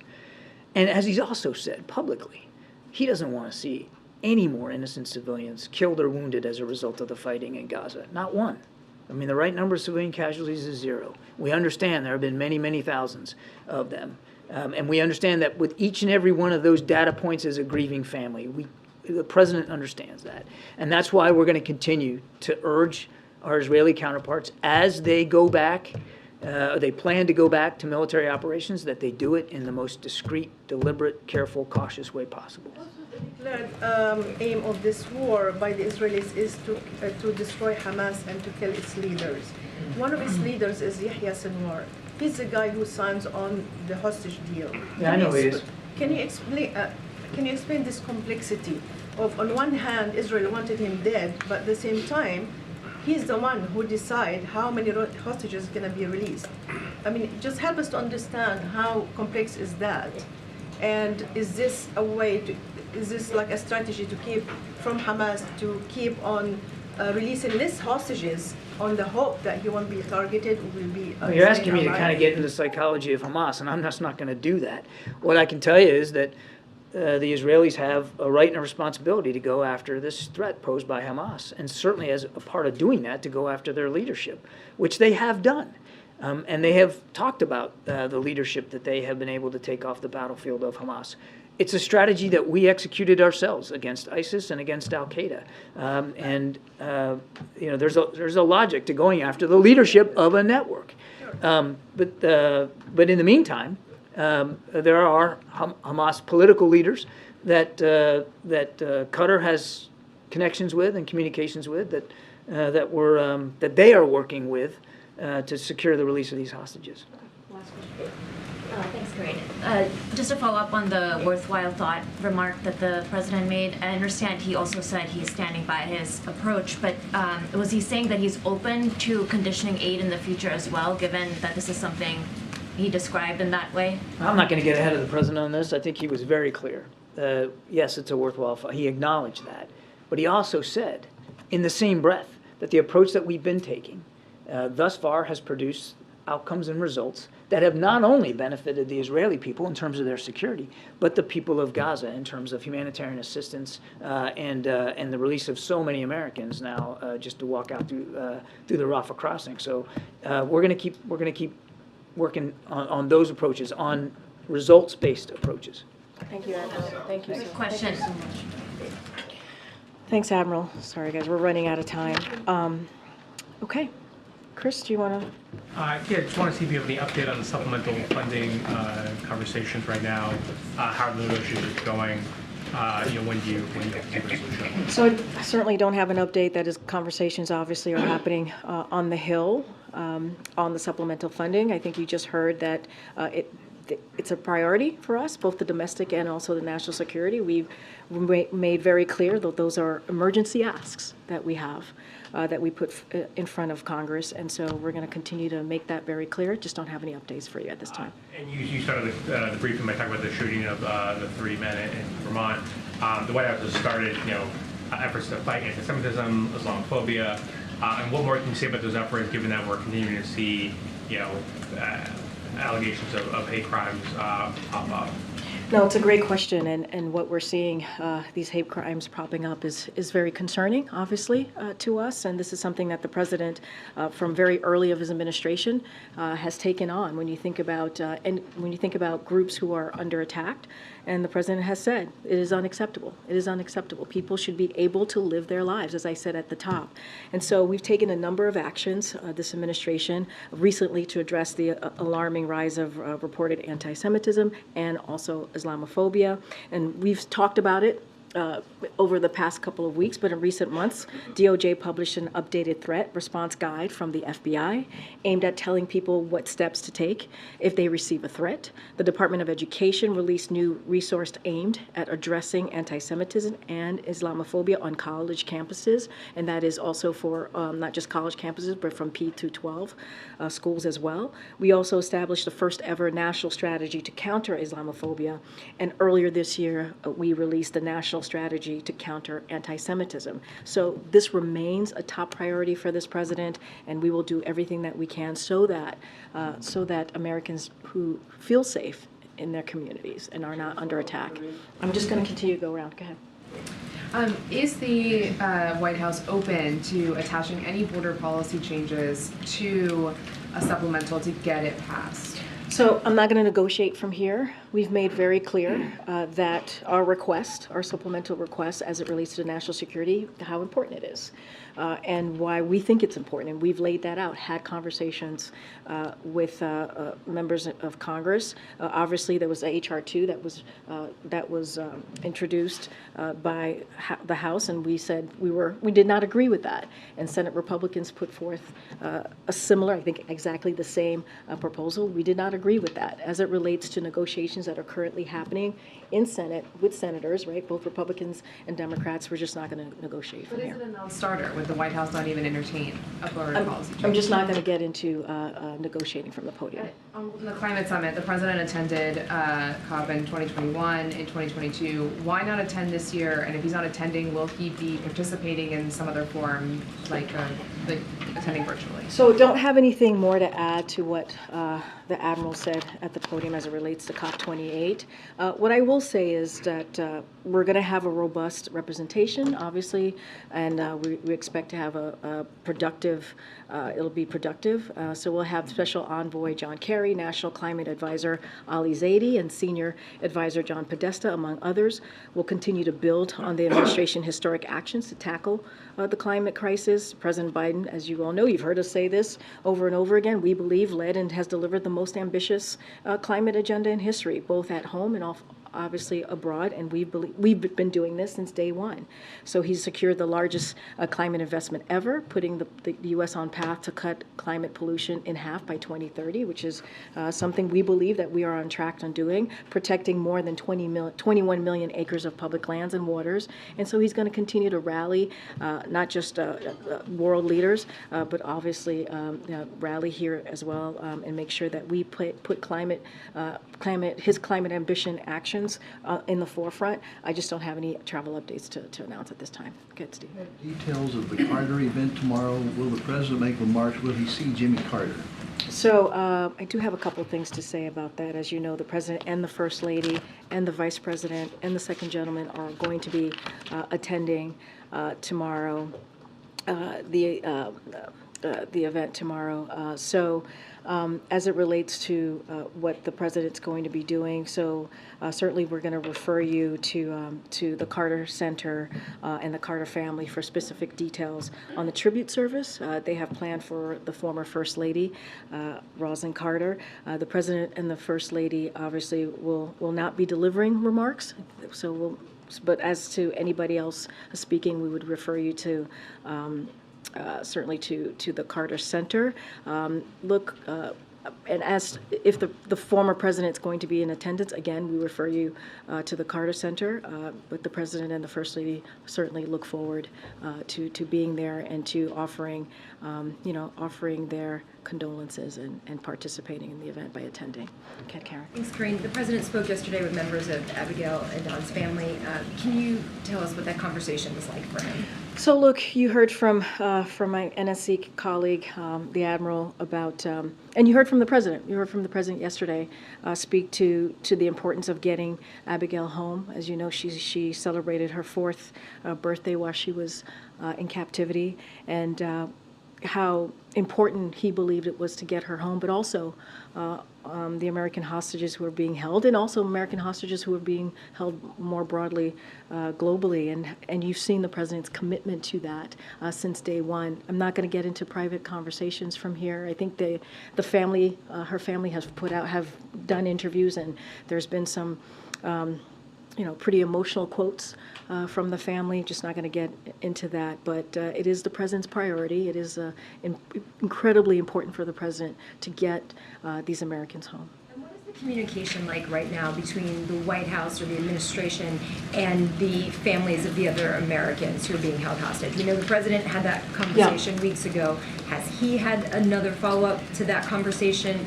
Is it daily between senior officials? What's that like? I don't have a rhythm to call out of the amount of times that my colleagues at NSC or the State Department have had conversations with the families of the hostages. Obviously, we've I think the last time Jake Sullivan was here, he spoke to it. Obviously, you heard the president.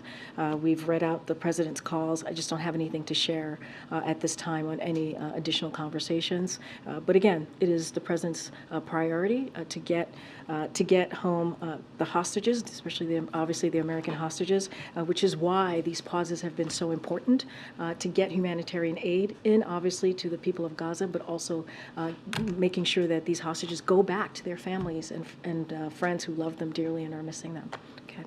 Corinne, the supply chain announcements today are rooted in all the issues that came up back in 2020, 2021, when a lot of it was rooted in shipping and holiday shopping and whatnot. I'm curious, does the president or first lady do any online shopping? Have they had any, no, seriously, have they had any personal experience with the frustrations that American consumers across the country felt in recent years? So agree, there's been some frustrations that obviously that the American consumers have felt recently, which is why we took those actions. You just listed them out, and they've been beneficial. I've talked about the containers where we were 2 years ago, where 100 containers were declined, and now we're at 8. Right? I talked about October 2021, as you just mentioned, to October 23, and how supply chain pressures, how much they hurt the economy, which is why the president continues to make these announcements. This is what you're going to hear from the president at 2 o'clock.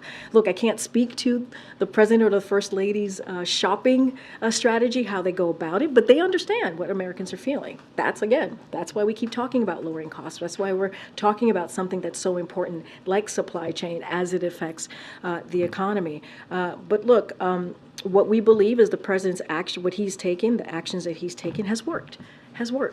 And we see that with the holiday season, right, with families and how we've seen lower prices coming down. So no word if he's shopping at Amazon. Well, I could say this. For Commander. Well, I could say this. You saw the president on Saturday, right? On Friday, small business. But how important it is, right? Shopping for making sure that small businesses are an important part of the economy. And you saw the president, the first lady, and his family making sure that they were visiting small business on going into the holidays. And I suspect if we polled the room, many of us will probably ask some version of the following question. Okay. Given the president's sagging poll numbers and the fact that he is currently placing behind any Republican opponent, has there been any talk in this White House about a change in strategy or staffing going forward in reflection of those numbers to continue to show him underwater? No. And there was also a call out in recent weeks to staff, to senior officials, that if you want to go by the end of the year, go. Otherwise, you're here for the duration of the rest of the term. Should we be anticipating any departures of either cabinet officials or other senior officials? Look, I can't speak to people's personal decisions. We don't have anything to announce at this time, and we're going to continue to do the work that the president set out to do. And we just talked about supply chains. We just talked about the economy. We've been talking about the president's leadership globally, especially in the Middle East. That's what we're here to do and focus on. That's what I'm here to do, to focus on. I just can't speak to people's decisions. Corrine, I had an in-depth conversation with Stevie Wonder last night, who is... I love Stevie Wonder. Again, for the serious question, I had an in-depth conversation with Stevie Wonder last night, who is asking, requesting a meeting with the president. He's very concerned about the Black agenda falling along the wayside and issues like laws of 50 years ago that are now being abolished or gutted, to include issues like the Voting Rights Act, what happened in Arkansas last week, affirmative action, Supreme Court, we've seen it, ban on books, and he's also even brought up issues of the Congo and the lack of information from the White House. Is the White House amenable to sitting down with Stevie Wonder, who has met with presidents throughout history, to include Ronald Reagan? He was one of the major impetus for getting the holiday for Dr. Martin Luther King Jr.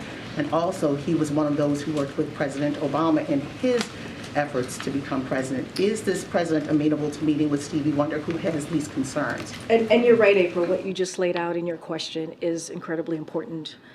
And so we take that very, very seriously here. Can I just say a couple things about Stevie Wonder? He is indeed an icon who's made tremendous contributions to the civil rights movement and also voting rights. And as you just listed out, he was one notes of on the main, Stevie Wonder? Why should I keep looking main down? voices in getting Dr. Martin Luther King Day, and we appreciate that. We appreciate his brilliance, and we appreciate what he's been able to do on behalf of the community. So I can't, as far as a meeting with the president, certainly I'm not aware of any meetings with the. I thought that was like a random question, but like she got like bullet points. To announce, obviously, at this time.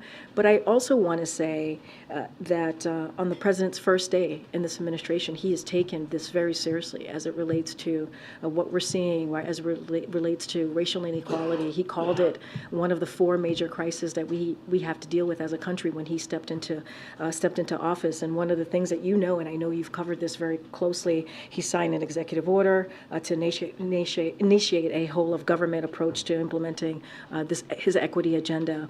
And a couple of things that he did. He worked to protect the right to vote through executive actions and continued to calls for legislation. Took executive actions on police reform when congressional Republicans would not sign the George bonds are going Floyd crazy. Justice Policing So they're Act. still holding up, and then he's taken SPY's about to go actions, break even. make sure Nasdaq's already that, up by 0.3. that we are protecting the right to vote. Yeah, auction He is in spoke 5 to minutes. The affirmative action. So what we yeah, saw it's probably going to schools be a do, good one, like we've been talking and he about. If the spoke to that, auction, and if he the said, 2 year was quote, bad, but we should never allow the if there country is to demand walk away coming from the into it, dream that's a upon good which it sign. was founded. The opportunity is for everyone, not just a few, and he stands by those words. Follow up on that. Yeah, sure. But Stevie Wonder is not alone in this thought. Obviously, yeah. Yeah, he's not alone in this thought. He's very upset, and he's even looking at this issue of courting black males. I mean, he just wants to have a conversation with is the president amenable, as he is a leader, as he has met with other presidents on major issues of rights, humanitarian rights, as well as civil rights. And look, you're right. It's not just an issue that Mr. Stevie Wonder has, right? As you know, we've met with civil rights leaders multiple times, the president himself, the vice president as well, and have sat in rooms listening to them and listening to their concerns, and also taking in their feedback. So we've taken this very seriously, very seriously. That's why we've taken the actions that we've had throughout the past almost 3 years in this administration. That's why we're going to continue to be vocal about the importance of making sure that we keep a door of opportunity for communities. That's why when you think about his economy, what he's put forth on his agenda and policy, when you think about all the policies that he's put forth, there's always been equity at the center of that. So this is something he takes seriously. Again, I don't have anything to share about a meeting with Mr. Stevie Wonder, but obviously this is something that both the president, the vice president, and also the first lady takes incredibly seriously. And you see that. You see that in the actions that we have taken, whether it's policy actions, whether it's speaking out and speaking up about what we're seeing from Republicans, extreme Republicans on the other side of Pennsylvania Avenue, and what they are trying to do in taking away voting rights, or what we've seen from the Supreme Court justice in taking away certainly affirmative action, which we think is incredibly important. And we're going to continue to speak to that. Seriously. Thanks, Corinne. On lowering prices, you said earlier that the actions the president has taken have worked. So is it your sense that when people were home for Thanksgiving, catching up with their family members, they were saying to each other, can you believe how much more affordable things have gotten? So honestly, I wouldn't, I hear the question, but I want to make sure this is very clear. We take that very seriously. We take what families, the decisions that they make at their kitchen table, whether it's Bro, whether I it's want a during $1 Thanksgiving McChicken. or whether it is every month as they're Stop trying it. to make hard decisions about how they move Stop forward with it. taking care of their family. We take that very seriously. It's not a joke to us. It is important to us. This is the president who talks about it in a very personal way when he talks about what families have to go through, working families, Well, if middle he class talks families. about it, we still and gotta that's why deal he's with it. taking actions that he has. And so, look, the fact Stop is, the talking, the show data shows improvement. that But I ain't trying the to economy judge. is improving. I sat at home the and data did me shows that none. households remain in a strong financial position. Household wealth is at a record high, with lower income households seeing the largest gain since the pandemic. Those are indeed what we're seeing. But we don't take lightly. We do not take lightly what Americans and families continue to feel. That's why the president at 2:00 is going to talk about what the actions that he's taking to continue to lower costs. But why do you think it is that when you say the economy is improving and President Biden says the economy is improving, that a majority of Americans outside of this building are not buying it? So here's the thing. When we walked into this administration, the economy was on a tailspin. That is the fact. Because of the last administration, because of the Trump administration, because of how they dealt with COVID and the pandemic, because they didn't have a comprehensive plan.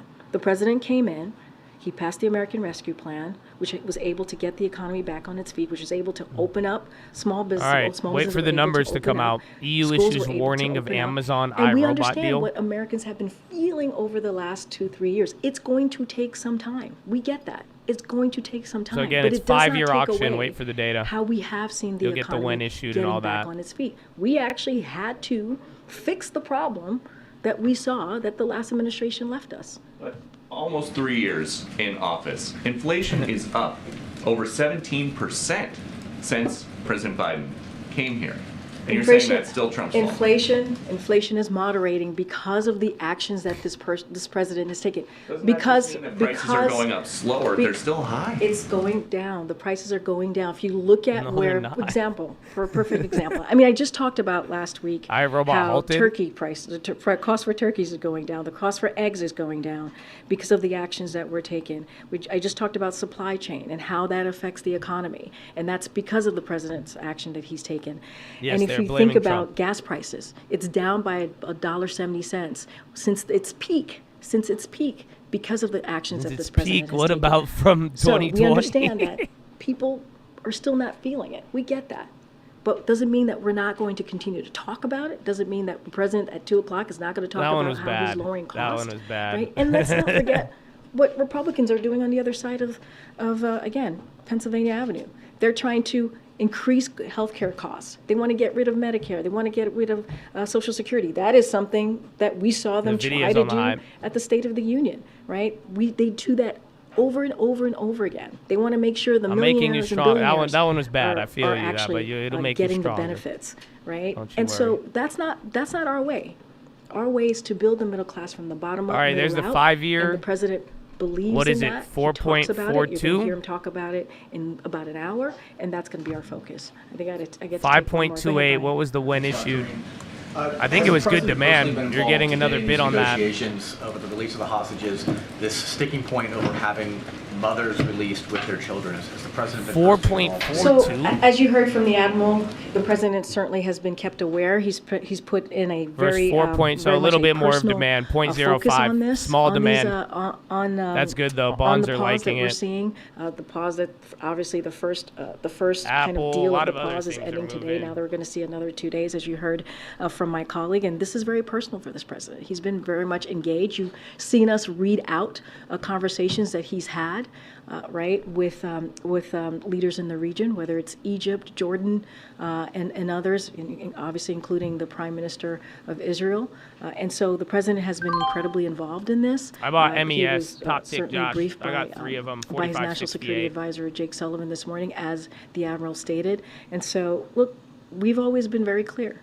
When it comes to American hostages Again, being bonds, held, I should have held that one from the wrongfully morning. detained, That would have been fire. we take that very seriously. We want to make sure folks are going home to their families. That is important to this president. Families who are suffering, families who are wondering when their loved ones are coming home. And let's not forget getting that all-important humanitarian aid into Gaza for the people of Gaza who need that. So that is going to be continue to be the focus of this president. All right, thanks everybody. Hopefully I'll see you on the road. Thanks, Corinne. Bye. Thanks, Corinne.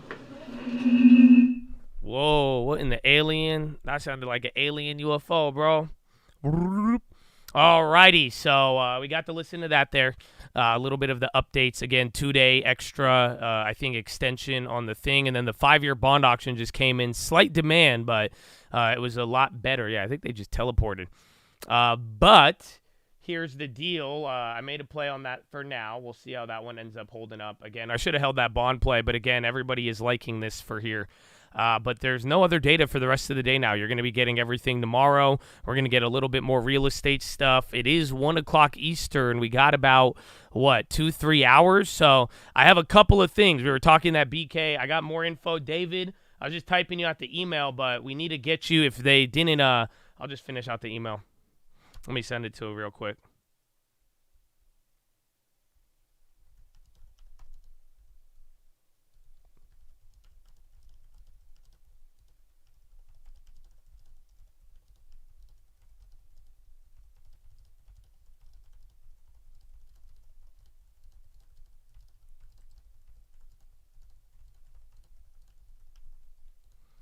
So that one. So, David, I emailed you back right there. Honestly, we got a little bit more updates on that. And then Lee, you were telling me, Lee, I was going to get you your email. But, Lee, are you here right now? Lee, let me know if you're here. Otherwise, we'll write out the MES. And then maybe we get into another one. You were going to send me an email yesterday, but you decided, no, iRobot's down 15%. Damn. But you decided not to. Figured I'd say that because I knew it would just eat you up wondering what it was about. I'm confused. So you were gonna write me an email, but then you didn't because it would eat me up. So then you just told me that you were gonna send. Now I'm confused, sir. But Lee, so in your situation, Lee, your house, I see you already have it listed, for sale by owner. But like, you don't need to sell the house if you don't want to. So, like, even if you're behind on the payment there, if you have the, what's it called? If you have the settlement coming in, I mean, I would, did you tell your mortgage company? Because usually if you tell them that, but, like, do you know people will offer you money on the settlement? So, like, if you have a settlement coming from another lawsuit, pretty much people will pay you if you want cash out for it now. So, like, that's an option, or realistically, I would just go get a loan for whatever you're behind on it and then back it with that. I'm too sick in your phone. You took it down. If you want to sell it, you can, but I think, again, your mortgage rate, the equity, if you want to stay there, I think you can I think you could deal with it very, very easily. So, like, even then, I might even be able to give you the loan in that situation. If you have a guaranteed payment, pretty much that's what I could give you the loan, and then if you don't pay me back, I take more than what I loaned from the payment. Otherwise, you could just pay me back a normal interest rate. But most other people will do that. You see what I'm saying? Like, so if you have a guaranteed settlement, you have nothing to worry about. Literally, I'm telling you, I would not. So, like, I wouldn't be too fearful about it, but I would find out how to monetize that, essentially, where you either go find somebody willing to do it or even go talk to it. It's there. It's scary. I feel, but it's not like it shouldn't be. Like, as long, I'll look over anything if you need help with it, but like, just make sure, just really what you really want to do is just get the loan for the payment, and then make sure that it's just see if they'll back it see if they'll use the settlement as collateral. The bond auction was good. The bond auction was really, really good. You want to get their house for $1? I'm going to add you to the BBB list for a comment like that. Well, the reason why, me trying to help somebody out, and you come in with that type of disrespect. Next one's a ban, my brother, but welcome to the BBB wall. I hope you enjoy it. Reason mocking fellow Chad with disrespectful response.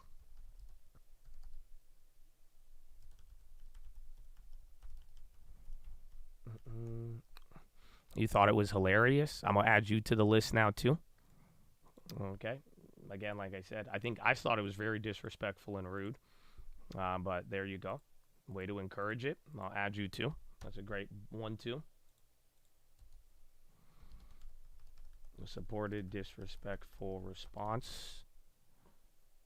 You're not clapped. You're just, next one you're clapped, but you are on the list, my friend. You are on the list for now.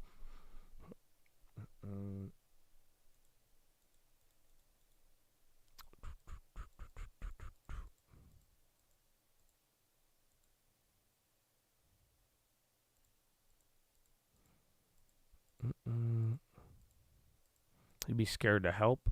Well, no. And this, like I'm saying, I mean, I would be scared to help, but if she has a guaranteed payment, if there is a guaranteed payment, I mean, it's backed up. There's equity. That's why I'm saying I would even be willing to do it, but most people would.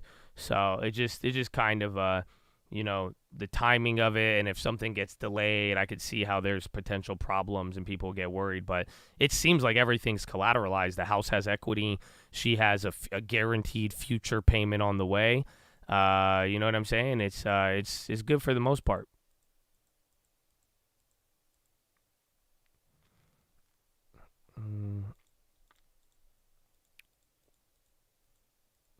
Why are you confused with Baidu? Remember, Baidu should be down right now. Why? Because all the other China names are clapped. So, like, Baidu is in a league of its own just off of, having a good earning. So, it's right at the level. But, if it's not, like, going crazy or, like, why is it staying pinned, just keep in mind that it is the leader for now.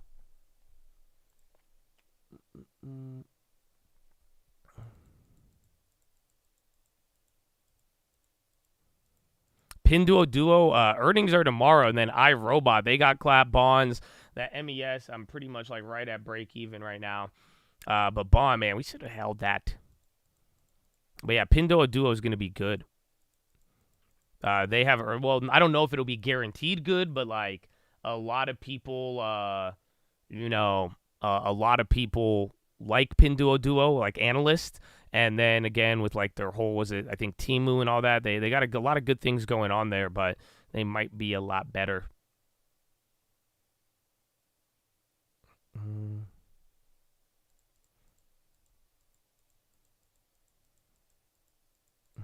Like Josh or not here, real doom.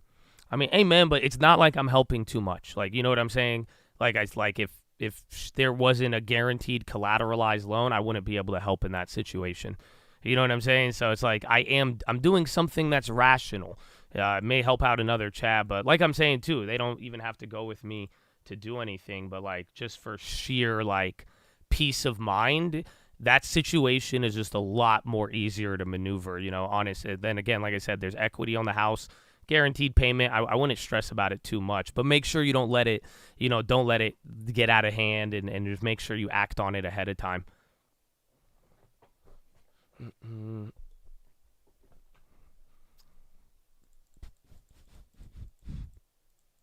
You don't want to miss the pump. That's 4,600, man. I don't think you're gonna miss it. I don't think we got time, bro. Even today was kind of a wild one. I thought it would be a lot more active, but no. So we'll see, man. We'll see. Hit me with the toy stuff. I think let's do PHILO, and then let's pick out some toys. I need to add you to I need to get the address on my Amazon, and then you guys want to help me pick out some toys for the Christmas tree or the angel tree.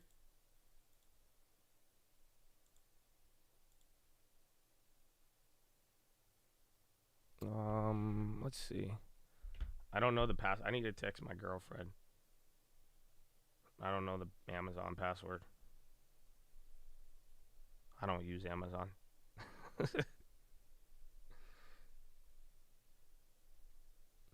Do you donate for Christmas that we could add to in honor of the Chad?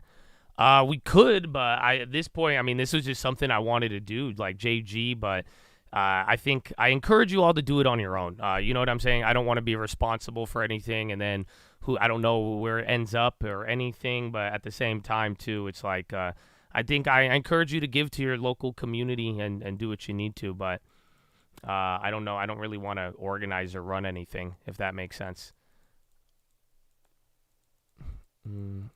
But your donation, my donation is on. You know, it's part of yours as well too. So you know, again, it's the least we could do. He used his Amazon deal for iRobot. That keeps coming across.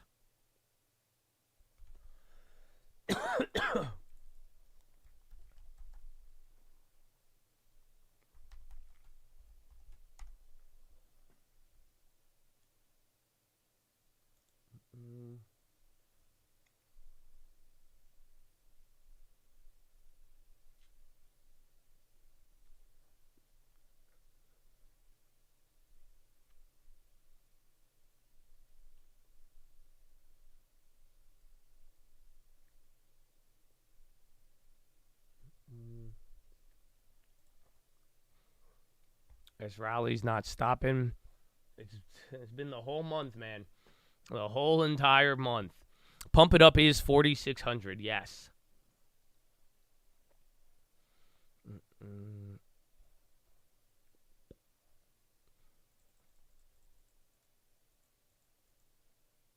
GVO price target. Amazon says it's focused on addressing EU concerns. Didn't they just say no objection to all of it? And then TLT, bro, we should have held that. Oh, man, that was good. And then 4570 on the futures. Hold on, I'm looking at the futures. I'm tripping. But 4560 again. You're above the high once again. Not too bad.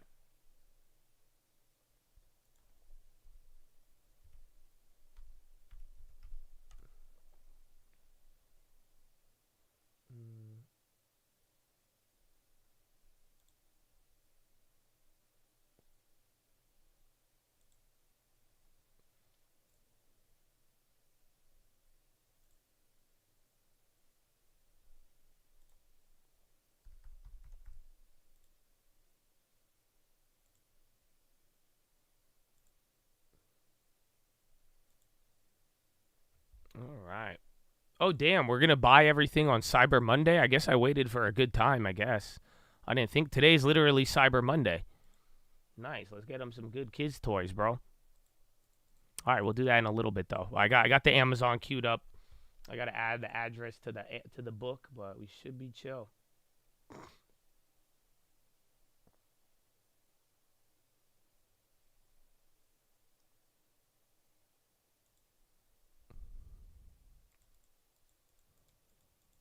Is the Cybertruck coming out? I've seen a lot, but I don't know. I don't know when. Like, are they gonna be? I didn't get an email. They didn't tell me mine's ready.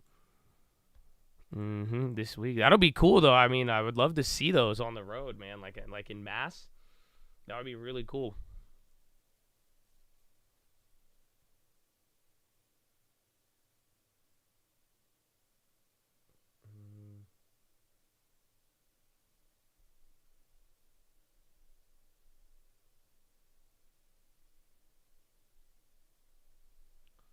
Thursday. Well, good luck. Any tool? We were taught. I think there was somebody in the chat. They said their dad got a good deal on like a drill or something. I think there was a couple of deals at like Home Depot.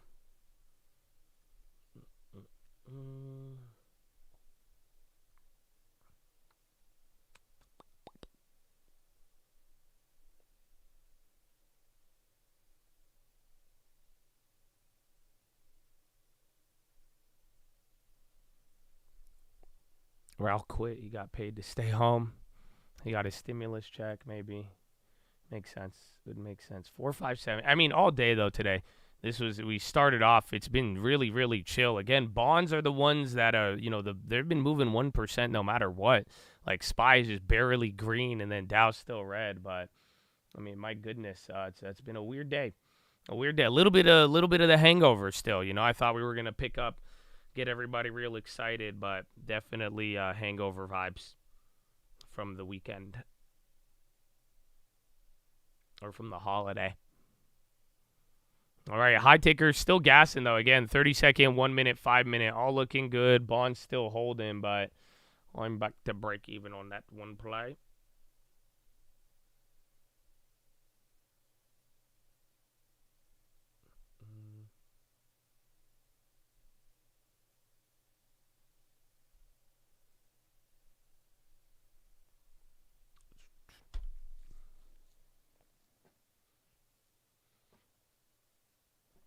My goodness. The newswire seems like it's hungover. I mean, we had a little bit of data in the morning and a couple of things, but I mean, let's check the volume. But I feel like we could have had more. Yeah, bro. There's still a hangover. 24 million. Yeah, I'm not tripping. It is kind of a hangover. FDA, Uno Medical AS recalls Verisoft infusion set did damage with connector piece. FDI has identified a recall of Verisoft infusion as class 1 recall. I don't know what company that is. Could Verisoft? Verisoft infusion might be private.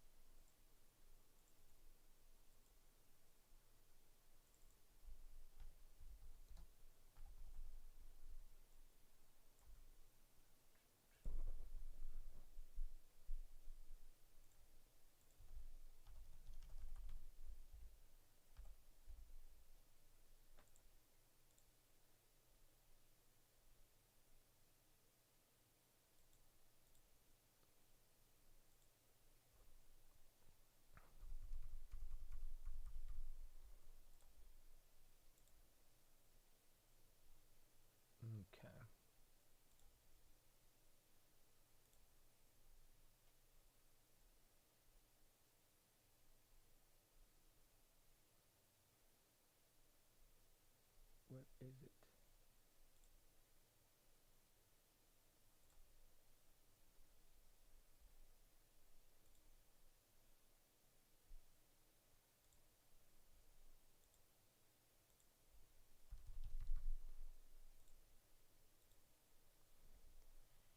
Oh, so no, I got quiet. I'm adding the stuff on the Amazon. No, my bad. That's it. Y'all get worried. I got a little too quiet there. I thought you could hear my keyboard. Oh no, we sold this out already. Oh no, not good, not good. I got him. He Christmas shopping. No, you're gonna go Christmas shopping. We're gonna buy some gifts for charity. I've been meaning to do this, and then I even said it this morning, and now it kind of worked out that it's Cyber Monday. So I didn't think today was going to be 23 million in volume. So if y'all want to go shopping for the kids, y'all let me know. You know what I'm saying? Let's do it. Let's do it, baby. Let's do it. Ooh, you're worried after that wasn't 3 minutes. That was like a minute. I'm typing away. I thought y'all hear the tippity taps. I thought it's out. No. That's because I upgraded my mouse too. Y'all used to be able to hear me scroll. I have that mouse still. I could get it here. Hold on. I'll show you, man. Let me see if this brings back memories for y'all. Hold on. I know where this thing is. Hold on.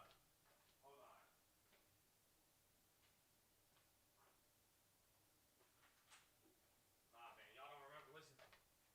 Yeah, there you go. Y'all remember this? Hold on. Anybody remember this?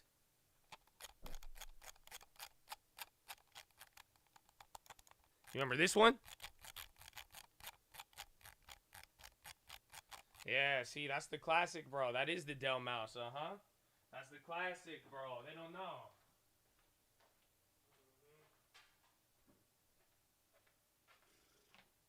Y'all used to hear that. If I was ever quiet, you would hear the scrolling, bro. That's it. You would just hear. You would like, he's making a play. He's making a play. You would know. You would just hear the scrolling. Gives me goosebumps.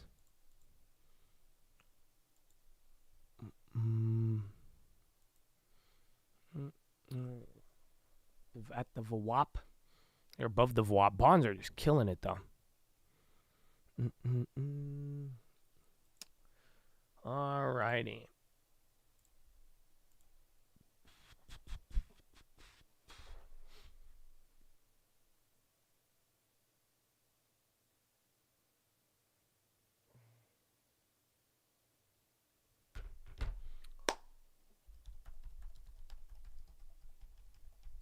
Six big red candles. Even the SPY came down.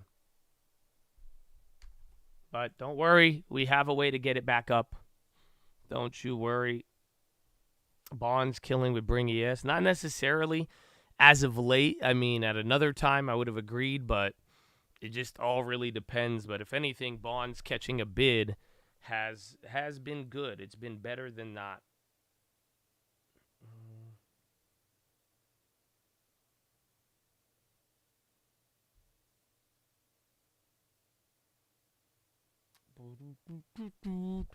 You missed the squeaky. I do too, man.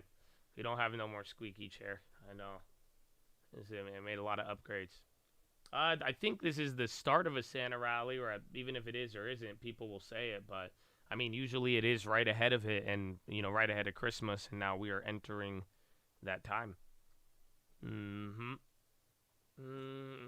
But Chattadonia. Are you ready? It's time, baby. It's time. This one's gonna be fun.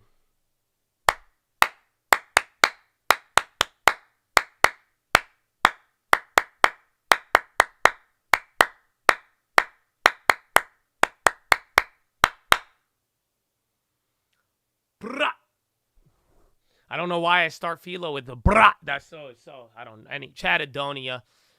Sour, wasn't he just saying when you hear PHILO, don't ignore the PHILO, man. Don't ignore the PHILO. And today is a weird one because I'm going to talk about, it's going to be small, and I'm going to just talk about some, random things because, I heard a lot over the weekend. I got to read a lot. I was exposed to interesting conversations, and then again, my reading. I like my book, but there's two parts. I don't know how to start it. I don't know how to connect these two, honestly. One of the things I need to tell you, Chad, and I'm going to get to this a little later, but, you need to be strong, my brother, okay? Do you understand? For 2024 and for the next year already, I hope all of you, part of the Chadness, Aberdeen, part of the Chad culture. You need strength. And I'm not talking, listen, man, you ain't never did a push-up, that's fine. Great, that's fine. I don't think it's good for your body, but I'm not talking about physical strength. I hope you know that. Okay, so we're gonna get to that, but the first thing I don't know, man. I'm gonna give you. This is weird. I heard this the other day, and I wanted to share it with you because I kept thinking about it, and it kind of blew my mind. And this is where it's one thing of it's one thing to be strong, and there's other thing. I mean, the lesson from this, tell me what you get out of this. Tell me what you think the main point of this is. Have you guys ever heard of purgatory? Have anybody heard of purgatory? You have heard me say this word a lot, actually. You have probably heard purgatory and me describing stocks not moving. You have probably heard me talk about purgatory more than a not. You know what I'm saying? Oh, he said hell with hope. Ooh, that's a good one. You're in it right now. Purgatory. So you guys know, purgatory is this idea, it's in between heaven and hell. It's like if you die, but you didn't go anywhere, and you kind of just get, stuck. That's why sometimes when the market don't move, I'll say it's in purgatory. It's just, it's not in heaven, it's not in hell. Huh. Some of you say earth. Interesting. So, purgatory. Now, this is the thing about purgatory. I've said it a lot, but I had somebody explain this the other day, and it blew my mind. Like I said, I want to hear what you think about this. Some of you say we're living in purgatory now. That's the world, it's already hell. But what if I told you that purgatory would be you having to listen to yourself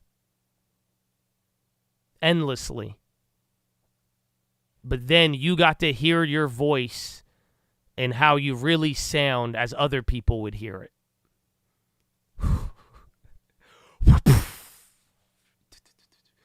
Just let that it's going to take a minute. If that don't hit you right away, just let that sit in there for a second.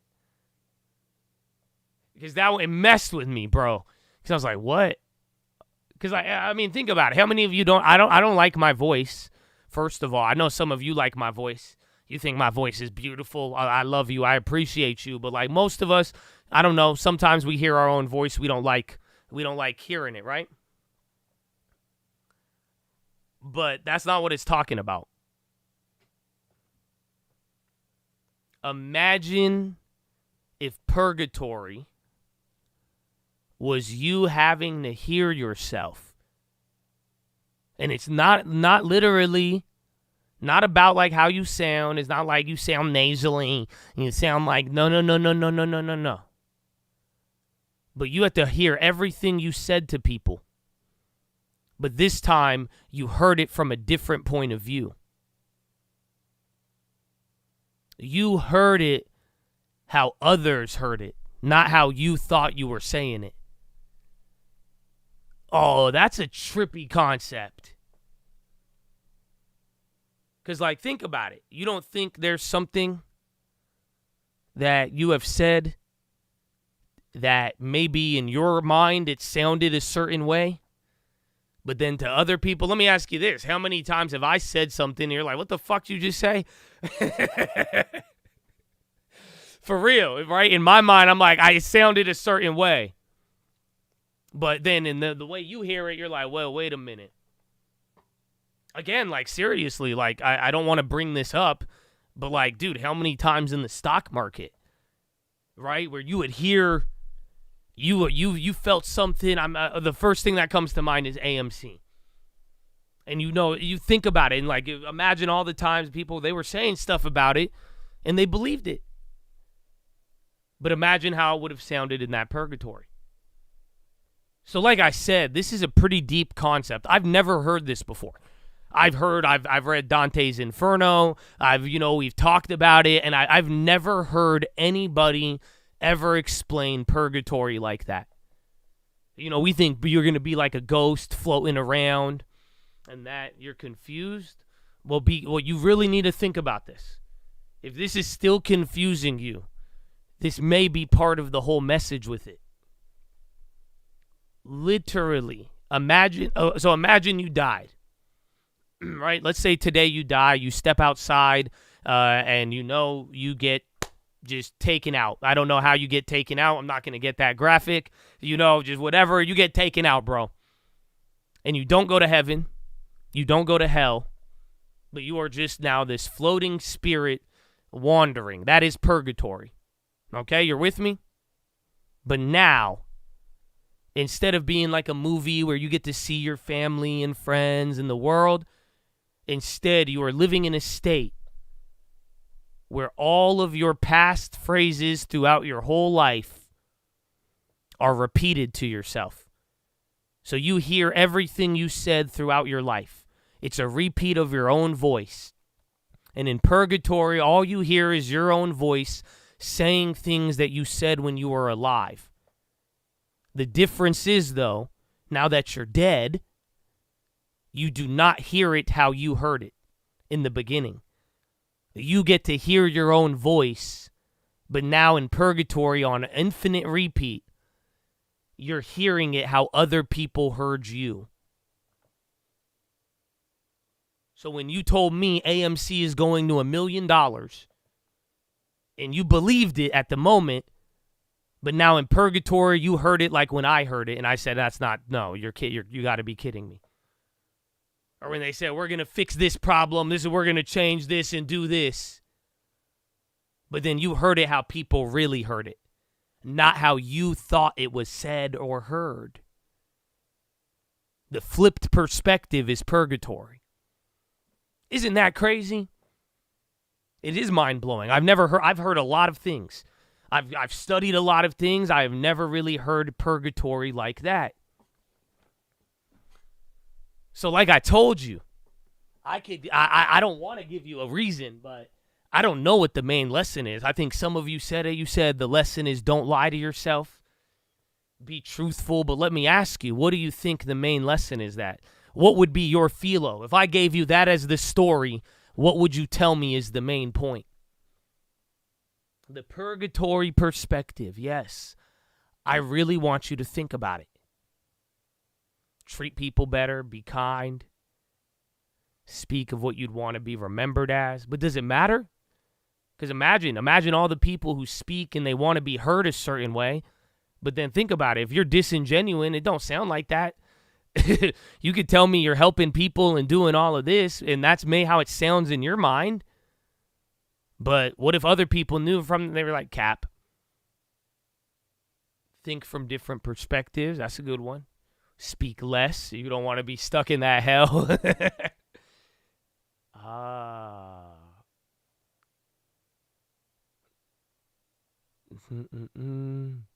Where are your words coming from?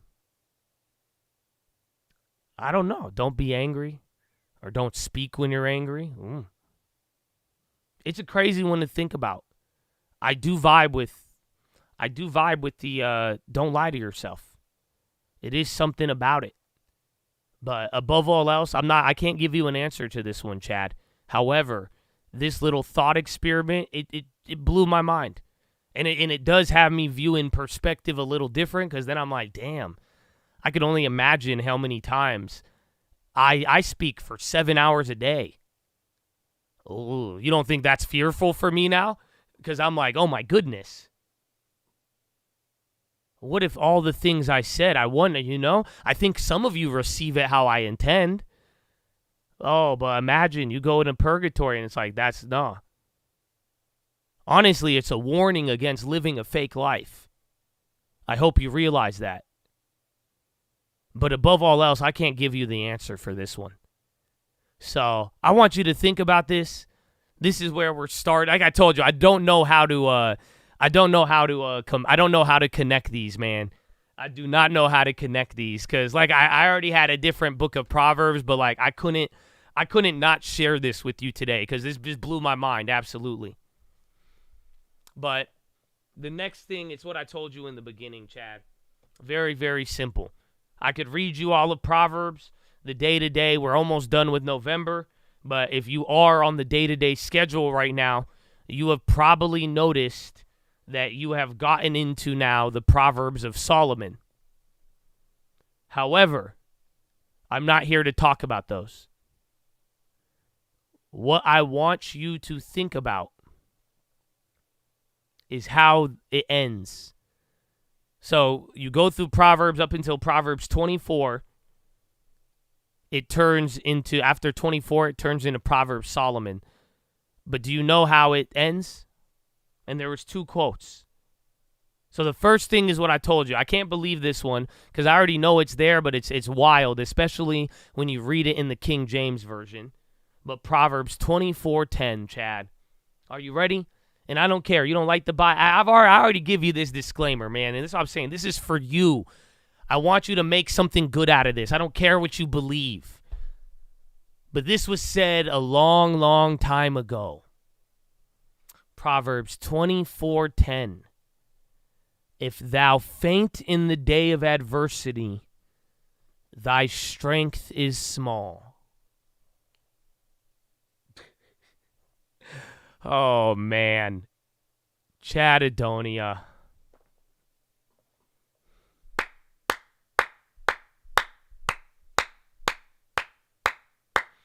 So I love that. Right before it goes into Proverbs, I love how this whole thing, because it goes into like a new section of it. It's still Proverbs, but it goes into a new section.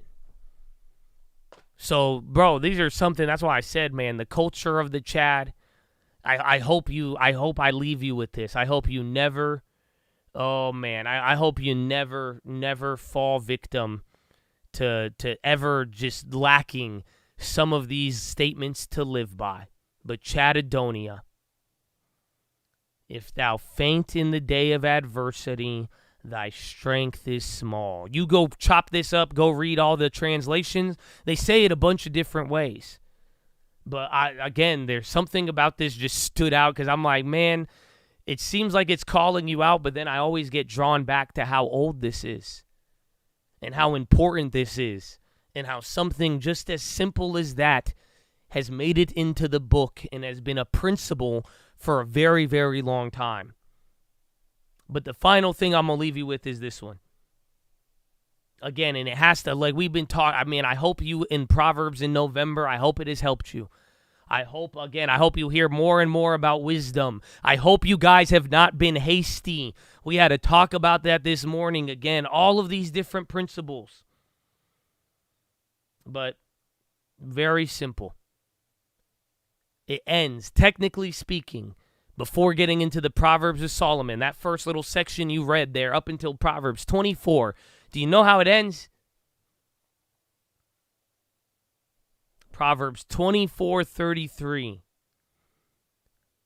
Yet a little sleep, a little slumber, a little folding of the hands to sleep. So shall thy poverty come as one that traveleth, and thy want as an armed man. That's how it ends. It's not the ending of the book, but that is the conclusion of one section. Some of you may not know what it means because of the King James, but I encourage you to try to think about what it is really said there. For real. Even if I read the New Living Translation, a little extra sleep, a little more slumber, a little folding of the hands to rest, then poverty will pounce on you like a bandit. Scarcity will attack you like an armed robber. I'm reading the book of Proverbs. So,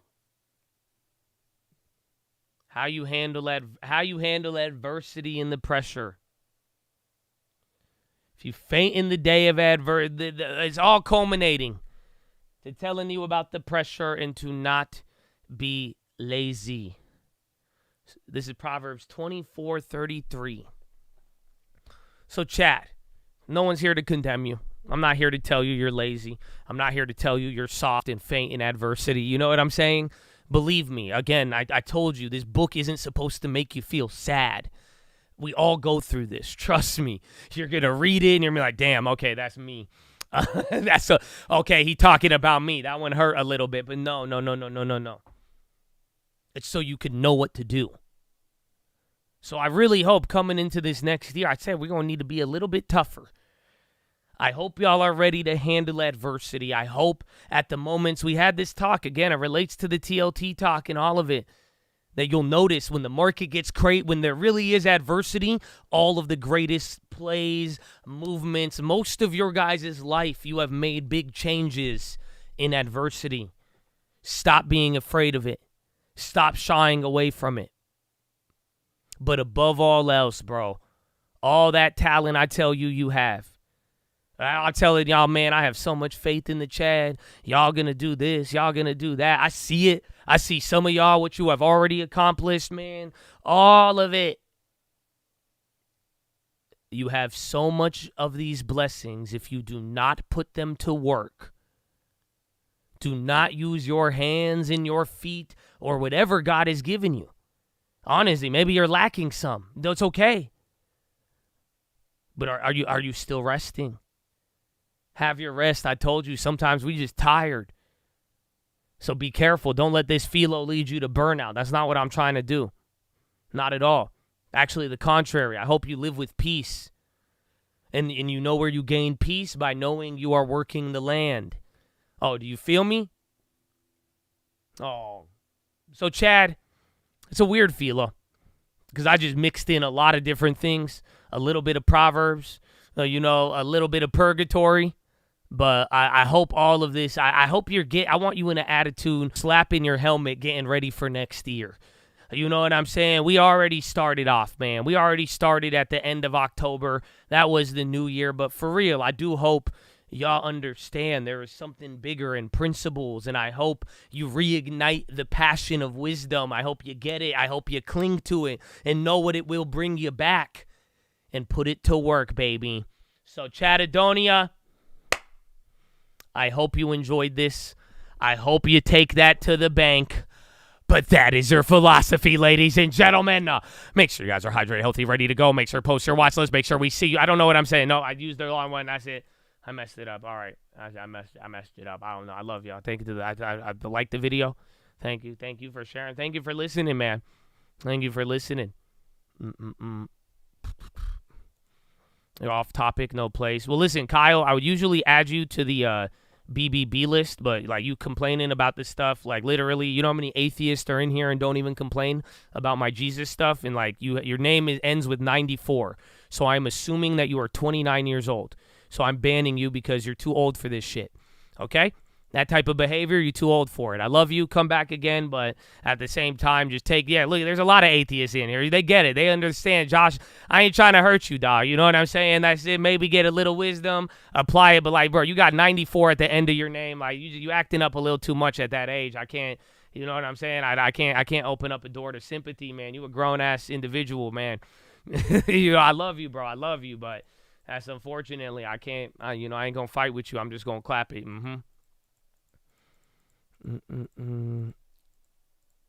Sorry, it's good. I love the wisdom. Amen. And I said it, man. I respect y'all. You know, if y'all weren't there for Thanksgiving, I gave a plate to you guys, to all the people who just accept.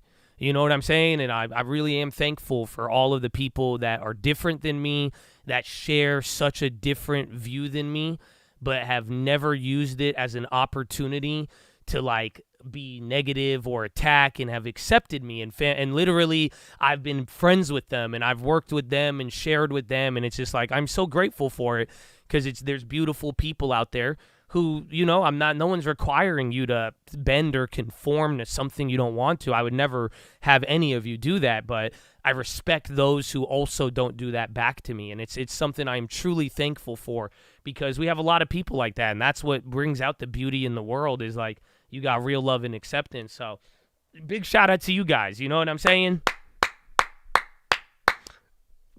But on that note, potty break. I got to use where I live, the highway's empty, all 4 miles, man. That's good, bro. That's good. Enjoy it. There was weirdly, there was traffic on Black Friday, but like on Thanksgiving, it was kind of empty. It felt nice. It felt nice, bro. It felt, until you get into the cities, it's like, ugh. Well, enjoy it, man. Enjoy it. I'm not against picking up Walgreens. I mean, I'm hesitant towards it. I said it earlier today, but the reason why I'm hesitant makes me want to buy it. Just because, again, it just keeps getting clapped. I made an average down, and then it still got another 10, 15% down. That's why I was like, oof. But it makes me want to buy it, sadly, just because, again, high yield. But I do like MO's yield as well, too, which I'm not really I don't think MO is a bad pickup as well, even though it came up a little bit. But it's still, I think I kind of like MO a little bit more. But then again, I'm not too opposed to it. MO over O, yeah. Oh, we have good financial exposure. We already have O, we already have JP Morgan, and then MPW if rates and there's a real big recovery. But other than that, I wouldn't go too crazy. Oh, Meta getting clapped. Hold up there. Yo, Meta, 2 big candles down. I'm not seeing anything. Let's see. Meta. 530 algorithm. No, I'm not seeing. Again, 2 big candles on Meta. No reasoning here. Apple clapped. So Meta just dropped $3, $2.50 there in about 2 minutes. LNT? No, it's LNT, not LMT. SLG. Very weird. I'm not seeing anything. Double check on that. You got something going on still.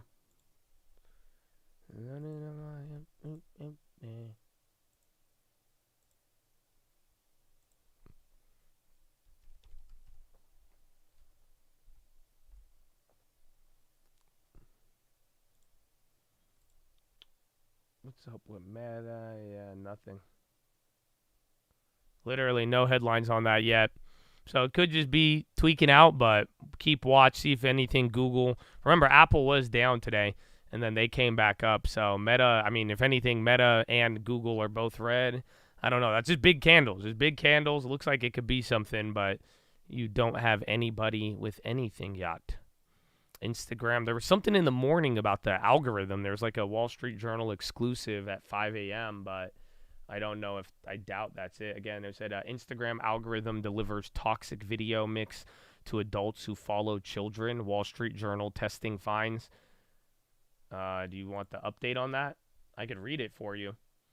So, content served to Wall Street Journal test accounts included risky footage of kids, overtly sexual adult videos, and ads from major brands.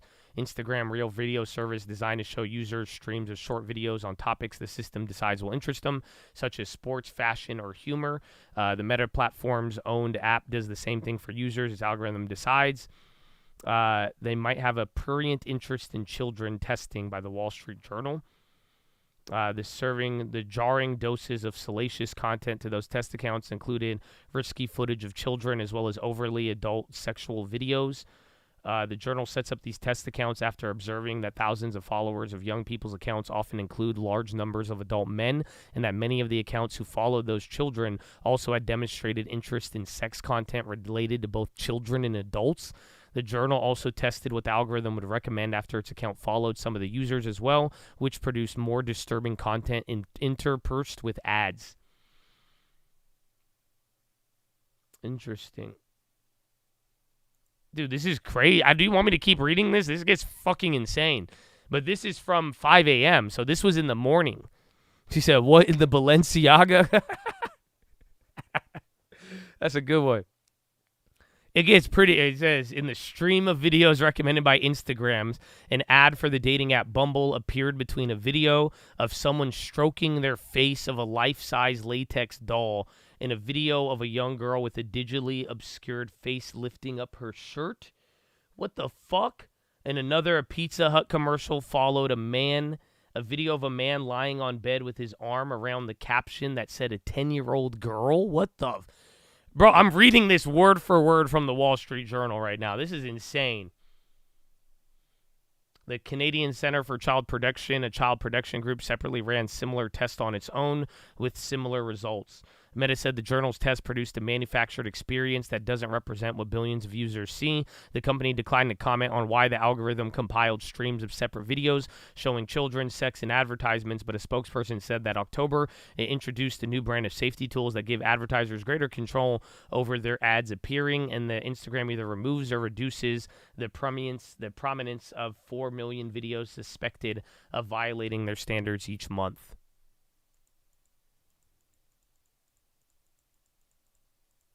So that was in the morning, though. So, again, you had that. This report was from 5 a.m. So this was like, I guess in the morning we were down. Like, this was the reaction. You came up here, so now you're kind of trading back to that low. Other than that, no update on what just happened here on that little drop. Mm.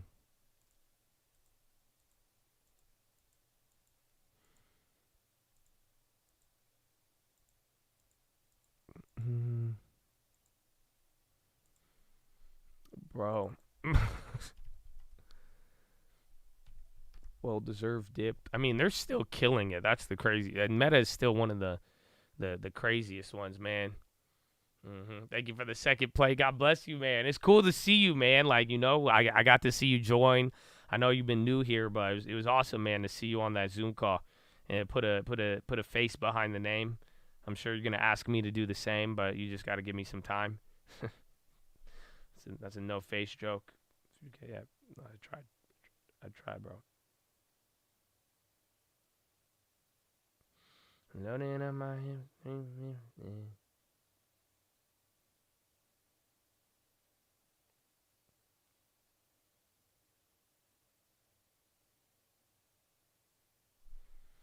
Do I play FIFA? Nah, I haven't. Nah, I have played FIFA, but like I have it, but I'm not good at it. Like I'm ill at 2K. That's it. Bro, me on this. Do you guys see my Instagram story? Bro, I did so good at a game. This guy was like demanding my Instagram. He's like, bro, what's your Instagram? He's like, bro, I got to tag you in this. Bro, he was tripping out. He was tripping out, bro. That's it. And I think I'm retiring the small forward. Okay, Mikey, any of my 2K ballers, I think I'm retiring the small forward.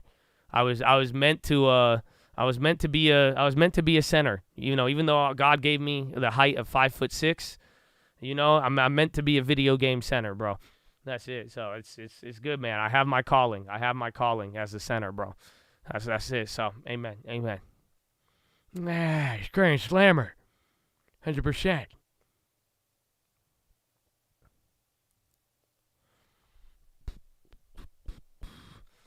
Yeah, man. Toyota unveiled a new commercial model of their Hilux pickup truck, taking aim at emerging markets in Southeast Asia. Elsewhere, price tag up to 20% cheaper than the standard model. Oh. Almost got to do the dirty work. I feel, man. Bro, I did a quadruple double. That's it. There's no going back after that, bro. There's no going back after that.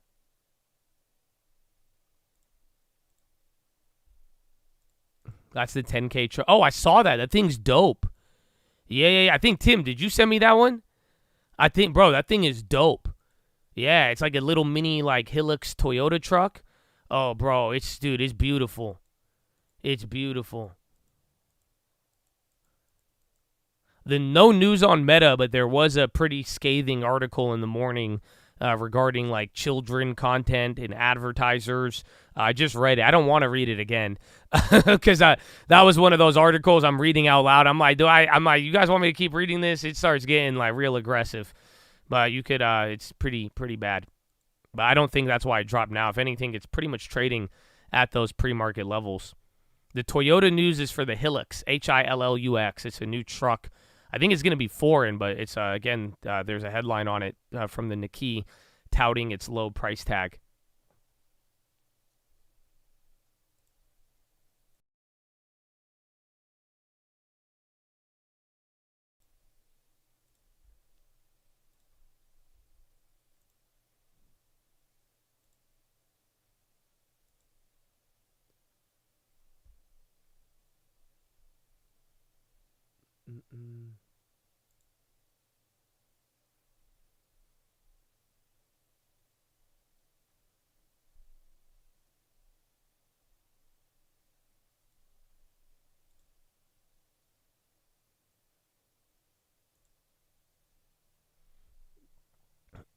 Gold killed it. Gold gapped up from the morning, and then I haven't checked it over the last couple hours. What time is it even? Is it 11 yet?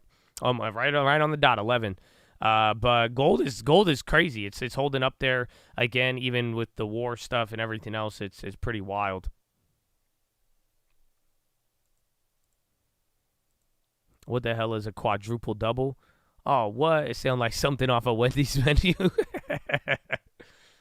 It's pronounced Hilux. Is it? I don't know. I believe me. I have no. I wing it with some of these words. You know what I'm saying? So I was going with Hilux, but Hilux. Maybe they should have just called it the high. About Bitcoin on the high.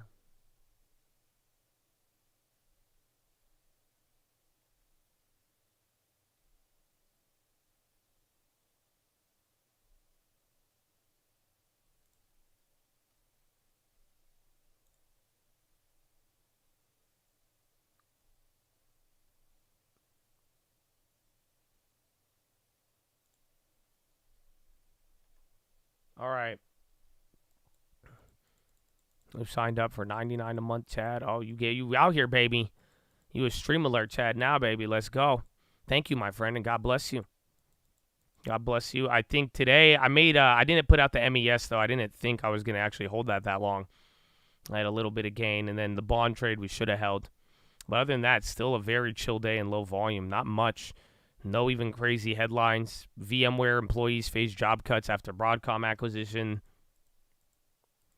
You bought more silver on Black Friday. They got Black Friday deals on silver. Quadruple double's only been done by 4 players in NBA history. Really? Well, you could add the center, Joe Biden, from Scranton, Puerto Rico. That's my guy. A quadruple double is like, so in basketball, you have stats. So if you get double digits in multiple categories, so that's usually a triple double. So if you got like 10 points, 10 steals, and 10 rebounds, that's a triple double. A quadruple double is doing it in 4 categories. I'm glad to share basketball knowledge with some of you. Okay, so Chad, are you guys ready for this? Do you guys want to help me pick out some toys for charity? Or, I mean, I'll still watch there, but I don't know. Otherwise, I got your address ready to go. I'm sending these all, but I'm on the Cyber Monday toys and games deal. Are you down? I don't know. What do you guys think? I feel like Play-Doh and kinetic sand. Oh, shit, I took the whole tab. I didn't mean to take the whole tab. Go to Slick Deals. Well, Amazon will just be the easiest, and then I could get it to them in a couple of days. Oh, okay, we'll keep it up here. We'll do 2. I was thinking this was $250. We could get them. We get a go. What's it called? A Pow Pow Power Wheels. I call it Pow Pow Power Wheels. If you know how much Barbie said, we won't get. Oh, should we get this? Is this a good toy or is that too small? Don't dox me. No, you're good, baby. You're good. I got you. That's it. I already set the address. I already took your name out. It just says Cleveland. We going to Cleveland, baby. We going to Cleveland. We good. Too small. Yeah, I was gonna say. I think Play-Doh, kinetic sand, though. I think these are always OG, though. Are you down with this or not? That's weird, bro. What's weird? I don't know what's weird about this. If you're getting weird, I mean, I'm gonna report you. Oh, the sand. Oh, okay. I thought you said sand. Oh, yeah, the toy. All right, we'll get there. We'll add that there. Let's see. Save on Shashabu. Fisher Price. This one, Fisher Price Power Wheel. Let's see. What's that? Tamagotchi action figure? Bratz doll. Is that Haram? We don't want to. Oh, Cody writing tablet. That looks pretty hard.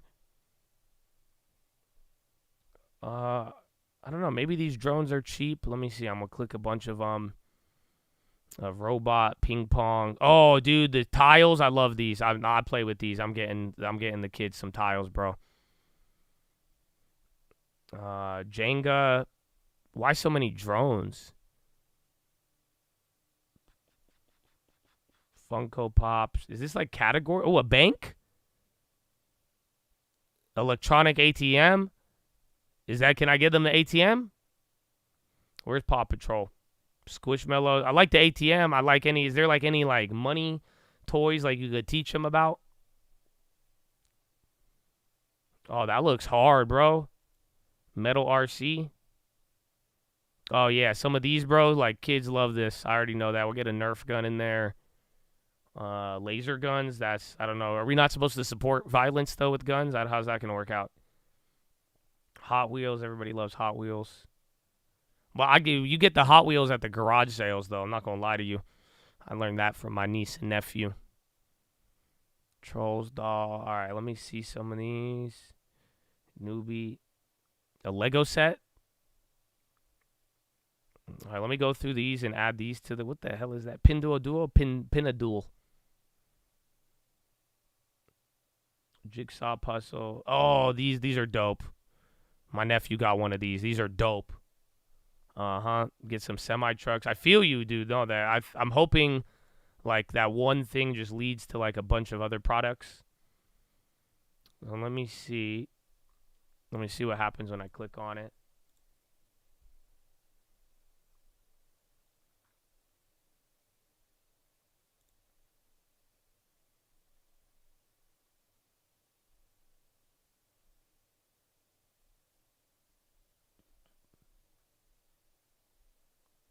All right, yeah. All right, so it just opens up a bunch of these. So I don't know. What do you guys think? Is this weird? I thought there was going to be like a drawing thing. Is that a weird? Oh, kinetic sand. There you go. We definitely need kinetic sand. So should I get like 3 of those? Wait, what? By December 10th? The fuck you mean? Oh, I guess it is almost December. Okay, we'll get 3 kinetic sands. Okay. And let's Fisher Price. Any Fisher? Ooh. Oh, Batman RC car. It's $27. That's a good toy though. That's a good toy, bro. That's a good toy. Fisher Price baby toddler smartwatch. We get him a fake iWatch. I'm kind of down. Let's see. Fisher Price monster machines toy cars. That one's kind of cool. We'll throw that in there. Tax, dude, isn't that no? That other one was kind of expensive. Yeah, the Fisher Price. That one's cheap, $7.99. But let's see, Fisher Price fake music player. I don't know about that one. That one's kind of. Yeah, I got Hot Wheels on the next tab eventually. Power Wheels replacement. Oh, the Dyna. Damn, $80. Zap, Paw Patrol, Fisher Price, Disney. That's not bad for $4. A lot going on there. Oh, what's this one? Oh, Toy Hauler with Ram. Oh, this is great. $13. All right, man. Let's add these. That one's expensive, but some kids gonna like it, bro. $27. I think my nephew has one of those. That guy has everything. All right, we'll get the fake watch. Fisher Price Blazing Monster. This one's kind of cool. It's not Hot Wheels, but it's a pretty big toy set. I feel like I just won the lottery with that one. Fisher Price. That's $4. That one's not bad. JG, you got any? JG, is there any special request? We're picking out toys to donate to an angel tree for Christmas. Nah, this truck go hard though, man. For 13, I'm down with this one. Or wait. How big is it?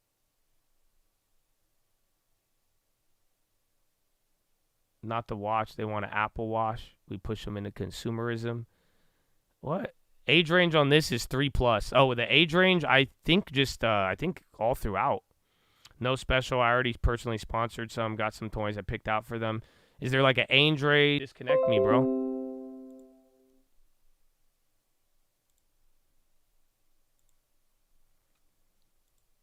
Okay. Clap. No, I'm back now. I should be back.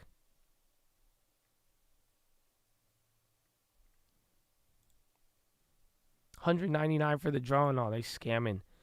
Yeah, son. Magnetic toys. This one's fire, bro. I love this playset. I don't think y'all realize these tiles go so hard.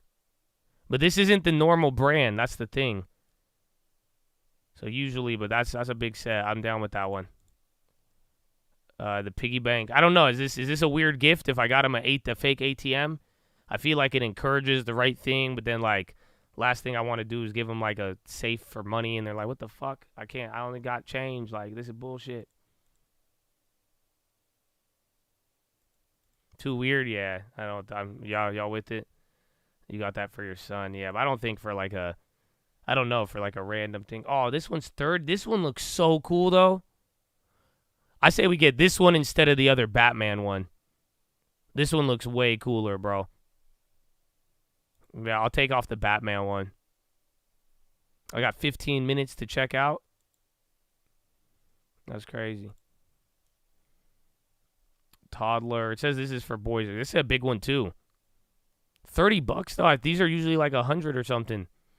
Typical price for. I'm saving $9. Nah, they're scamming. Okay, Nerf.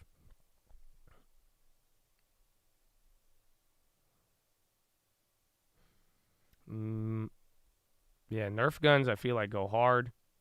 Nerf blaster. Get one of those. Oh, that one's $12.99. That one's not bad actually. That one goes crazy. Tactical vest. Can I get it? I'm not getting no kid a tactical vest. That's just too insane. That's pretty cool though. I'm gonna get that for my nephew though. I feel like, yeah, you know what I'm saying? I don't know. I wouldn't want to give it. I don't know what their parents support or teach, but like I'm getting my nephew a tactical vest. I'm gonna put real Kevlar in it. Like it's just Nerf. It's okay. It's okay.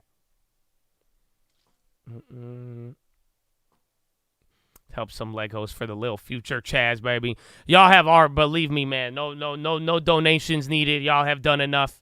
This is just the Chad, you know. This is what we do, man. This is what we do. So regardless, man, we'll get it out there. I'm gonna get 2 Nerf guns for him. Okay, Hot Wheels. Is this Hot Wheels? Oh, Mattel. Hot Wheels track build. Oh, that's not bad though. $15 for that with the little launcher. That's actually really not bad. All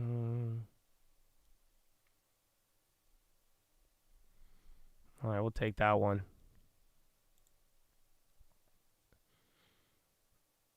Lego, good for brain development. All right, we're going to be at Legos very soon. Those things go hard. The trash can. I like this trash can set. I don't know. It's kind of expensive, though. For 13, for 31. All right, Legos. Lego. Cyber Monday deal. That's $350. Whoa. Oh, is this... They got fake Legos? What's Baudelaire? Oh, damn. I didn't... What? That's... Dude, they got fake Legos since when? I knew they had, like, Lincoln Logs or the bigger blocks, but, like, that looks like legit Legos. Legos Classic Creative Box includes storage. Oh. That one's actually a great one. Great pick. Creatives. We'll get a suitcase, too. We'll get 2 Lego sets for them. I'm down. All right. What about like what's like gifts for like girls? All right, you guys said don't forget about the like what would like I don't know like everybody says like gender stuff. I don't know like do I get like the fake makeup kit? Like what do I Barbie like Barbies? You said dinosaurs? Okay. Sure. Doctor, let's get a doctor in there. Oh, a teacher with the little kid. That's nice too. Shout out to doctors, teachers. Shopping Barbie. Oh my gosh, when did they get Barbie shopping? Oh, that's kind of like the hair on there. It's not bad. Superman. We got the pony. Tennis. Barbie pop reveal doll. What's that? Oh, the moped Barbie. Damn, that one's 33, bro. That one go hard though. Low key. I think I'm gonna get him the 30. I'm gonna get him the moped Barbie. I think that one lucky girl who's gonna get that. I feel like that one go hard though. Or is that a waste? I don't know. I feel like this one's a little more exclusive. Like I don't know. You said pink earmuffs. Legos. Binance Zhao can't return to UAE from now on. Toy bracelet makers. Oh, that's a good idea. Let's see. All right, let's add these Barbies in here. Barbie career doll and place it. All right, there you go. Did a good job. All right, shop a little bit. That's 3 Barbies, 3 Barbie sets. I think that's good. Disney. Oh yeah, should we get some like Frozen stuff? Silly bands. A pickleball set. Oh, science kit. I'm down actually. But then I'm just telling you, like I'm a smart dude sometimes. But like when I was little, if you gave me a science kit, I'd be so mad. You know what I'm saying? I wanted video games. Should we get somebody a PlayStation? You know what I'm saying? Like, 'cause at the same time. Oh, science magic kit. That looks pretty cool. Kind of down with that one. That one's sponsored. Oh, 50 science experiments for kids. This one looks crazy, though. Low key. Oh, I'm down with that.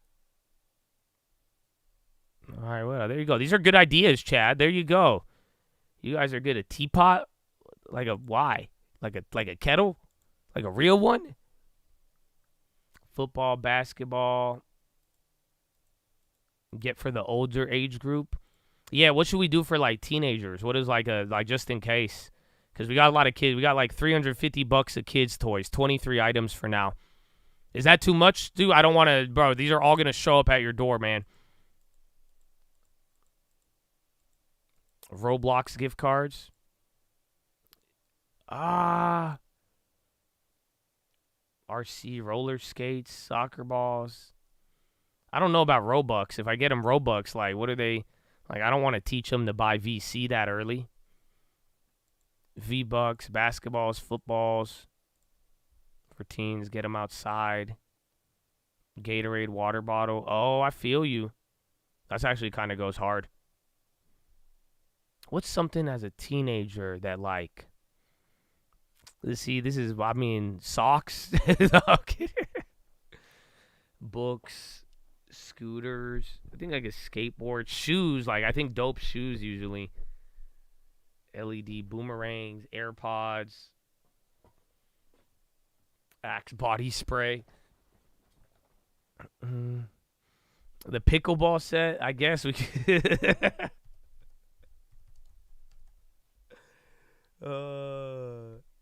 I don't know, man.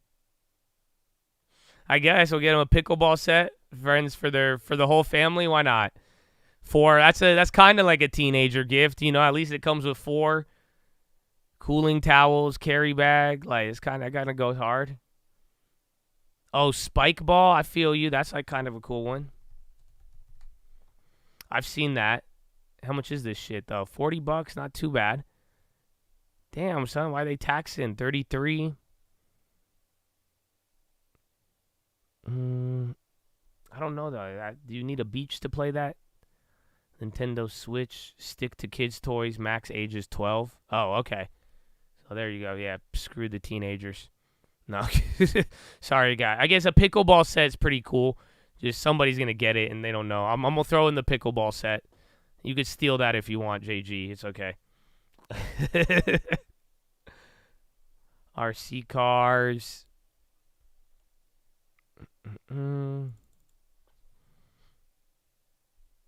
What other one? Let's go back to the cyber deals. I love how the market hasn't even moved on any. Who the fuck? What is this?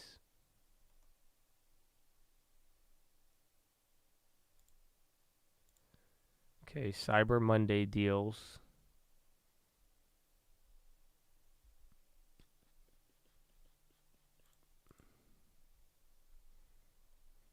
By featured, sort by discount. Up to 75% off. Oh, that kind of goes hard. You gotta love Batman.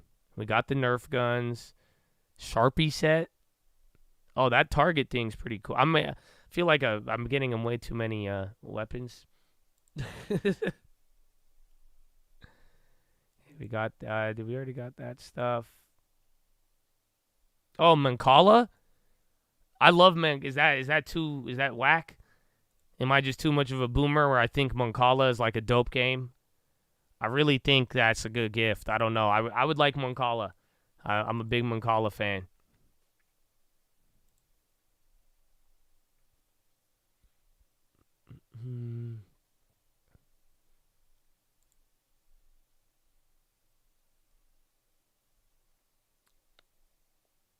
Oh, RC, that's $12. That's a good one for Hot Wheels. Oh, that's a good deal. Yeah, that other one was like 30. I need to take that other one out of the cart still.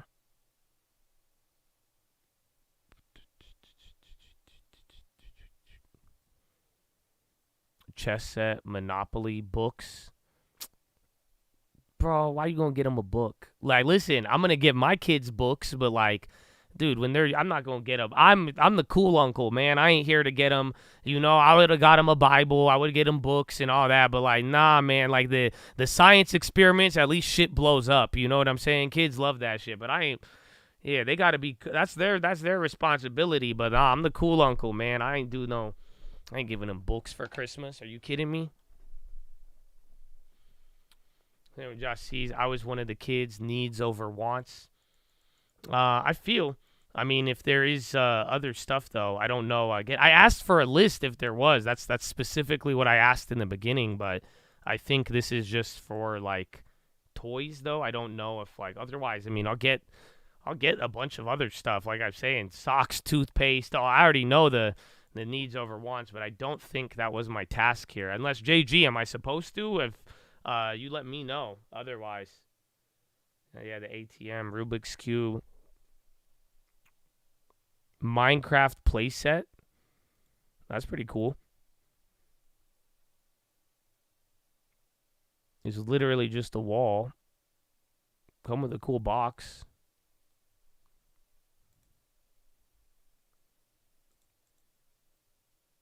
Yes, what I was told was unwrapped toys.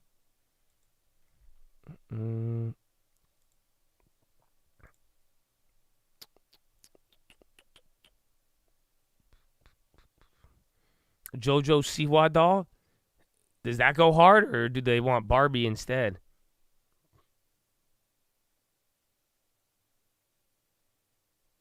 This is for a donation. We're donating these to an angel tree.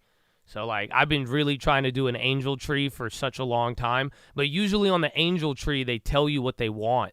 So, like, that's what I'm saying, bro. Usually, like, the angel tree, if you tell me what they want, I will go and buy it for everybody. As long as I know they want it. But in this case, you know, I just wanted to make a donation. But I did think, give them Chad memberships. Now you're talking. I like how you think. I like how you think. Oh, Halo set.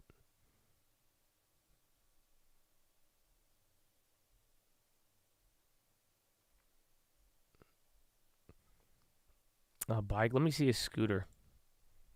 But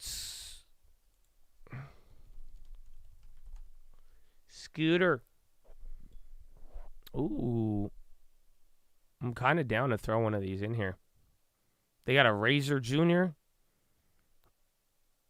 I think we'll get the pink one. I think maybe we'll get a black one too, though. I feel like we don't have as many girl items on here, so we'll hook them with the wheels. Got a Segway. Honestly, this seems... Is that too small? Oh, it might be a little too small. It says toddlers. Ages 3 to... I don't know. They kind of all look the same size. Oh, backpacks? I feel... Because you can get a cool backpack. That's like a toy and like necessary. Like a good looking one. You know what I'm saying? Yeah, that's a really good idea. I see you, Chad. That's a really good idea. Get teen weight set. Oh, like a workout thing. But then that's why I'm short. My brother put me in the gym too early. Stunted my growth. Should I get like a theme one? Or should I just like keep it OG? I kind of like this green one.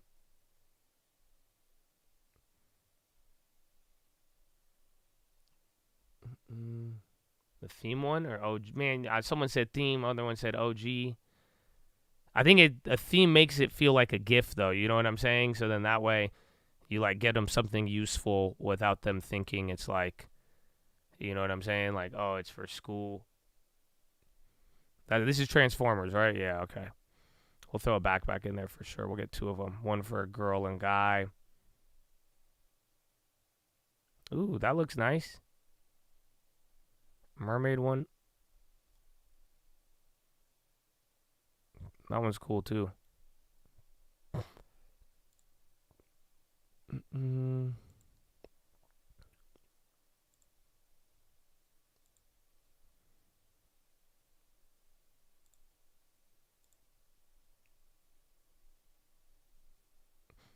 then do it. You could even fill up the backpacks with some toys. I like the Dino backpack. Yeah, I like all those. I think those are solid. What else did we say? A teen weight set? Does that even exist? They said they're chill. I mean, I don't know. They're gonna be too.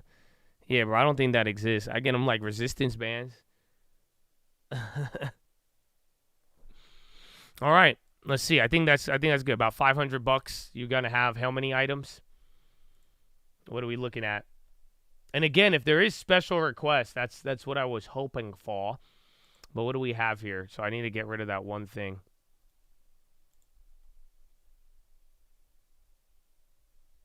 Yeah, that Fisher-Price Batman one. Okay, so total $460. 30 items. How does that sound? How does that sound? So this is what we're going to be doing, Chad. We got, oh wait, I don't know if it'll dox him, so hold on. I don't think it says the shipping address.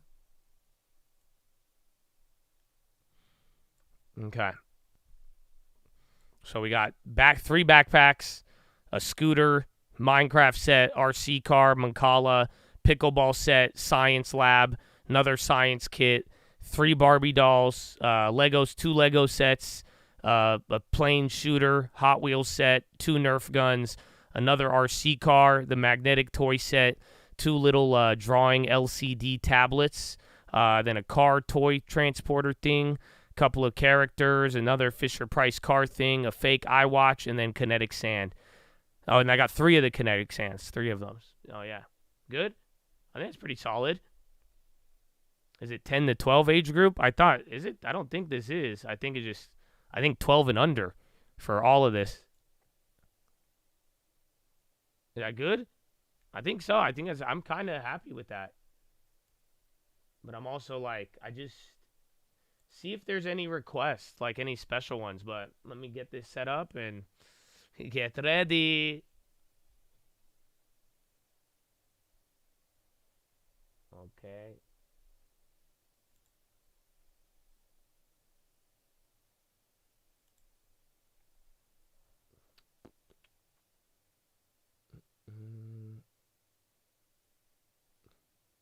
What about clothes? I'm been told to get toys. So unfortunately, I think maybe we'll find another one where we could do less stupid stuff in that sense. But for the most part, I think this is just for toys, and I'm happy though too. I do think people should have some fun. Get them a little bit.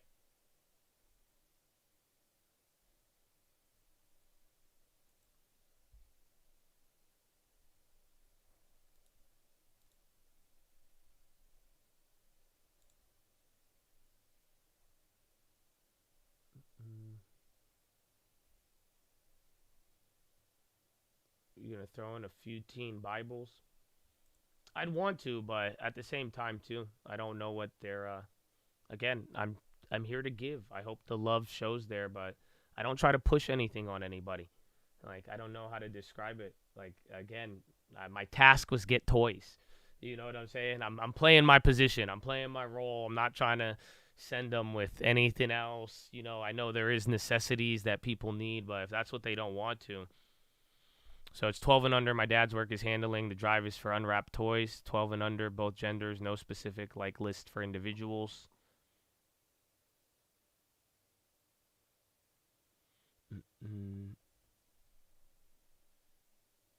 Okay, it's going to get there by December 3rd.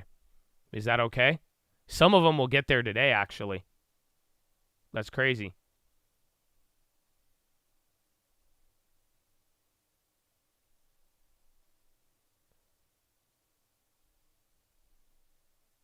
I think December 3rd, 2 items might take a little longer. Is that good, JG? Or is that too late?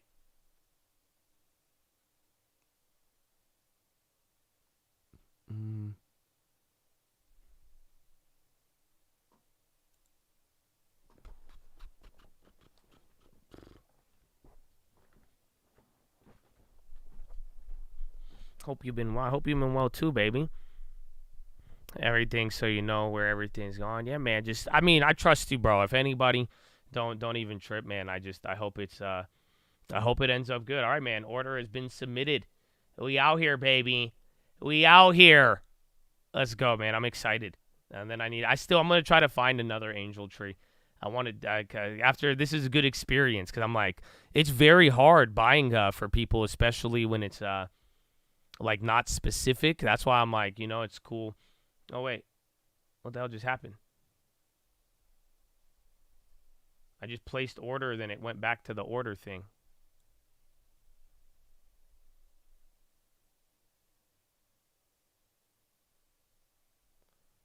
Hold on. Okay.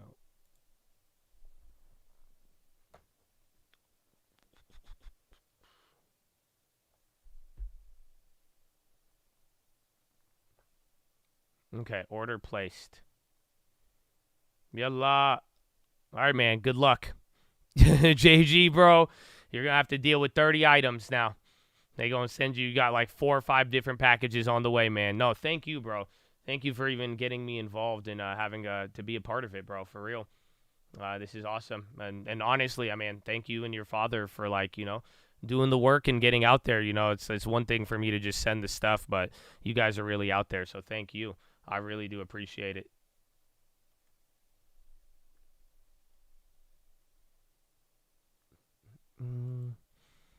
Biden live? Like still breathing live, or like you mean? I already knew that. Oh, supply chain. Woo! We're waiting in I need to go pee. I'll go pee. dock and the ports. They were lined up, 100 long out into the ocean. This year, there were less than 10, meaning that today, as folks start their holiday shopping, shelves are stocked, meaning that if major appliances like a stove or a fridge broke down over Thanksgiving, you can replace it faster and 9% cheaper than you did 2 years ago. These savings matter to so many families, especially at this time of the year. And they're no accident when it comes down to supply chains. Did you ever think we'd be talking this much about supply chains? No, but I'm serious. It's critical. Everybody's beginning to figure it out. The average person knows what we're talking about. We talk about supply chains. But when the supply chains were disrupted, we knew what trouble we had. Before the pandemic, supply chains weren't something most Americans thought about or talked about. But today, after years of delay in parts and products, everyone knows why supply chains are so important. That's why within my first month in office, I signed an executive order bringing supply chains home to get goods moving again. So it started here. We had the basic product here. Less than a year later, I signed the bipartisan infrastructure law to make a generational investment in every part of our supply chain, from our roads to our bridges to our ports to our airports to our internet.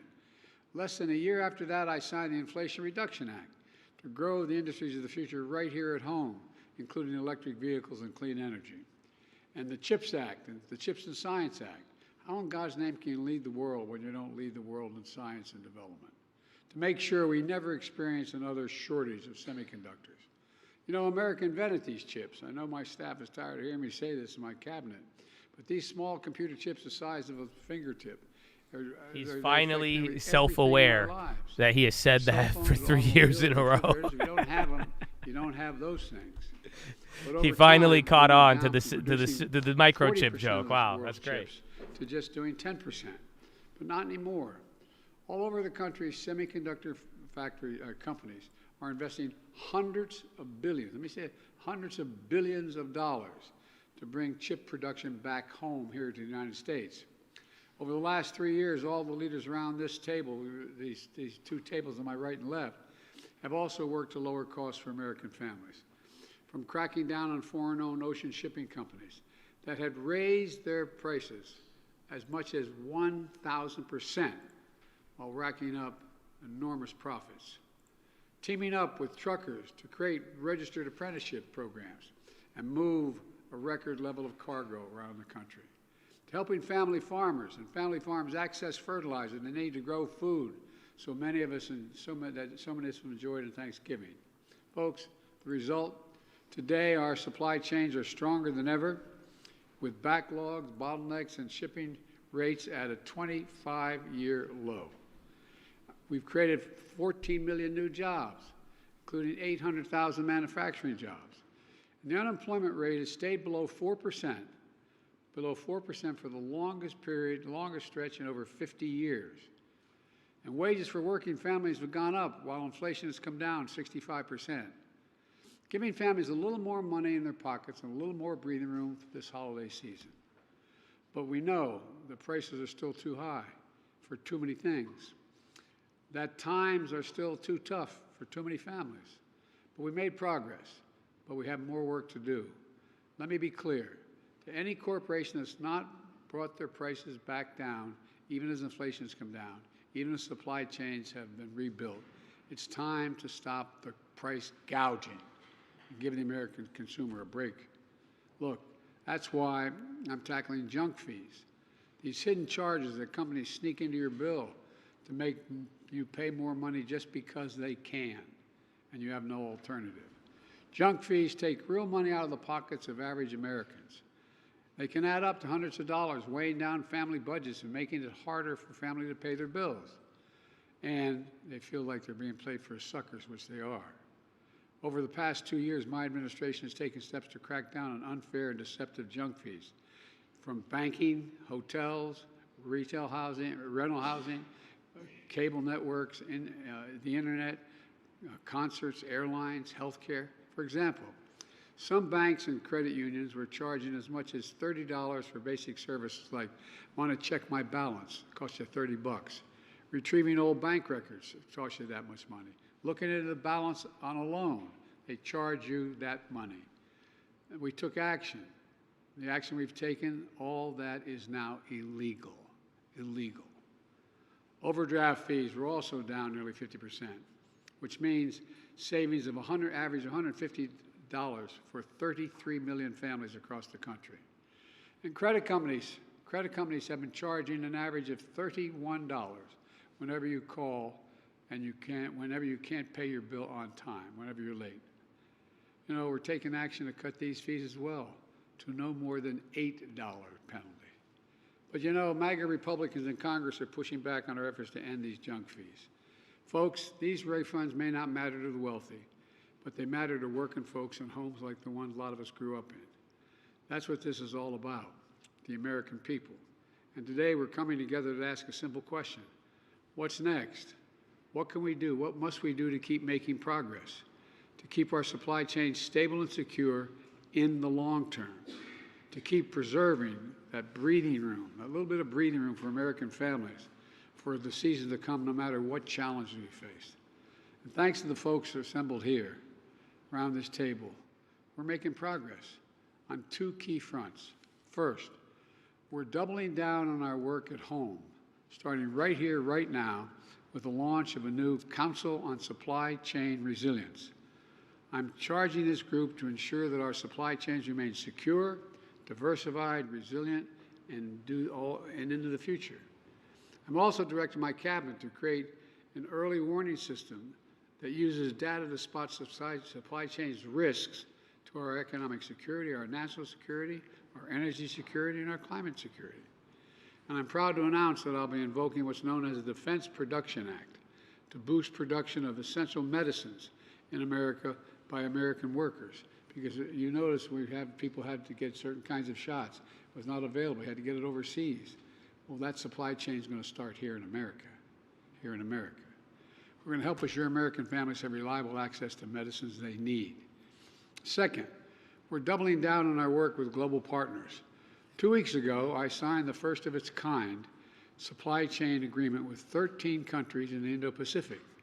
This agreement is going to help us identify supply chain bottlenecks before they become the kind of full-scale disruptions we saw during the pandemic. We all saw what happened then. Semiconductor supply chains from Asia and Africa this is weird. And America. I told you, remember I was telling you guys like 2-3 weeks ago how supply chains are now like more eased than 2019. And auto companies so like right now there's zero supply chain pressure. It's like it's virtually non-existent, On top of which this, is kind of wicked to think signed about. the first ever presidential memorandum on worker rights globally, a move that's going to address forced labor, promote worker health, worker wages, worker unions, as we build out our supply chains. Because we know our progress depends on our workers, including union workers. They keep our supply chain secure and our economies moving. So we have to do more and empower them here at home and around the world. Fortunately, we've been able to push back on MAGA Republicans so far. They still want to undo this progress we're making. They're proposing cuts in investments in roads, bridges. SPY flushing here below VWAP. Bonds going up too. The very things that. And then U.S. judge denies Meta's bid to force FTC into court regarding privacy deal. I think that's why Meta had the drop. And they want to go back to the bad old days when corporations that just came out a minute looked ago. around the world to find the cheapest labor they could find, to send the jobs overseas, and then import the products back to the United States. Now, we're building the products here and exporting products overseas. We're not importing jobs. Folks, we're not importing anything other than what we make. We're making it here and we're sending it overseas rather than going to the cheapest place we can go to have it made. Bottom line, they want to make the whole supply chain more vulnerable. Their plan would offshore jobs, raise costs for seniors by repealing the insulin price reduction, the caps on out-of-pocket drug Google, expenses, December including 12th, Google negotiate ads lower and drug gambling and prices games that policy, I secured in the Argentina. Inflation Reduction Act. Country specifics will be Their plan would updated. cut Social Security benefits. I thought we had this, they agreed not to do this a couple times, but they're back at it. Benefits, average benefit cut would be 13% for people, by 13%, those have been cut. Their plan would also cut Medicare while providing more tax giveaways to the wealthy and the biggest corporations. And my predecessors, once again, God love him, call for cuts that could rip away health insurance for tens of millions of Americans in Medicaid. They just don't give up. But guess what? We won't let these things happen. Let me close with this. You know, we faced some pretty tough times in recent years. But in America, there's no surrender, there's no giving up, there's no stopping. America never gives up. I've long said, we're the only nation in the world that comes out of every crisis stronger than when we went into it, that crisis. I truly believe that 50 years from now, when historians are taking a look at this, looking back at this moment, when they look back on the work we're doing to build the economy from the bottom up and the middle out, to strengthen American supply chains and manufacturing workers all across the country, they're going to say that this was the beginning when America won the competition of the 21st century. I've never been more optimistic about our nation's future. We just have to remember who we are. You've heard me say it before, we are the United States of America, and there's nothing beyond our capacity when we do it together. So folks, we've got a lot of work ahead of us. I'm confident we can do it. We've done a lot already. So just keep at it. We're going to lower prices for average Americans all across this country. Thank you, thank you, thank you. Whoa, whoa, whoa, whoa, whoa.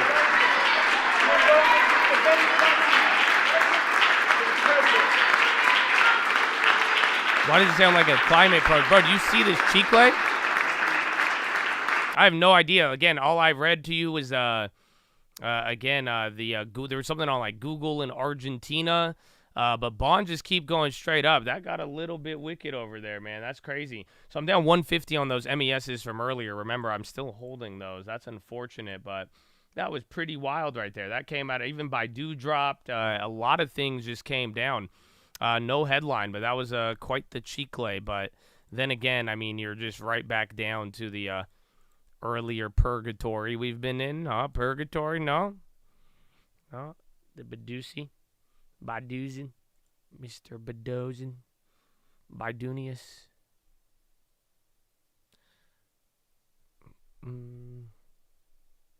Yeah, MES still getting clobbered right there. I haven't checked the yen was doing great. No, yen is actually holding up.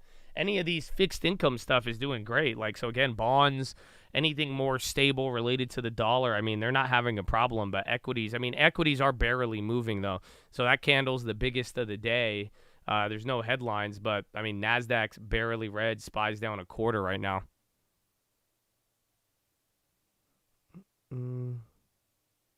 Yeah, right when Biden left, it was like at the end of his speech. He did say prices are still too high. And, again, they're working on supply chains, which is very weird. Again, like it's funny because, like, literally a couple weeks ago, I was just telling you guys how supply chains have calmed down. Like, right now, we virtually do not have a supply chain problem. So maybe they're planning for the future or whatever. But for the most part, it is still kind of random. Or, I guess, bad timing on it. Maybe a little too late.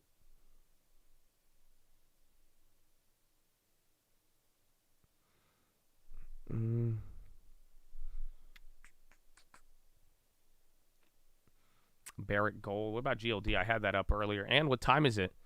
11:45. 15 minutes till power hour. So how do you guys feel about that? today, again, very low volume, surprisingly. Again, even lack of news. The bond auctions were good. 2-year wasn't that great, wasn't that bad, but wasn't that great. And then 5-year was a little bit better. And then none of the data, home sales came in bad. That's why we went up. And then that's it. Bonds just recovered.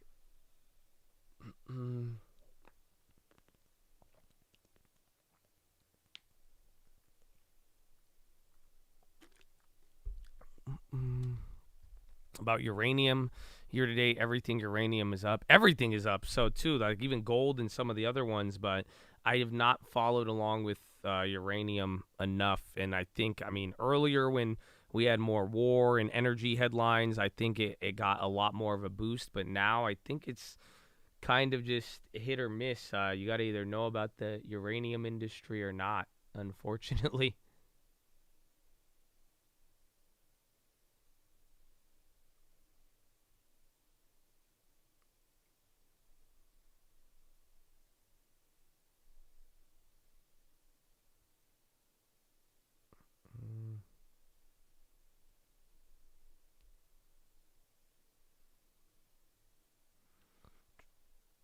Thinking TLT short, not bad, not bad.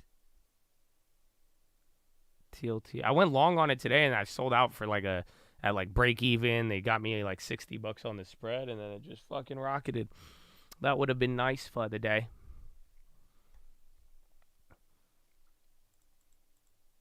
And then SPY's still dropping. We don't have a headline on that. It's not like there's any news, but you are getting clapped here a little bit. Meta's Facebook lost the latest round of the court battle over privacy with FTC on Monday after a federal judge ruled the regulator can seek to reduce the amount of money the social media company makes from users under 18.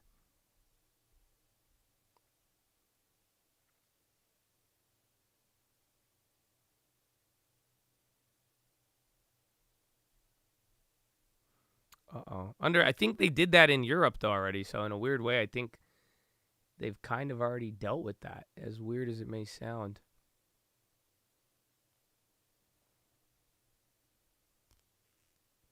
No, you don't have to be over 18 to have an account. They limit. It just depends where, I think. So different areas, different laws. But I think you 13 and up. Biden was just live. We just took him off. Here he finished his speech. I didn't take him down, but he wanted to go. He wanted to go. SPY crush. It flew by, though, today. Again, we didn't hit a new high, I feel like, every Monday. And remember, oh, you guys remember? Bro, it was last Monday we closed red. I forgot. Oh, you guys forget about that, huh? You don't remember? It was last Monday. That was the first, red Monday in, 13 or 18 weeks or something.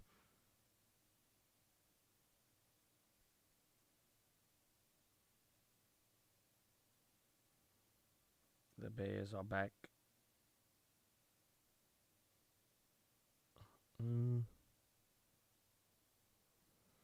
The Monday trend, it's changing, yeah. So I'm like, wait, well, hold up. Because right now, NASDAQ was green. I mean, we are, 10 minutes off of power hour, but you're not getting, you could still go green pretty easy, but it is a pretty boring day. It's not like we definitely had a different breakdown than what we were expecting just because I think the holiday hangover is real.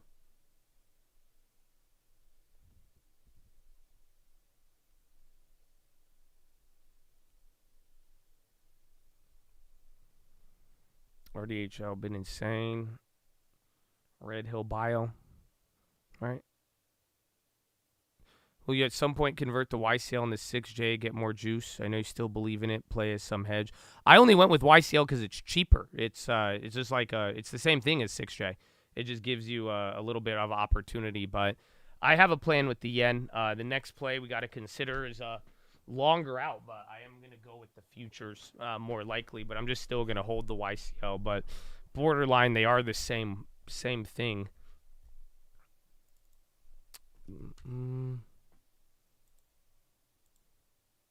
So it's not like even the decay on this, it just falls in line with the yen very, very well. I guess you're a little bit low. No, even the yen is still below that October.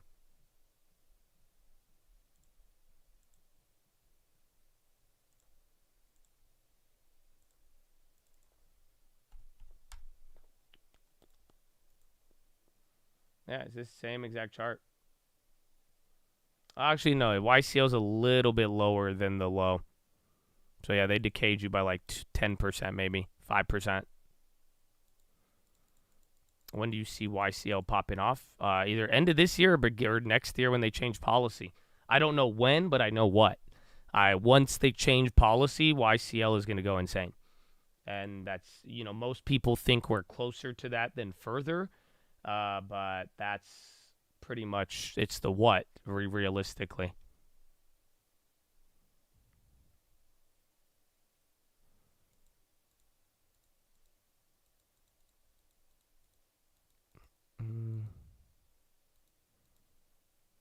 December futures are close to expiry. Yeah, that's why I was thinking, again, just with more time and just shooting ahead. There's a little bit of gap on the other contracts, but that would be the next one. Trade that with the FX forward. Yeah, or pretty much a future. Yeah, 1,000,000%. Oh, Brian Hunn. Oh my goodness. We don't know what that drop was caused, but Brian showing some love again. God bless you, my brother. Hard. Wow. Bro, a lot of love today, bro. A lot of love. I don't know what's up, man. Y'all just came back from Thanksgiving. Y'all ready to go, man. Y'all were even great on Thanksgiving, too, man. Thank you. God bless ya, Brian. North Carolina, come on and breeze up. Thanks for that, man, boss. Thanks for the membership. Appreciate it. King of the gas hill.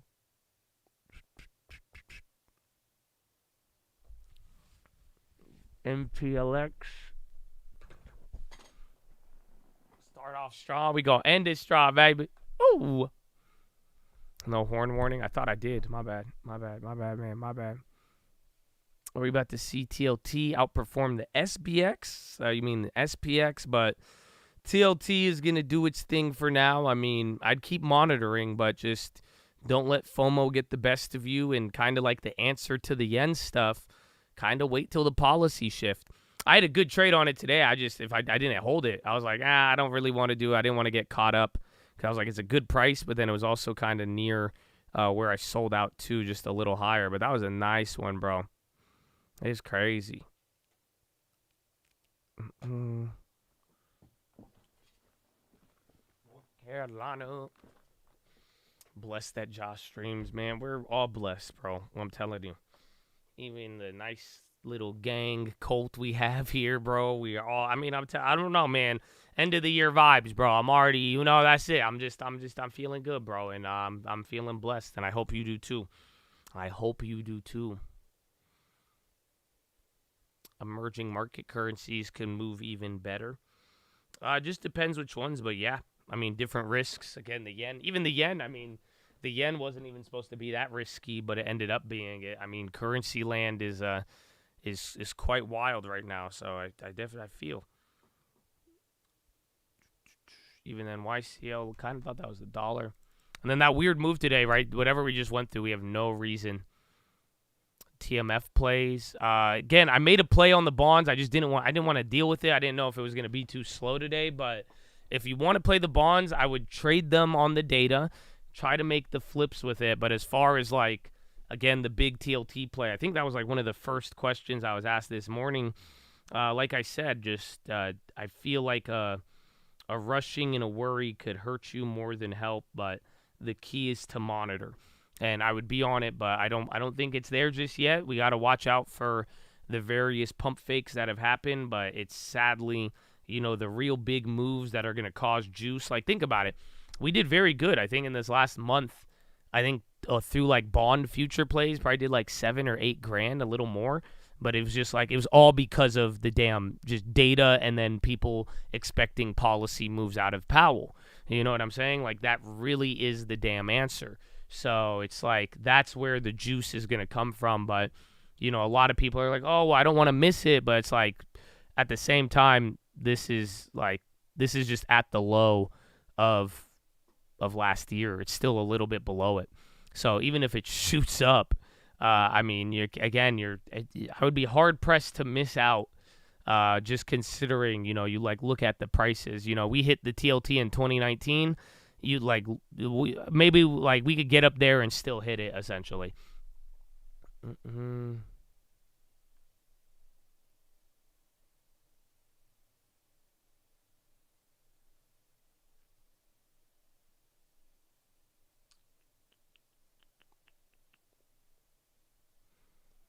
And 2020. No news on the sell-off. Just a big fat candle out of nowhere. FDI in Brazil, it's flying. Higher commodity prices ease on rates with nearshoring going long on the real is an interesting play. I've always liked Brazil, but let's see. Again, if the dollar stops being a problem, I think that's where you get all the upside. But Brazil, it's not like Brazil has done too bad actually. So again, Brazil's kind of held up in the last couple of years. They definitely had more upside earlier. Wouldn't be too bad.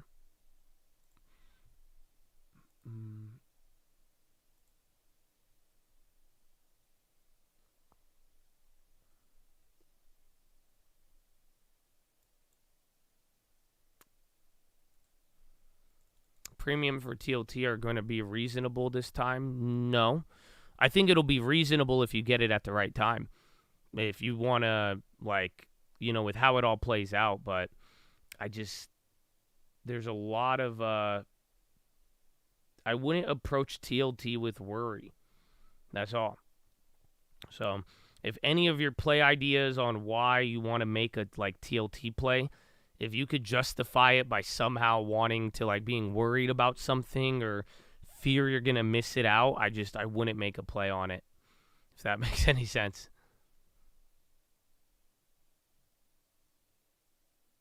The yen, there's YCL. I think the best way to capitalize on the yen is the futures, hands down.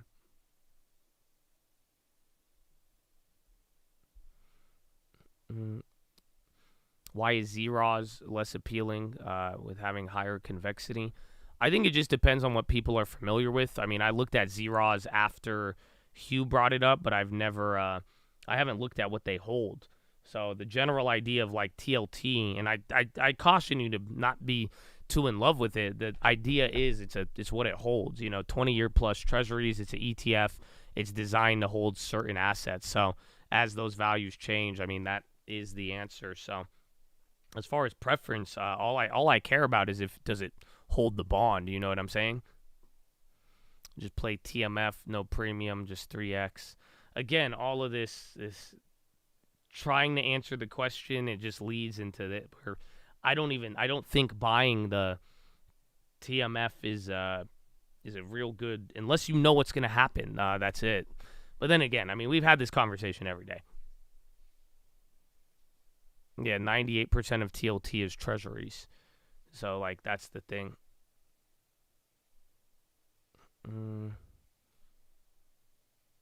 The LT will set you free. God bless you, Josh, in that chat. Double, Brian.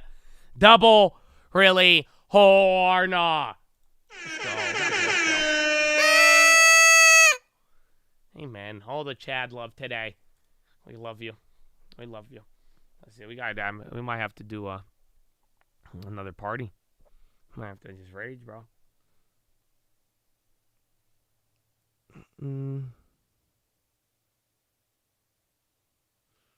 All right, you came right back. That little, whatever that drop was, just got eaten up. That was weird.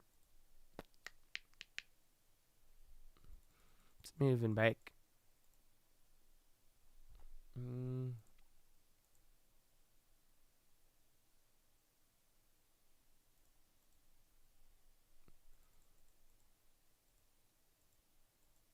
Close green. We're barely red right now. It is power hour.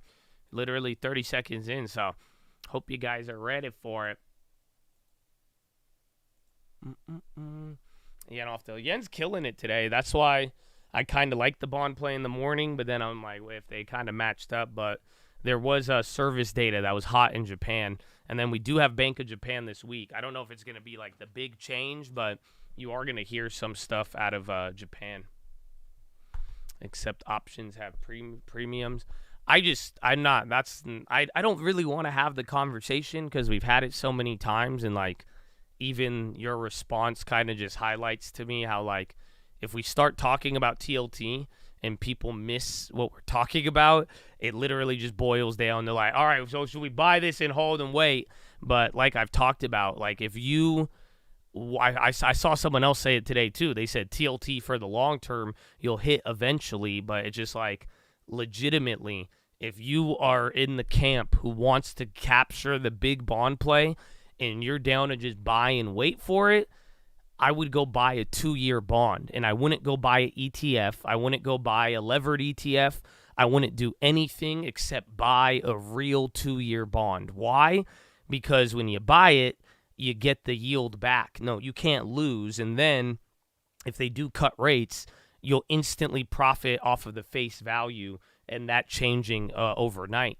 So it's just every other option, there's opportunity cost. Whereas you could buy TLT and you could lose on it, spend 2 years down on it, a year down on it, and you will not collect the premium. You will not collect the rate. So just because if you buy TLT, you buy TMF, you buy TL, they do pay a dividend, but it's nowhere near the price you would get on like actually holding a bond. Whereas like if you buy the bond and you want to hold for the cut, if you buy a actual bond, there is literally zero risk that you lose money. Whereas buying a TMF, buying a TLT, there is opportunity cost, and I mean you could literally draw down on that play, and you could even sell for a loss depending on how it plays out for you if you need the capital.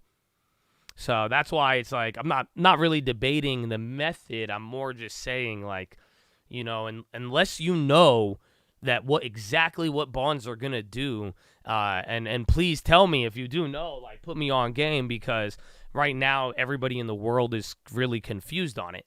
So until we have that answer, it's too there's still a underlying lurking that we do what we've already done. And what I mean by that is that just every single we think the bonds are over rally has ended very abruptly. And just until we shake this, it's, nothing has really changed.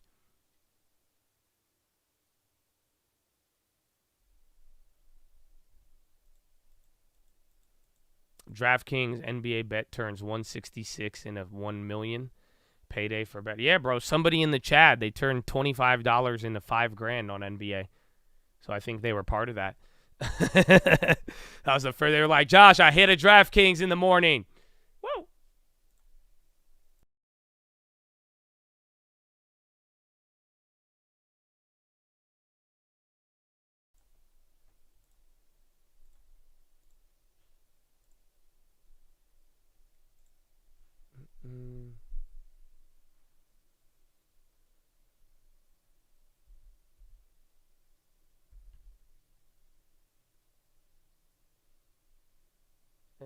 I see what you sent me.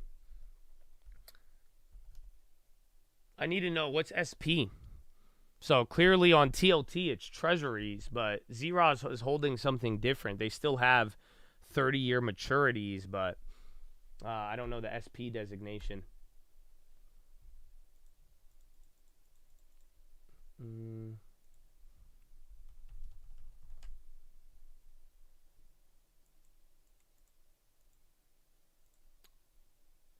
Interesting. Strips. Fixed principles such as notes, bonds, and tips are eligible. So they're inflation protected? So the idea is that the principal and each interest payment become separate securities that are treated individually. So literally you get the bond. So it's just like all of what they're holding is dividend payments, if that makes sense. So instead of holding the actual, like instead of collecting the coupon and then the cash, it turns into another entity that just its own thing. Very unique. And I think there's some, I don't know if there's any inflation protected element, but that could be the gap between them. But like I said, I'm more familiar with TLT and just treasuries in general. But it is a treasury asset.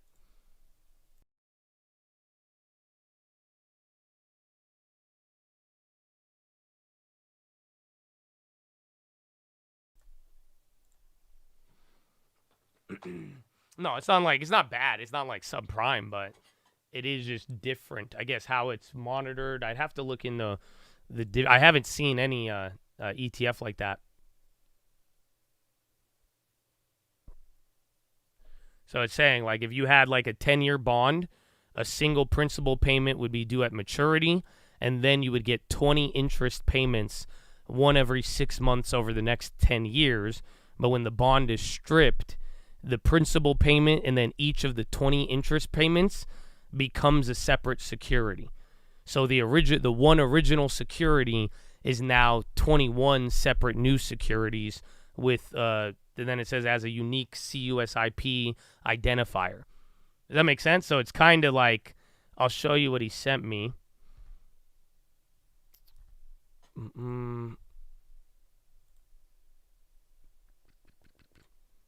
So there has to be, honestly though, this is how I got a hold of Sal. Because when I go through the ETFs, I mean, maybe we should call the guy. Find me who made Zeros. Go to the like funding thing on it, or like if you go to the bio, get me that guy's info, because we should call him and ask him, or email him directly on there, or see if you can message him, because that's what it's PIMCO. That's the only thing, but so like here is TLT, right? And then here is Zeros. So you see how it says T? That's what we're talking about. These are treasuries. If it says T, that's for treasury. But that's why I was like, what the hell is SP, right? My employer has various funds from them. Just give me the guy's email. I'll ask him. Because I always ask these ETF man, like, you feel free to reach out to him and be like, yo, what the fuck are you doing? Because that's what I did with Sal. When I saw what Sal was holding, he had a bunch of corporate paper in a fucking agriculture ETF, and I said, what are you doing? Like, why is that? And he explained it to me. He said, oh, that's just like that's what they do short term for their cash, and it's all very, very short term just to help the balances like match up. But in this case, so do you see? This is what it says SP. So pretty much Zeros, a lot of their holdings, like I don't know which one's the original. So every time they get a coupon payment every 6 months, they get a new holding. So you would have to do a deep dive, but other than that, I think that's the difference between them. But it is all 30 years, but it's like it's zero coupon, but you're getting a new security. That's what it's saying there. So it's paying off its little dividend in its own weird way. But if you do strip the bond, it creates something new. But I don't know why they chose to do that, or why it would be preferential. Versus, like a TLT structure or something like that, where you just buy treasuries, take the cash, reinvest, or whatever else you want to do. Oh, you said you can connect. I thought you said you can't connect. Oh, yeah. No. If you could connect with them, hit them up. Just ask them. Ask them why they, like, why are you choosing to do the strips versus anything else? Tim Crowley. Hit them up, or I'll hit them up too. Let me know what happens. That's interesting. But other than that, like the convexity stuff you were talking about, I haven't looked into that for it. Otherwise, like I've said, always with the ETFs, usually if I know what they're holding, that's already. And if you're familiar with it, there shouldn't even be an issue. Like again, as an ETF, it should be designed to replicate the value of whatever they're holding primarily. So in this case, again, Zeros, I have no idea why they choose that one, but I'm not as familiar with like a just normal treasury, keeping it simple. You did $10 to $2K during baseball season. Wow. My boy Tim going for the strips. I wonder why. Maybe like a tax benefit, or again, it allows the ETF to grow without new capital. But again, it's the same shit though. That's like, it shouldn't be a different value. Stripped equity may also be reassembled.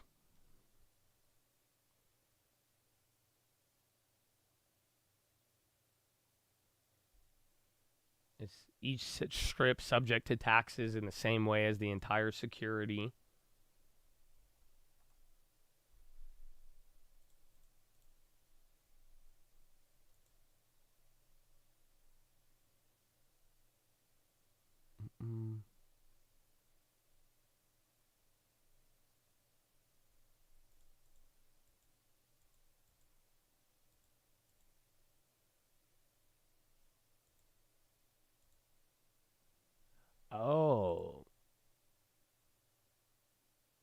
So because no payments are made before maturity, the strip bond has no reinvestment risk.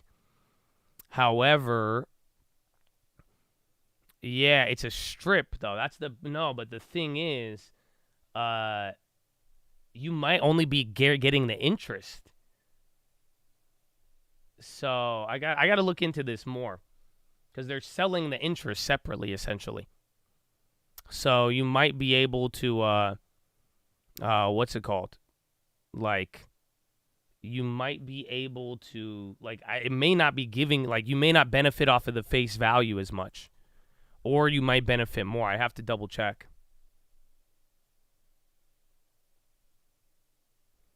Ask the Bloomberg guy. All right. Don't tell them you know me. They'll ban you.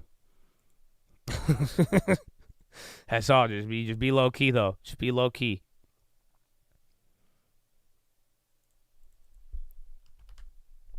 No, they're matched up perfectly. TLT's a little higher. When it's all, there is a difference, though. It may boil down to both the maturity and then when it's all said and done, I mean, the coupon payment is separated on zeros. That's it. But how that gets recognized and the value, that I'm not too sure on. But then that means that if you separate the face value from the payment, then that's kind of the problem. I don't think this chart is normalized, no. But if it is, but that's kind of the issue there. So imagine if they cut rates and then you're only buying the coupon, you're fucked. Because then you won't benefit off of the face value of the bond. So that is kind of interesting. Or vice versa. You may benefit off of it more. I need to verify that.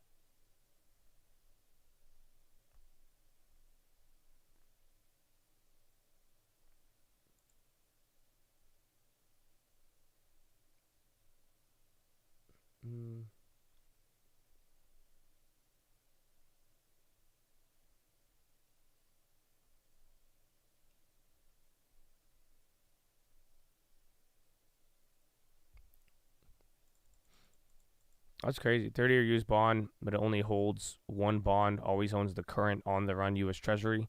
It's like the raw value versus other bond ETFs. UTHY. You buy the bond discounted, you get all the money at maturity. And then the payments are, but there is a gap between face value though. So whether you're buying it at a discount or not, that would be the issue. Like I'm saying, in the event of a rate cut, maybe this plays out a little different. Very interesting, though.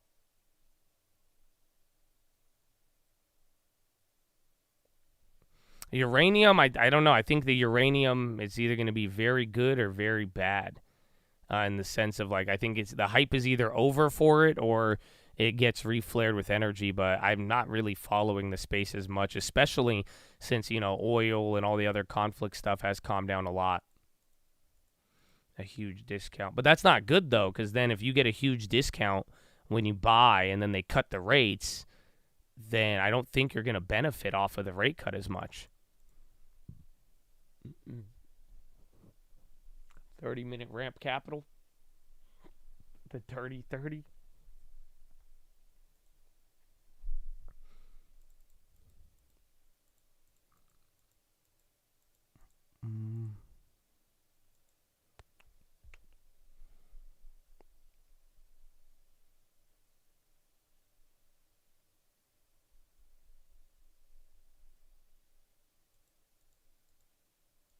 Yeah, but you get other safety for buyer. It's like the reinvestment risk.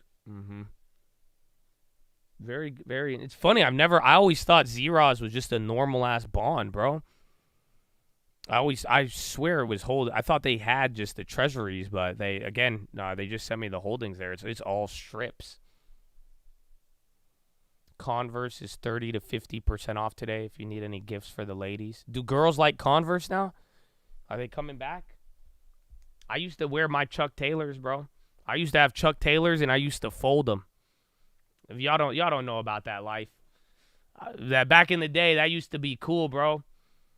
We used to do high tops, bro.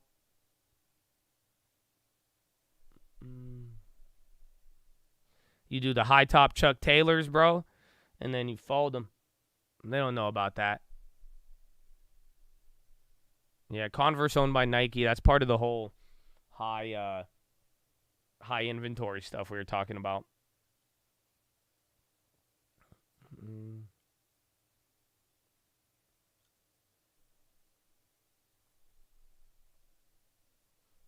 Yeah, TLT sent me the chart.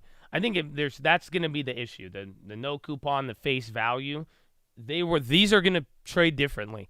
When there's a rate cut, these will trade differently, I think. But we got to do a deep dive on this one.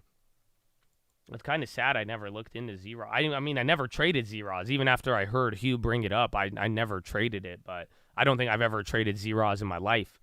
But it does very, very interesting. Especially when you overlay those charts. It's giving me face value. I like Crocs. I think I tried one on before, but I've never owned Crocs. I used to think they're really weird, but, I still think they are. Mm-hmm.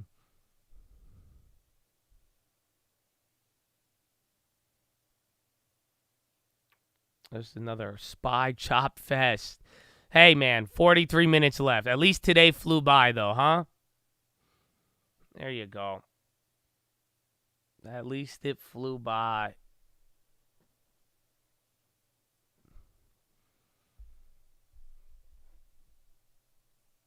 Employees I work with sport Crocs. Crocs.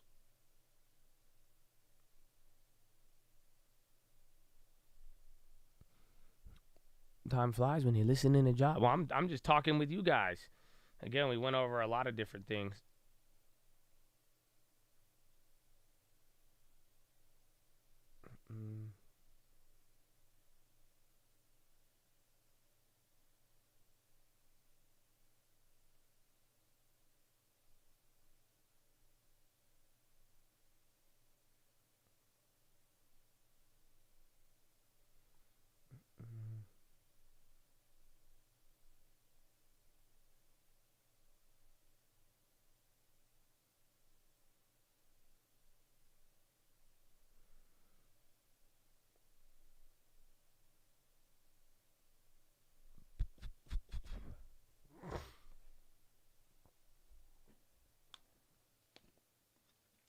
Because they pay all at maturity. The bond is basically discounted for the future value of the payments at purchase.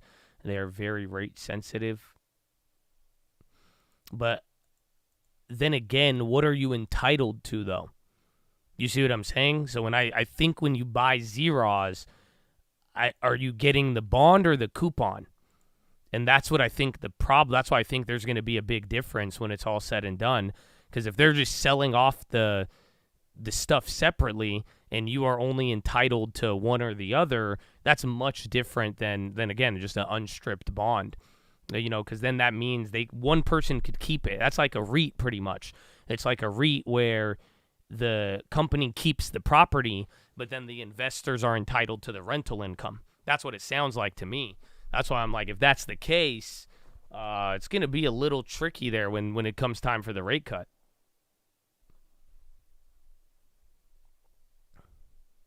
Save ripping. Oh, someone said save getting a Shrek. Ripping. Yeah. 1390. Check JetBlue, any of the others. Aren't they still in that deal? Again, arbitrage. Keep that in mind for the end of the year. White House Kirby says U.S. does not believe there are any Americans in the latest group of hostage releases.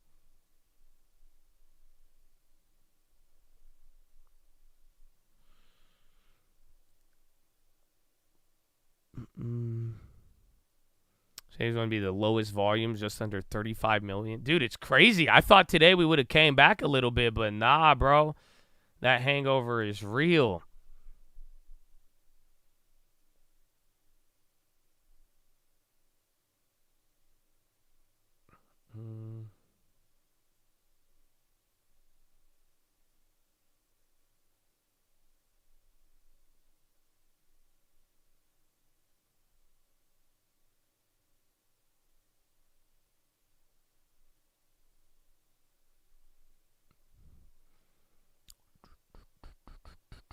We're getting ahead of ourselves thinking about cuts. We're not talking about that in that sense. We're just looking at the difference of the holdings, but I mean, the whole conversation does make you think about it. But I think we've talked about the cut thing a lot in the sense of I think everybody could see it. Nobody wants to admit it, but we've done this about 4 or 5 times of fake bond rally, and then we go back to it. So, but at this time, I mean, I think the new discovery is that, there might be a pretty decently fundamental difference between ZROS and TLT.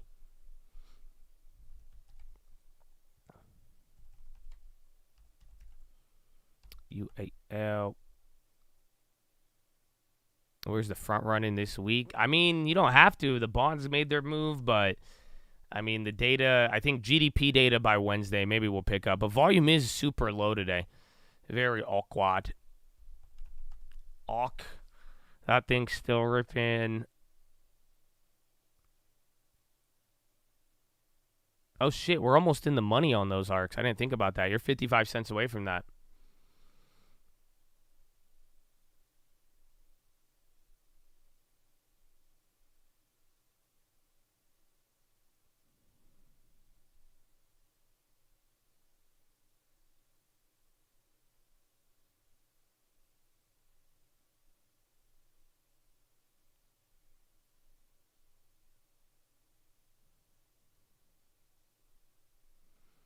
Roku, is that still going? There's Roku, Shopify.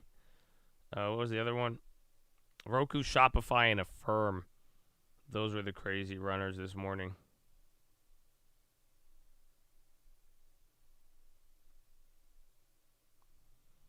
Rokunian.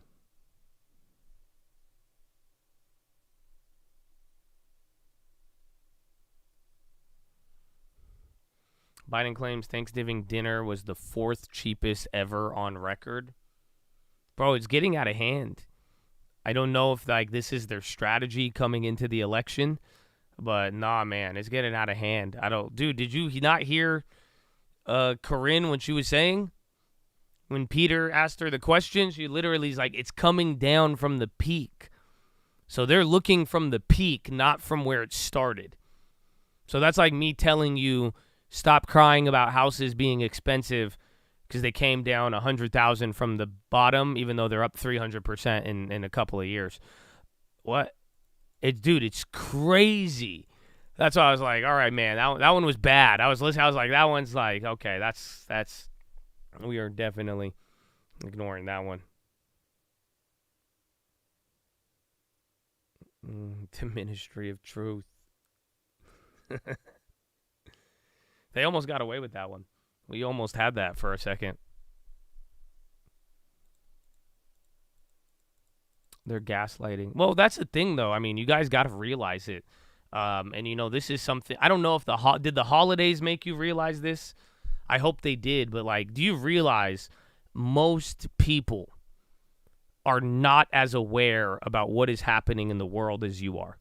And I'm not saying that to gas you up, but for real, if you watch finance, if you're involved in the markets and you actually know what the hell has happened, seriously, you got to think about it. Most people, their political socialization, you work a job. Like I said, if you are working and you are busy and you're doing stuff and you're really, the only way you're hearing things is you're reading headlines, 30 seconds, the news, a TikTok, whichever the first one you see, and then that's kind of what you go off of, man. That's that's definitely what I notice every time with the holidays. It's exactly why you're stressed, bro.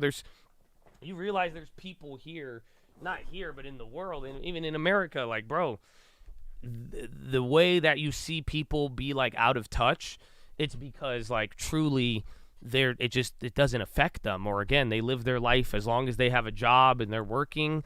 They are not really they're not caught up, and they don't listen to press briefings like you do. They're not, you know what I'm saying? They're not watching policy to make trades off of and understanding, every single interest rate thing. It's just people get the way they get their socialization on politics. It's very quick and mindless and effortless. So there's still a lot of people who are just not as You know, so it's like what the inflation stuff, the prices, they may not be as concerned. They notice when gas and other things go up, but for the most part, they're not really like, again, as long as their life and their job is the same and they're able to do what they want and entertain themselves however they want, you know, it's all good. Like, you got to think about it. I mean, at one point, some of you, like, ask yourself before you got involved with all of this stuff and understanding what's in the world and all of that, like, you were the same. You know what I'm saying? Like, for the most part, like, you lived your life, you would party, you do your, like, you know, why did you care? Like, you didn't, the center of your universe was different. So it's like, if you make politics the center of your universe, you're like, oh my God, look at all this stuff going on. But there's a lot of the voting public that is totally just, again, you know, as long as they don't feel it and something on TV or a TikTok tells them this, they're like, all right, word, yeah. You know, that's it. My coworker didn't know who Jerome Powell was. She's like 50. Yeah, there you go. That says it all. My mom didn't know Jerome Powell till a couple of years ago, and my mom was like, "Why do you keep talking about Jerome's furniture?" You know what I'm saying? It's crazy.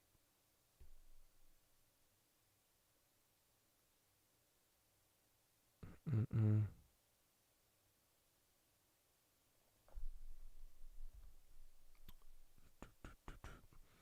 They read the headlines and spread the headline and then know it. Well, even then, some people don't underestimate how many people just take the headline and that's it. And they're like, all right, word.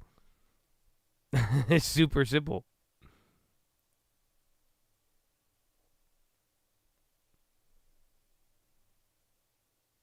Mm.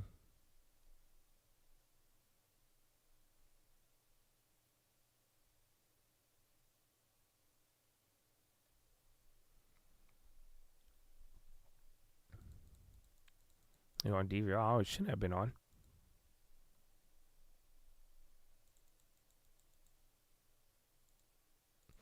Imagine getting your news from TikTok. It happens more than you think. It's it just, again, the holidays, bro. Like, we're weird. We know we're stock traders. We know random information about everything. So you guys are scraping the news, taking everything, and then you throw in your political opinion and whatever else, you know what I'm saying?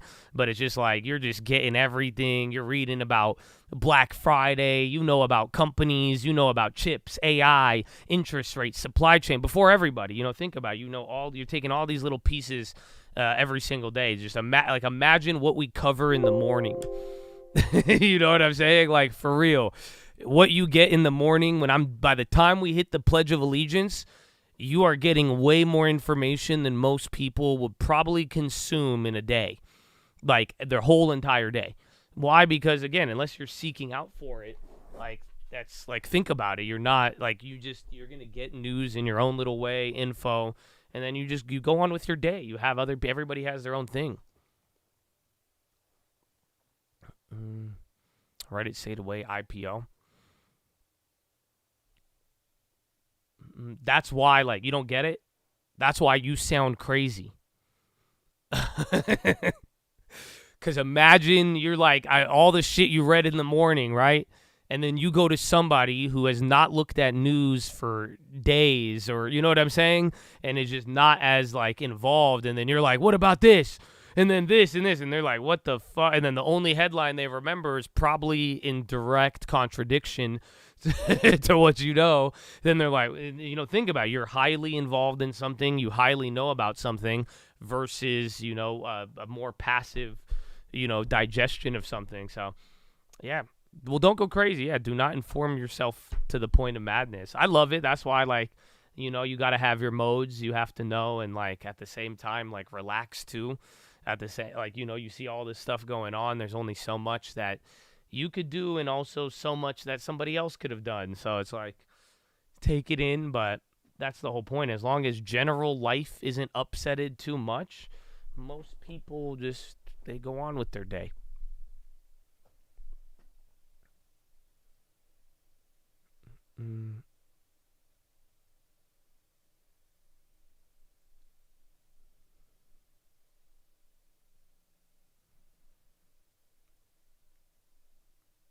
That's why you keep the info. I mean, you'll find you'll find your people. You know what I'm saying? Like, even in the chat, but like straight up, that's like like you got to read the room sometime and you got to know the conversation. But like, if that's who you're dealing with, I mean, don't like, you got to pick and choose your battles, sir. That's why, like, bro, I could sit down and have a full conversation with you about 2K, and little do you know, I have watched every single Powell for the last, 5-6 years now. You know what I'm saying? So there you go. You got to read the room. You got to know your thing and pick and choose. Otherwise, I'm talking about 2K, man. That's fine. I could talk rap music. We could talk about normal stuff, basketball, but it's like, that's why I tell you, too. I'm very grateful for all of you. You know what I'm saying? The fact that I could, share all this with you on a daily basis. Like I said, they think I'm crazy too, man. They think I'm crazy too.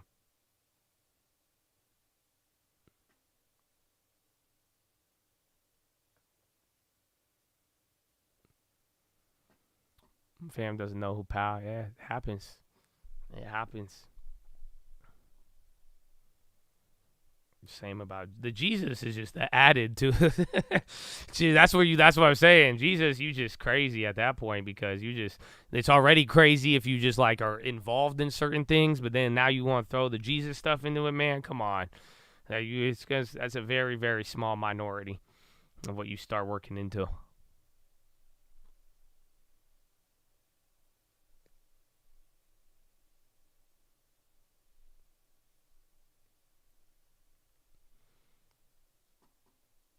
I see After Death. Is that a movie?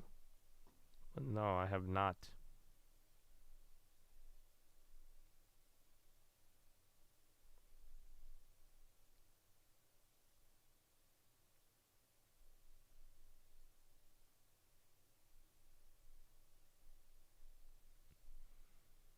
Email you for the JPEG for the trading fraternity bull. Yeah, I don't know if I have it though. My design guy. I could forward it. Are you going to get a tattoo, or what are you using it for?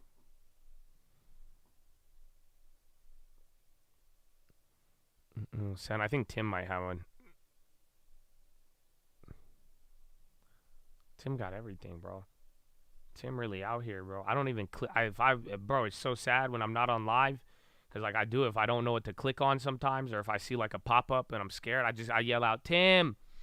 I just yell that out loud and then see what happens.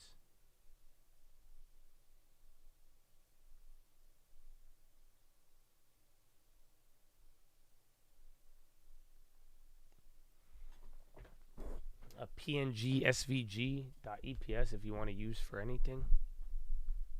For, like... Your coworkers do too.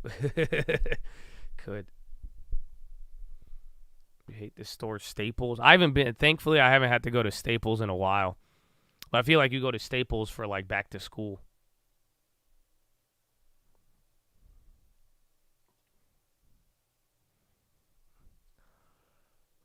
What the fuck is happening in the Twitch chat, bro? I get like one random news headline and then I'm seeing like two Chads like argue over a biolab in California. Y'all just happy Monday. Market closes in 25 minutes. What's up, man? Just peace and love. City bankers leave for Jeffries as municipal banking department in turmoil. We just having fun. I'm sure. And we're just talking about how like most people don't care about most news and how they socialize themselves. You guys are having like a full-on debate over like over the that headline was from a couple of months ago too.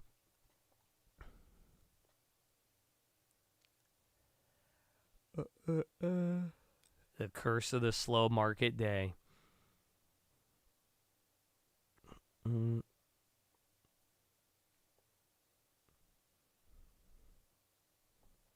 The biolab was right next to my gym. That's funny because if I go to my gym's bathroom, I swear it's in my gym. I told you, bro, the other day, like, even then, I wasn't feeling too good, but, like, dude, I told you, that thing works. I'm telling you, if you want to know if people are going to get sick or if you're, like, worried about getting sick, go to your gym bathroom, and the worse it smells, the more likely you'll get sick. That means there's something going around. Bro, I'm telling you, the other day, bro, that LA Fitness gym was wonky, bro. It was nasty, and then sure enough, I wasn't feeling too well. I'm just saying, bro, you could just smell it. I'm like, you sick, you unhealthy. I could tell that something's going on. That don't smell like even a bad. It smell weird.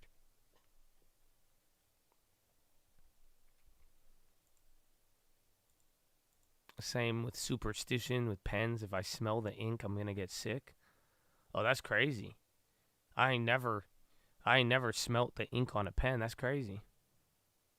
Yeah, bro, I still have that cough from a couple weeks ago. It's hella weird. And then my MES is about to go break even. You're like low-key running right now. This cough hurts. I feel you. Nah, it's not the pre-workout or protein. I know the difference. It's just like it smell unhealthy.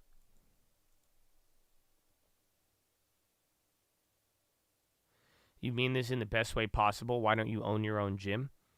LA Fitness is kind of mid. You deserve the best. I do have my own gym. I like to go out. I stay inside a lot. So like even my work outside of the stream, I'm in my house. So I like to leave the house. That's why I use the gym. It's like my way of being social without ever having to talk to anybody. So I actually enjoy the environment of the gym. I like people looking at me. I like wearing a tank top. You know what I'm saying? I like all the mirrors. I like all the different machines. So I enjoy the vibe of a gym. So that's my, and I love LA Fitness. I don't know. You may think it's mid, but I've been rocking with LA Fitness for a while. But like I got a really dope home gym. It's actually like I got a very big garage, so like half of it is a gym. Like I can still park multiple cars, but like I have a squat rack, I have a bench press, I have a curl down machine, I have 100-pound dumbbells, I got TVs. Like it's cool, but that's why I did it for COVID. But now like I'm like, man, if I could go outside, bro, I love the vibe of the gym, like actually being there. I don't like the gym bathroom, that's it. But other than that, it's chill. Do you bench more when people watch you? No, I guess not. No, I like doing like lower weights and having people watch me. So like, cause I look kind of swole, and then I just be lifting hella small weights. It's kind of funny, Nothing says like just that big PP energy, bro. I'll curl 5 pounds with no shame. You know what I'm saying? So I like the vibe, bro. I like the vibe. I don't really even try to like look at people at the gym, but it was messed up, bro. I told my girlfriend, she wanted to go to the gym with me, but she met me there, right? So I didn't go to the gym with her, but I ended up like seeing her at the gym and I couldn't find her. And I told her, I was honest with her. I was like, listen, baby, I've never stared at this many girls at the gym in my life. Because I was looking for her, and every girl I'd see from like, and my eyes aren't good, bro, even with my glasses sometimes, and I was just looking at every girl, like staring them down, like, is that my girlfriend? Is that, because I didn't know what she was wearing. I was like, where are I? even texted her. She was like, I'm here. And I'm like, I don't see you. And I'm like staring at everybody. I'm like, is that, who's that? Who that? So, So I told her, I said, I don't think we could do this again. You almost clapped yourself in front of the gym while doing bench press. Like, what do you mean clapped yourself? Like you would have dropped it or you would have pooped? Because one's not that bad. That's fine. So, somebody will help you out. But like if you shit the bench, that is crazy. You're on the gym creepers list. Maybe for that day. Usually I'm the lizard man, and I feel like people know who I am because my hair is insane, bro. You know what I'm saying? But like I just kind of ignore everybody. That's it. Then there's like one guy keeps trying to talk to me lately, but then like I didn't hear him last time, and then I think it got awkward, so now he kind of looks at me angrily. But other than that, it's chill. I've never hit on a girl in a gym ever in my life. That's why I said like I've never understood where like girls would be like, guys come up to me, and like I'm like, man, I have never, and I have a lot of riz. I got confidence in everything. I ain't never gone up to anybody working out ever at the gym and be like, what's up, girl? Hey, little mama. What's up, man? What's up? I love your form. You got great form. You know that? You got good form. Wow. Like, I don't think there's any appropriate way to, like, approach a girl at a gym. That's why, like, I don't know. I can't. There's just something about it just don't work, I feel like. But then again, some of you are like, no, I do it all the time. Have you met anyone at the gym that said they're from Stream? No. I met people everywhere, but not the gym. The gym is kind of like my safe spot. Because usually most people are too scared to talk to you while you're working out too. The gym girls will give you the eye. Just go up and say hi. Yeah, man, it must be nice being 6 foot tall. I have no idea what you're talking about. Talking about eyes. Don't have like pink eye. They look at me like they got pink eye. So they look away. They blink. They're like, oh shit. You know what I'm saying? Like, other than that, I don't know what. I don't know what you're talking about, sir. I don't get it.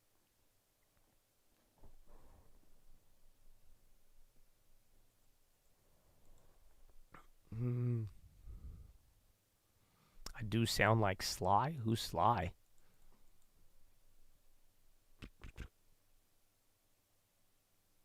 I had a lady come up to me in the gym and tell me I look like Kevin from Shameless, which I look nothing alike. Man, God bless you, bro.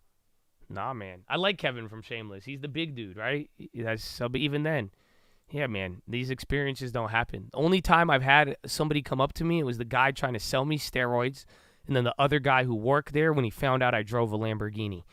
And then he literally was like, hey, man, what do you do? Other than that, bro, I ain't never, nope. Nope. Arnold Schwarzenegger, is that it? Yeah, I watched Shameless back in the day. I love Shameless. Back in the day, that was a really good show, bro. I watched it when everyone was first going crazy about it in, like, what, 2016 or something? Shameless is really good.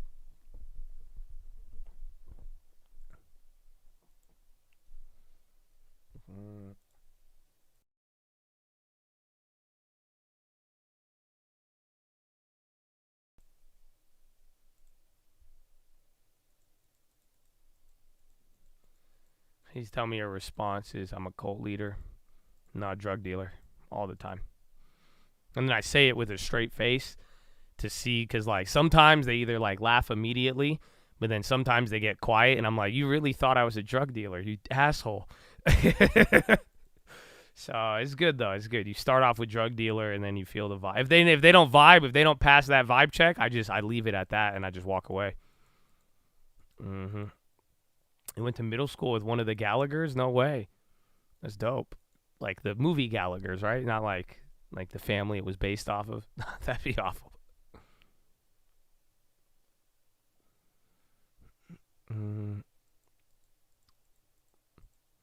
But yeah, I love the gym. I told you, man. That other day, the old lady punked me. She saw I was lifting like only 20s or something, and then she came up and did like double my weight.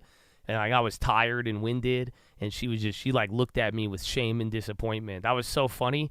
I enjoyed that moment thoroughly. I'm not into that, like, you know what I'm saying? I ain't no weirdo like that. I know some of you is, but nah, like, this was like, it was just hilarious, bro. Because I was like, damn, I really just got punked. Like, oh, man, by like a 60-year-old. I did not add any Baba today, no.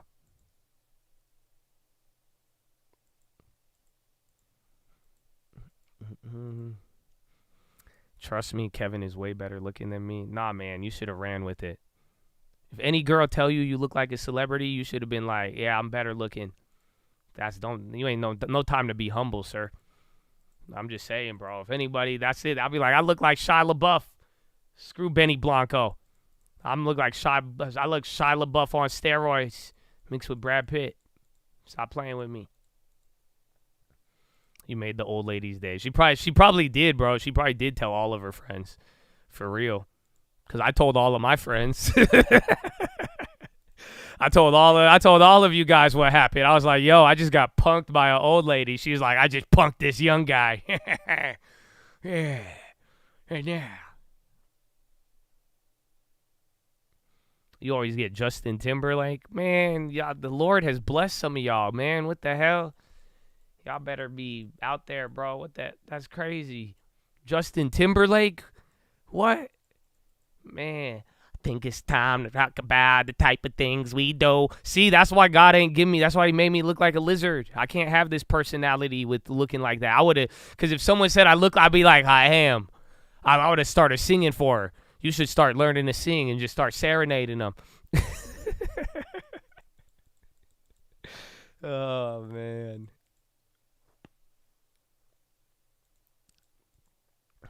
No, are you get Jason Biggs? No, I don't. Mm-mm.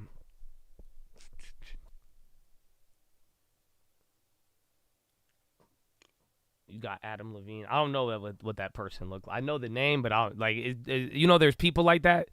Like, there's so many names. I know the name, but I have no idea how they look. You know what I'm saying?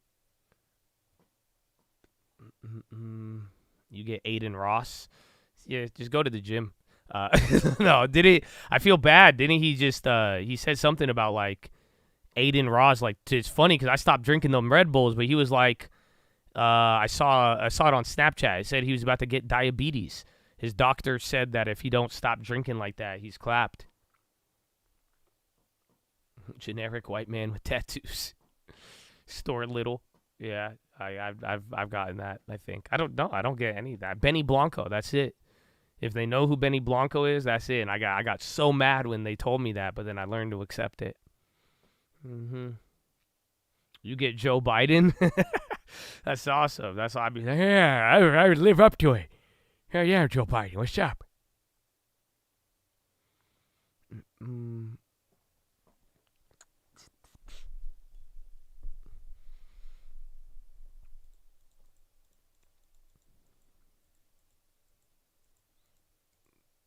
You get Sylvester Stallone. What the dude? Are you guys all just like mega chads?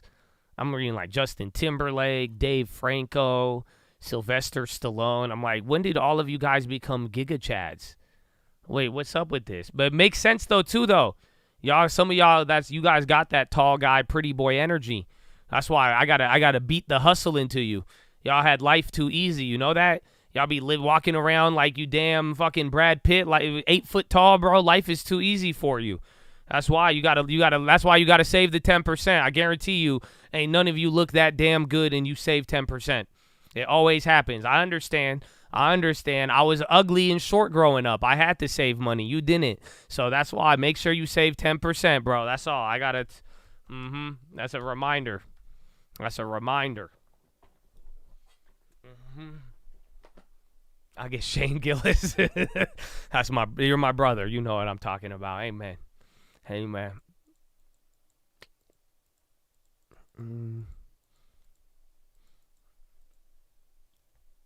You've been picturing me as Zohan? Yeah, I mean a little bit. I can see that. I can see it.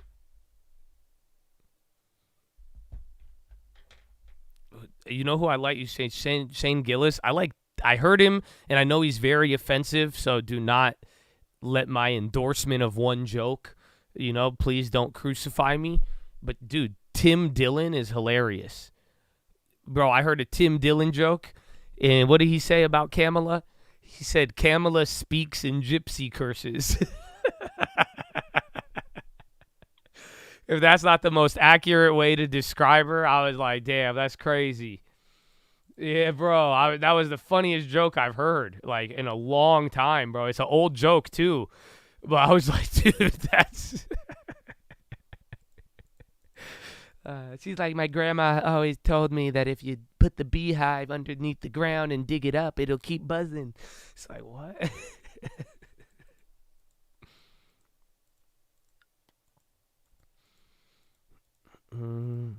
I imagine you look like Mo Salah. Yeah. I mean, but I don't look like I have money. That's it. So, like, if I took the money that I made and fixed all of my cosmetics like most people, then I would look like Mo Salah, if not better. But, like, I just look like the broke Mo Salah. That's all. That's it. I look like the broke version of everything. But that's fine. Again, that's what... Bro, even my mom, bro, the other day, my mom was like, so are you going to get the hair transplant? I'm like, what the mom? And I said, what? She said, no, I learned about it. It's actually not bad. I used to think it was a waste, but she was like giving me the medical back. I was like, Mom, what? I was like, damn. Like, that's it. My girlfriend either really loves me or my money because she's not tripping about my hair to the point where my mom is. I'm like, what? That's crazy, bro. Mm-hmm.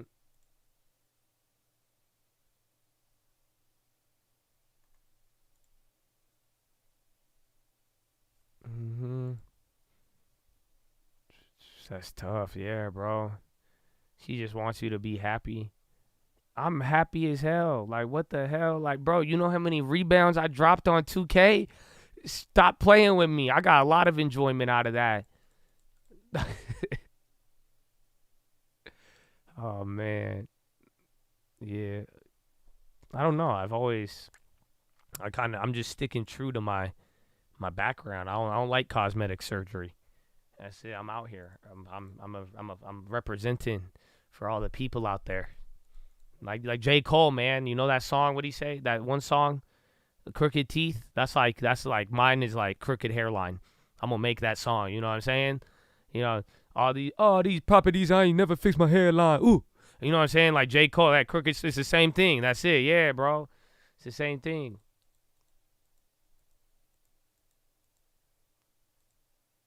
Crooked smile. The crooked teeth. I'm bad. Mm-hmm. There's only 7 minutes because we did a lot. You have PHILO. We had some charity donations. You got a little bit of stories here at the end. I mean, we got bond auctions, a little bit of Bidunius. Today we had a lot of different events, but it has flown by, my brother. It has flown by.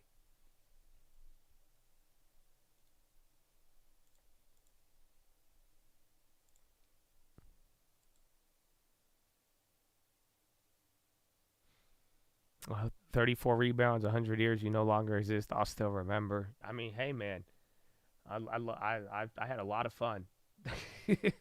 I'm having too much fun.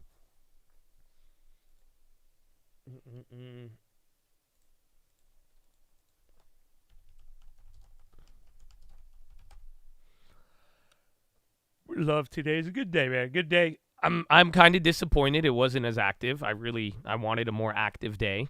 But I don't think the rest of the week will disappoint us. But for the most part, it was very low volume and slow, kind of contrary to what we could have been expecting.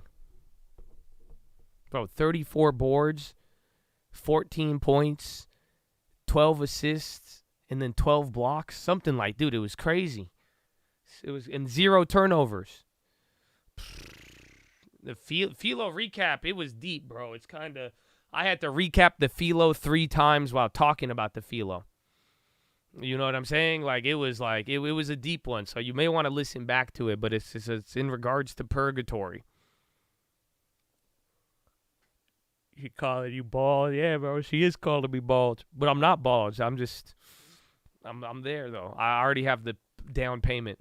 That's like, I got a bald down payment. That's more accurate, I would say. You know, I'm like, I got like a 20% down. You know what I'm saying? So it's clear. I'm in escrow right now. You know, that's it. My hairline is going too.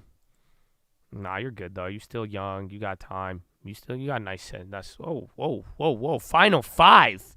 Hi. Welcome back. Welcome back. Welcome back. My email, yeah, I'll get you the email of everything. It'll be 30 items. So you can just count them, and then three of them will be the same.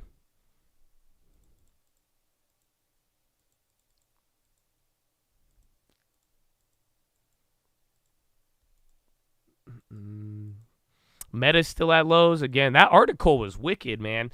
But the thing why they dropped, it was the settlement, though. Or one of the court cases not really going in their favor. But Chattadonia, we are prepping the runway for landing. Ugh. My goodness. So, I love you. God bless you. But ladies and gentlemen, the day is going to be wrapping up here. And it gets really loud here at the end. Okay, why? Because the new guy comes on and he starts closing us out, but it gets so loud in here. We've had people report capped on the high CAPT, but we've had people report bleeding eardrums,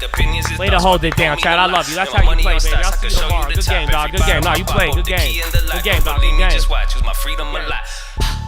I need me to rock. You won't see me a lot. Monday through Friday, you need me. Let's talk. What's up?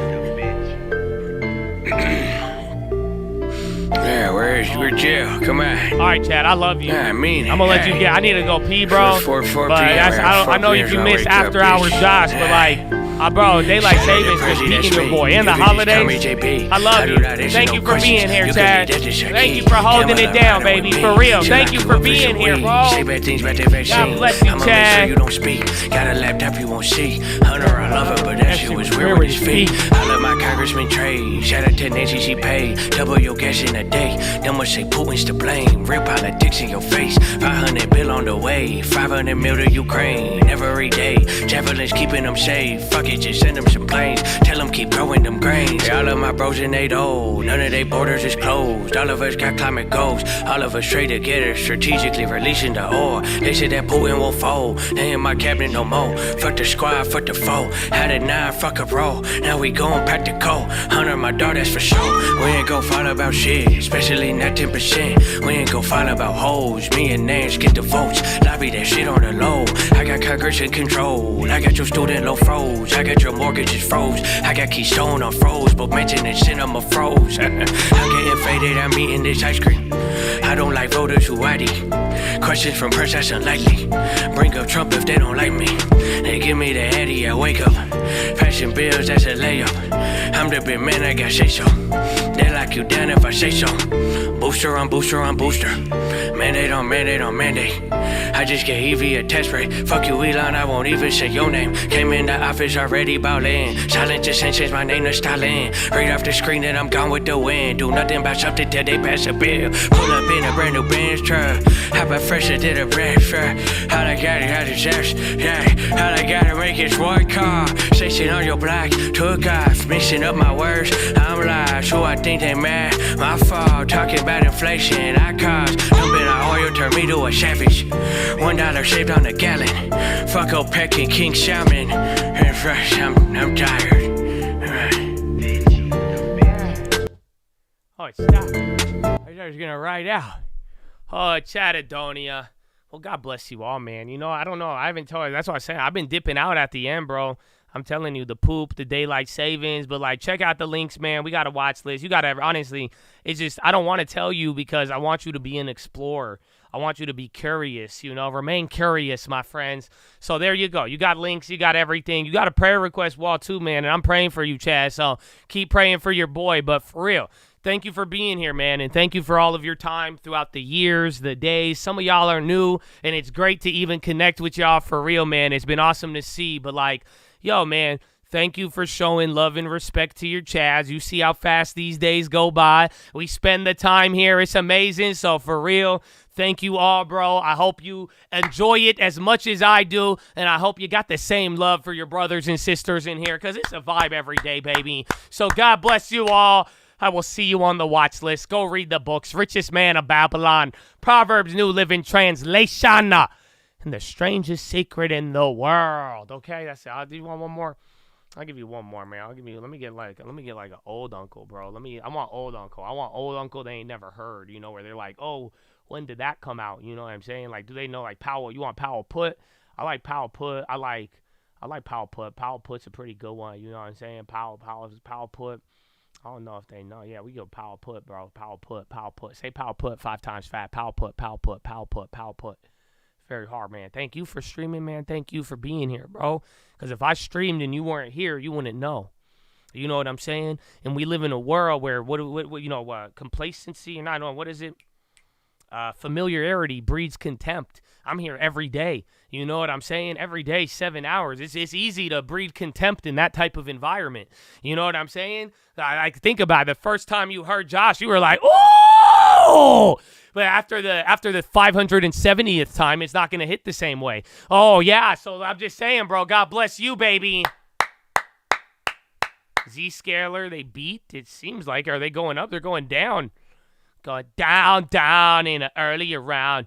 Sugar, we're going down straight. I'll be your number one with a rate cut. A loaded bond play, TLT, you probably should wait. I ain't talking murder, unless we talking killing beasts. Always bad at bargain, but they talk too cheap. Got some problems, I can solve them, you should talk to me. Trying to move some mountains, that's a job for me. I do what I want, there's no apologies. I show them what I want, I know they watching me. I'm always on these stocks, it's just a part of me. I was self-taught, nothing passed on to me. Lived this life before, yeah, I was born ready. Told the Lord need more, the world not heavy.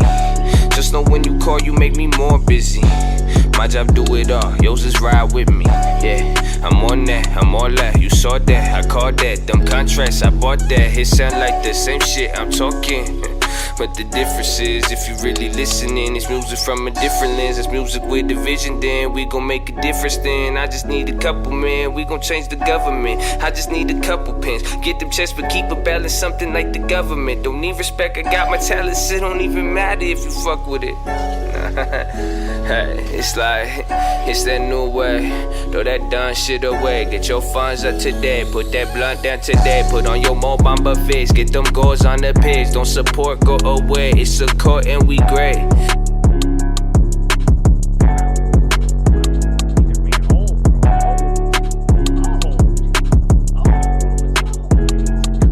Put on that Mo Bamba face.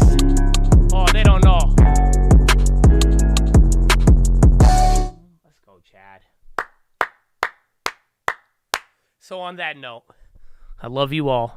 I hope you have a wonderful day. I'll see you tonight. We on normal schedule now, you know, no holiday. That's, you know what I'm saying? We good, baby. So enjoy it. I'll see you tonight. You better wake up and drive tomorrow. You got the rest of the day to do something good, positive, effortful. Again, a little folding of the hands. No, my brothers. Let's go, baby. So God bless you all. I love you. Have a wonderful evening and peace out.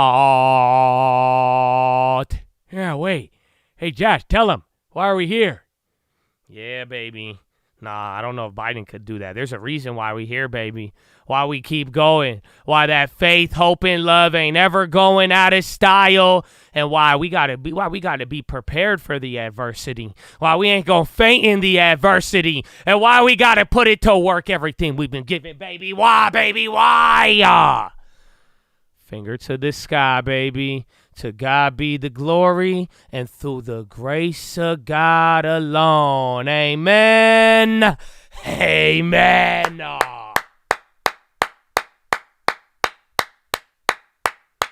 Oh, Chattadonia. Have a wonderful evening. Enjoy it. And now, peace out. Exactly. Now, hold on. I know you got a little bit of Bidonius, but I have a couple of questions. Okay, now, if I went to the jewelry store and I asked him to make me a chain, correct? Right? If I asked him to make me a chain, would he make me a piece of jewelry? It's a true or false question. True or false? Exactly, true. So then why do we have a supply? What is a supply chain? I'm not following. If everything is, if China is having an economic decline, why do we need a supply chain team? Is it jewelry? What is going on? I reclaim my time. I yield back. Have a wonderful evening. Goodbye. I'm done. Goodbye. Thank you.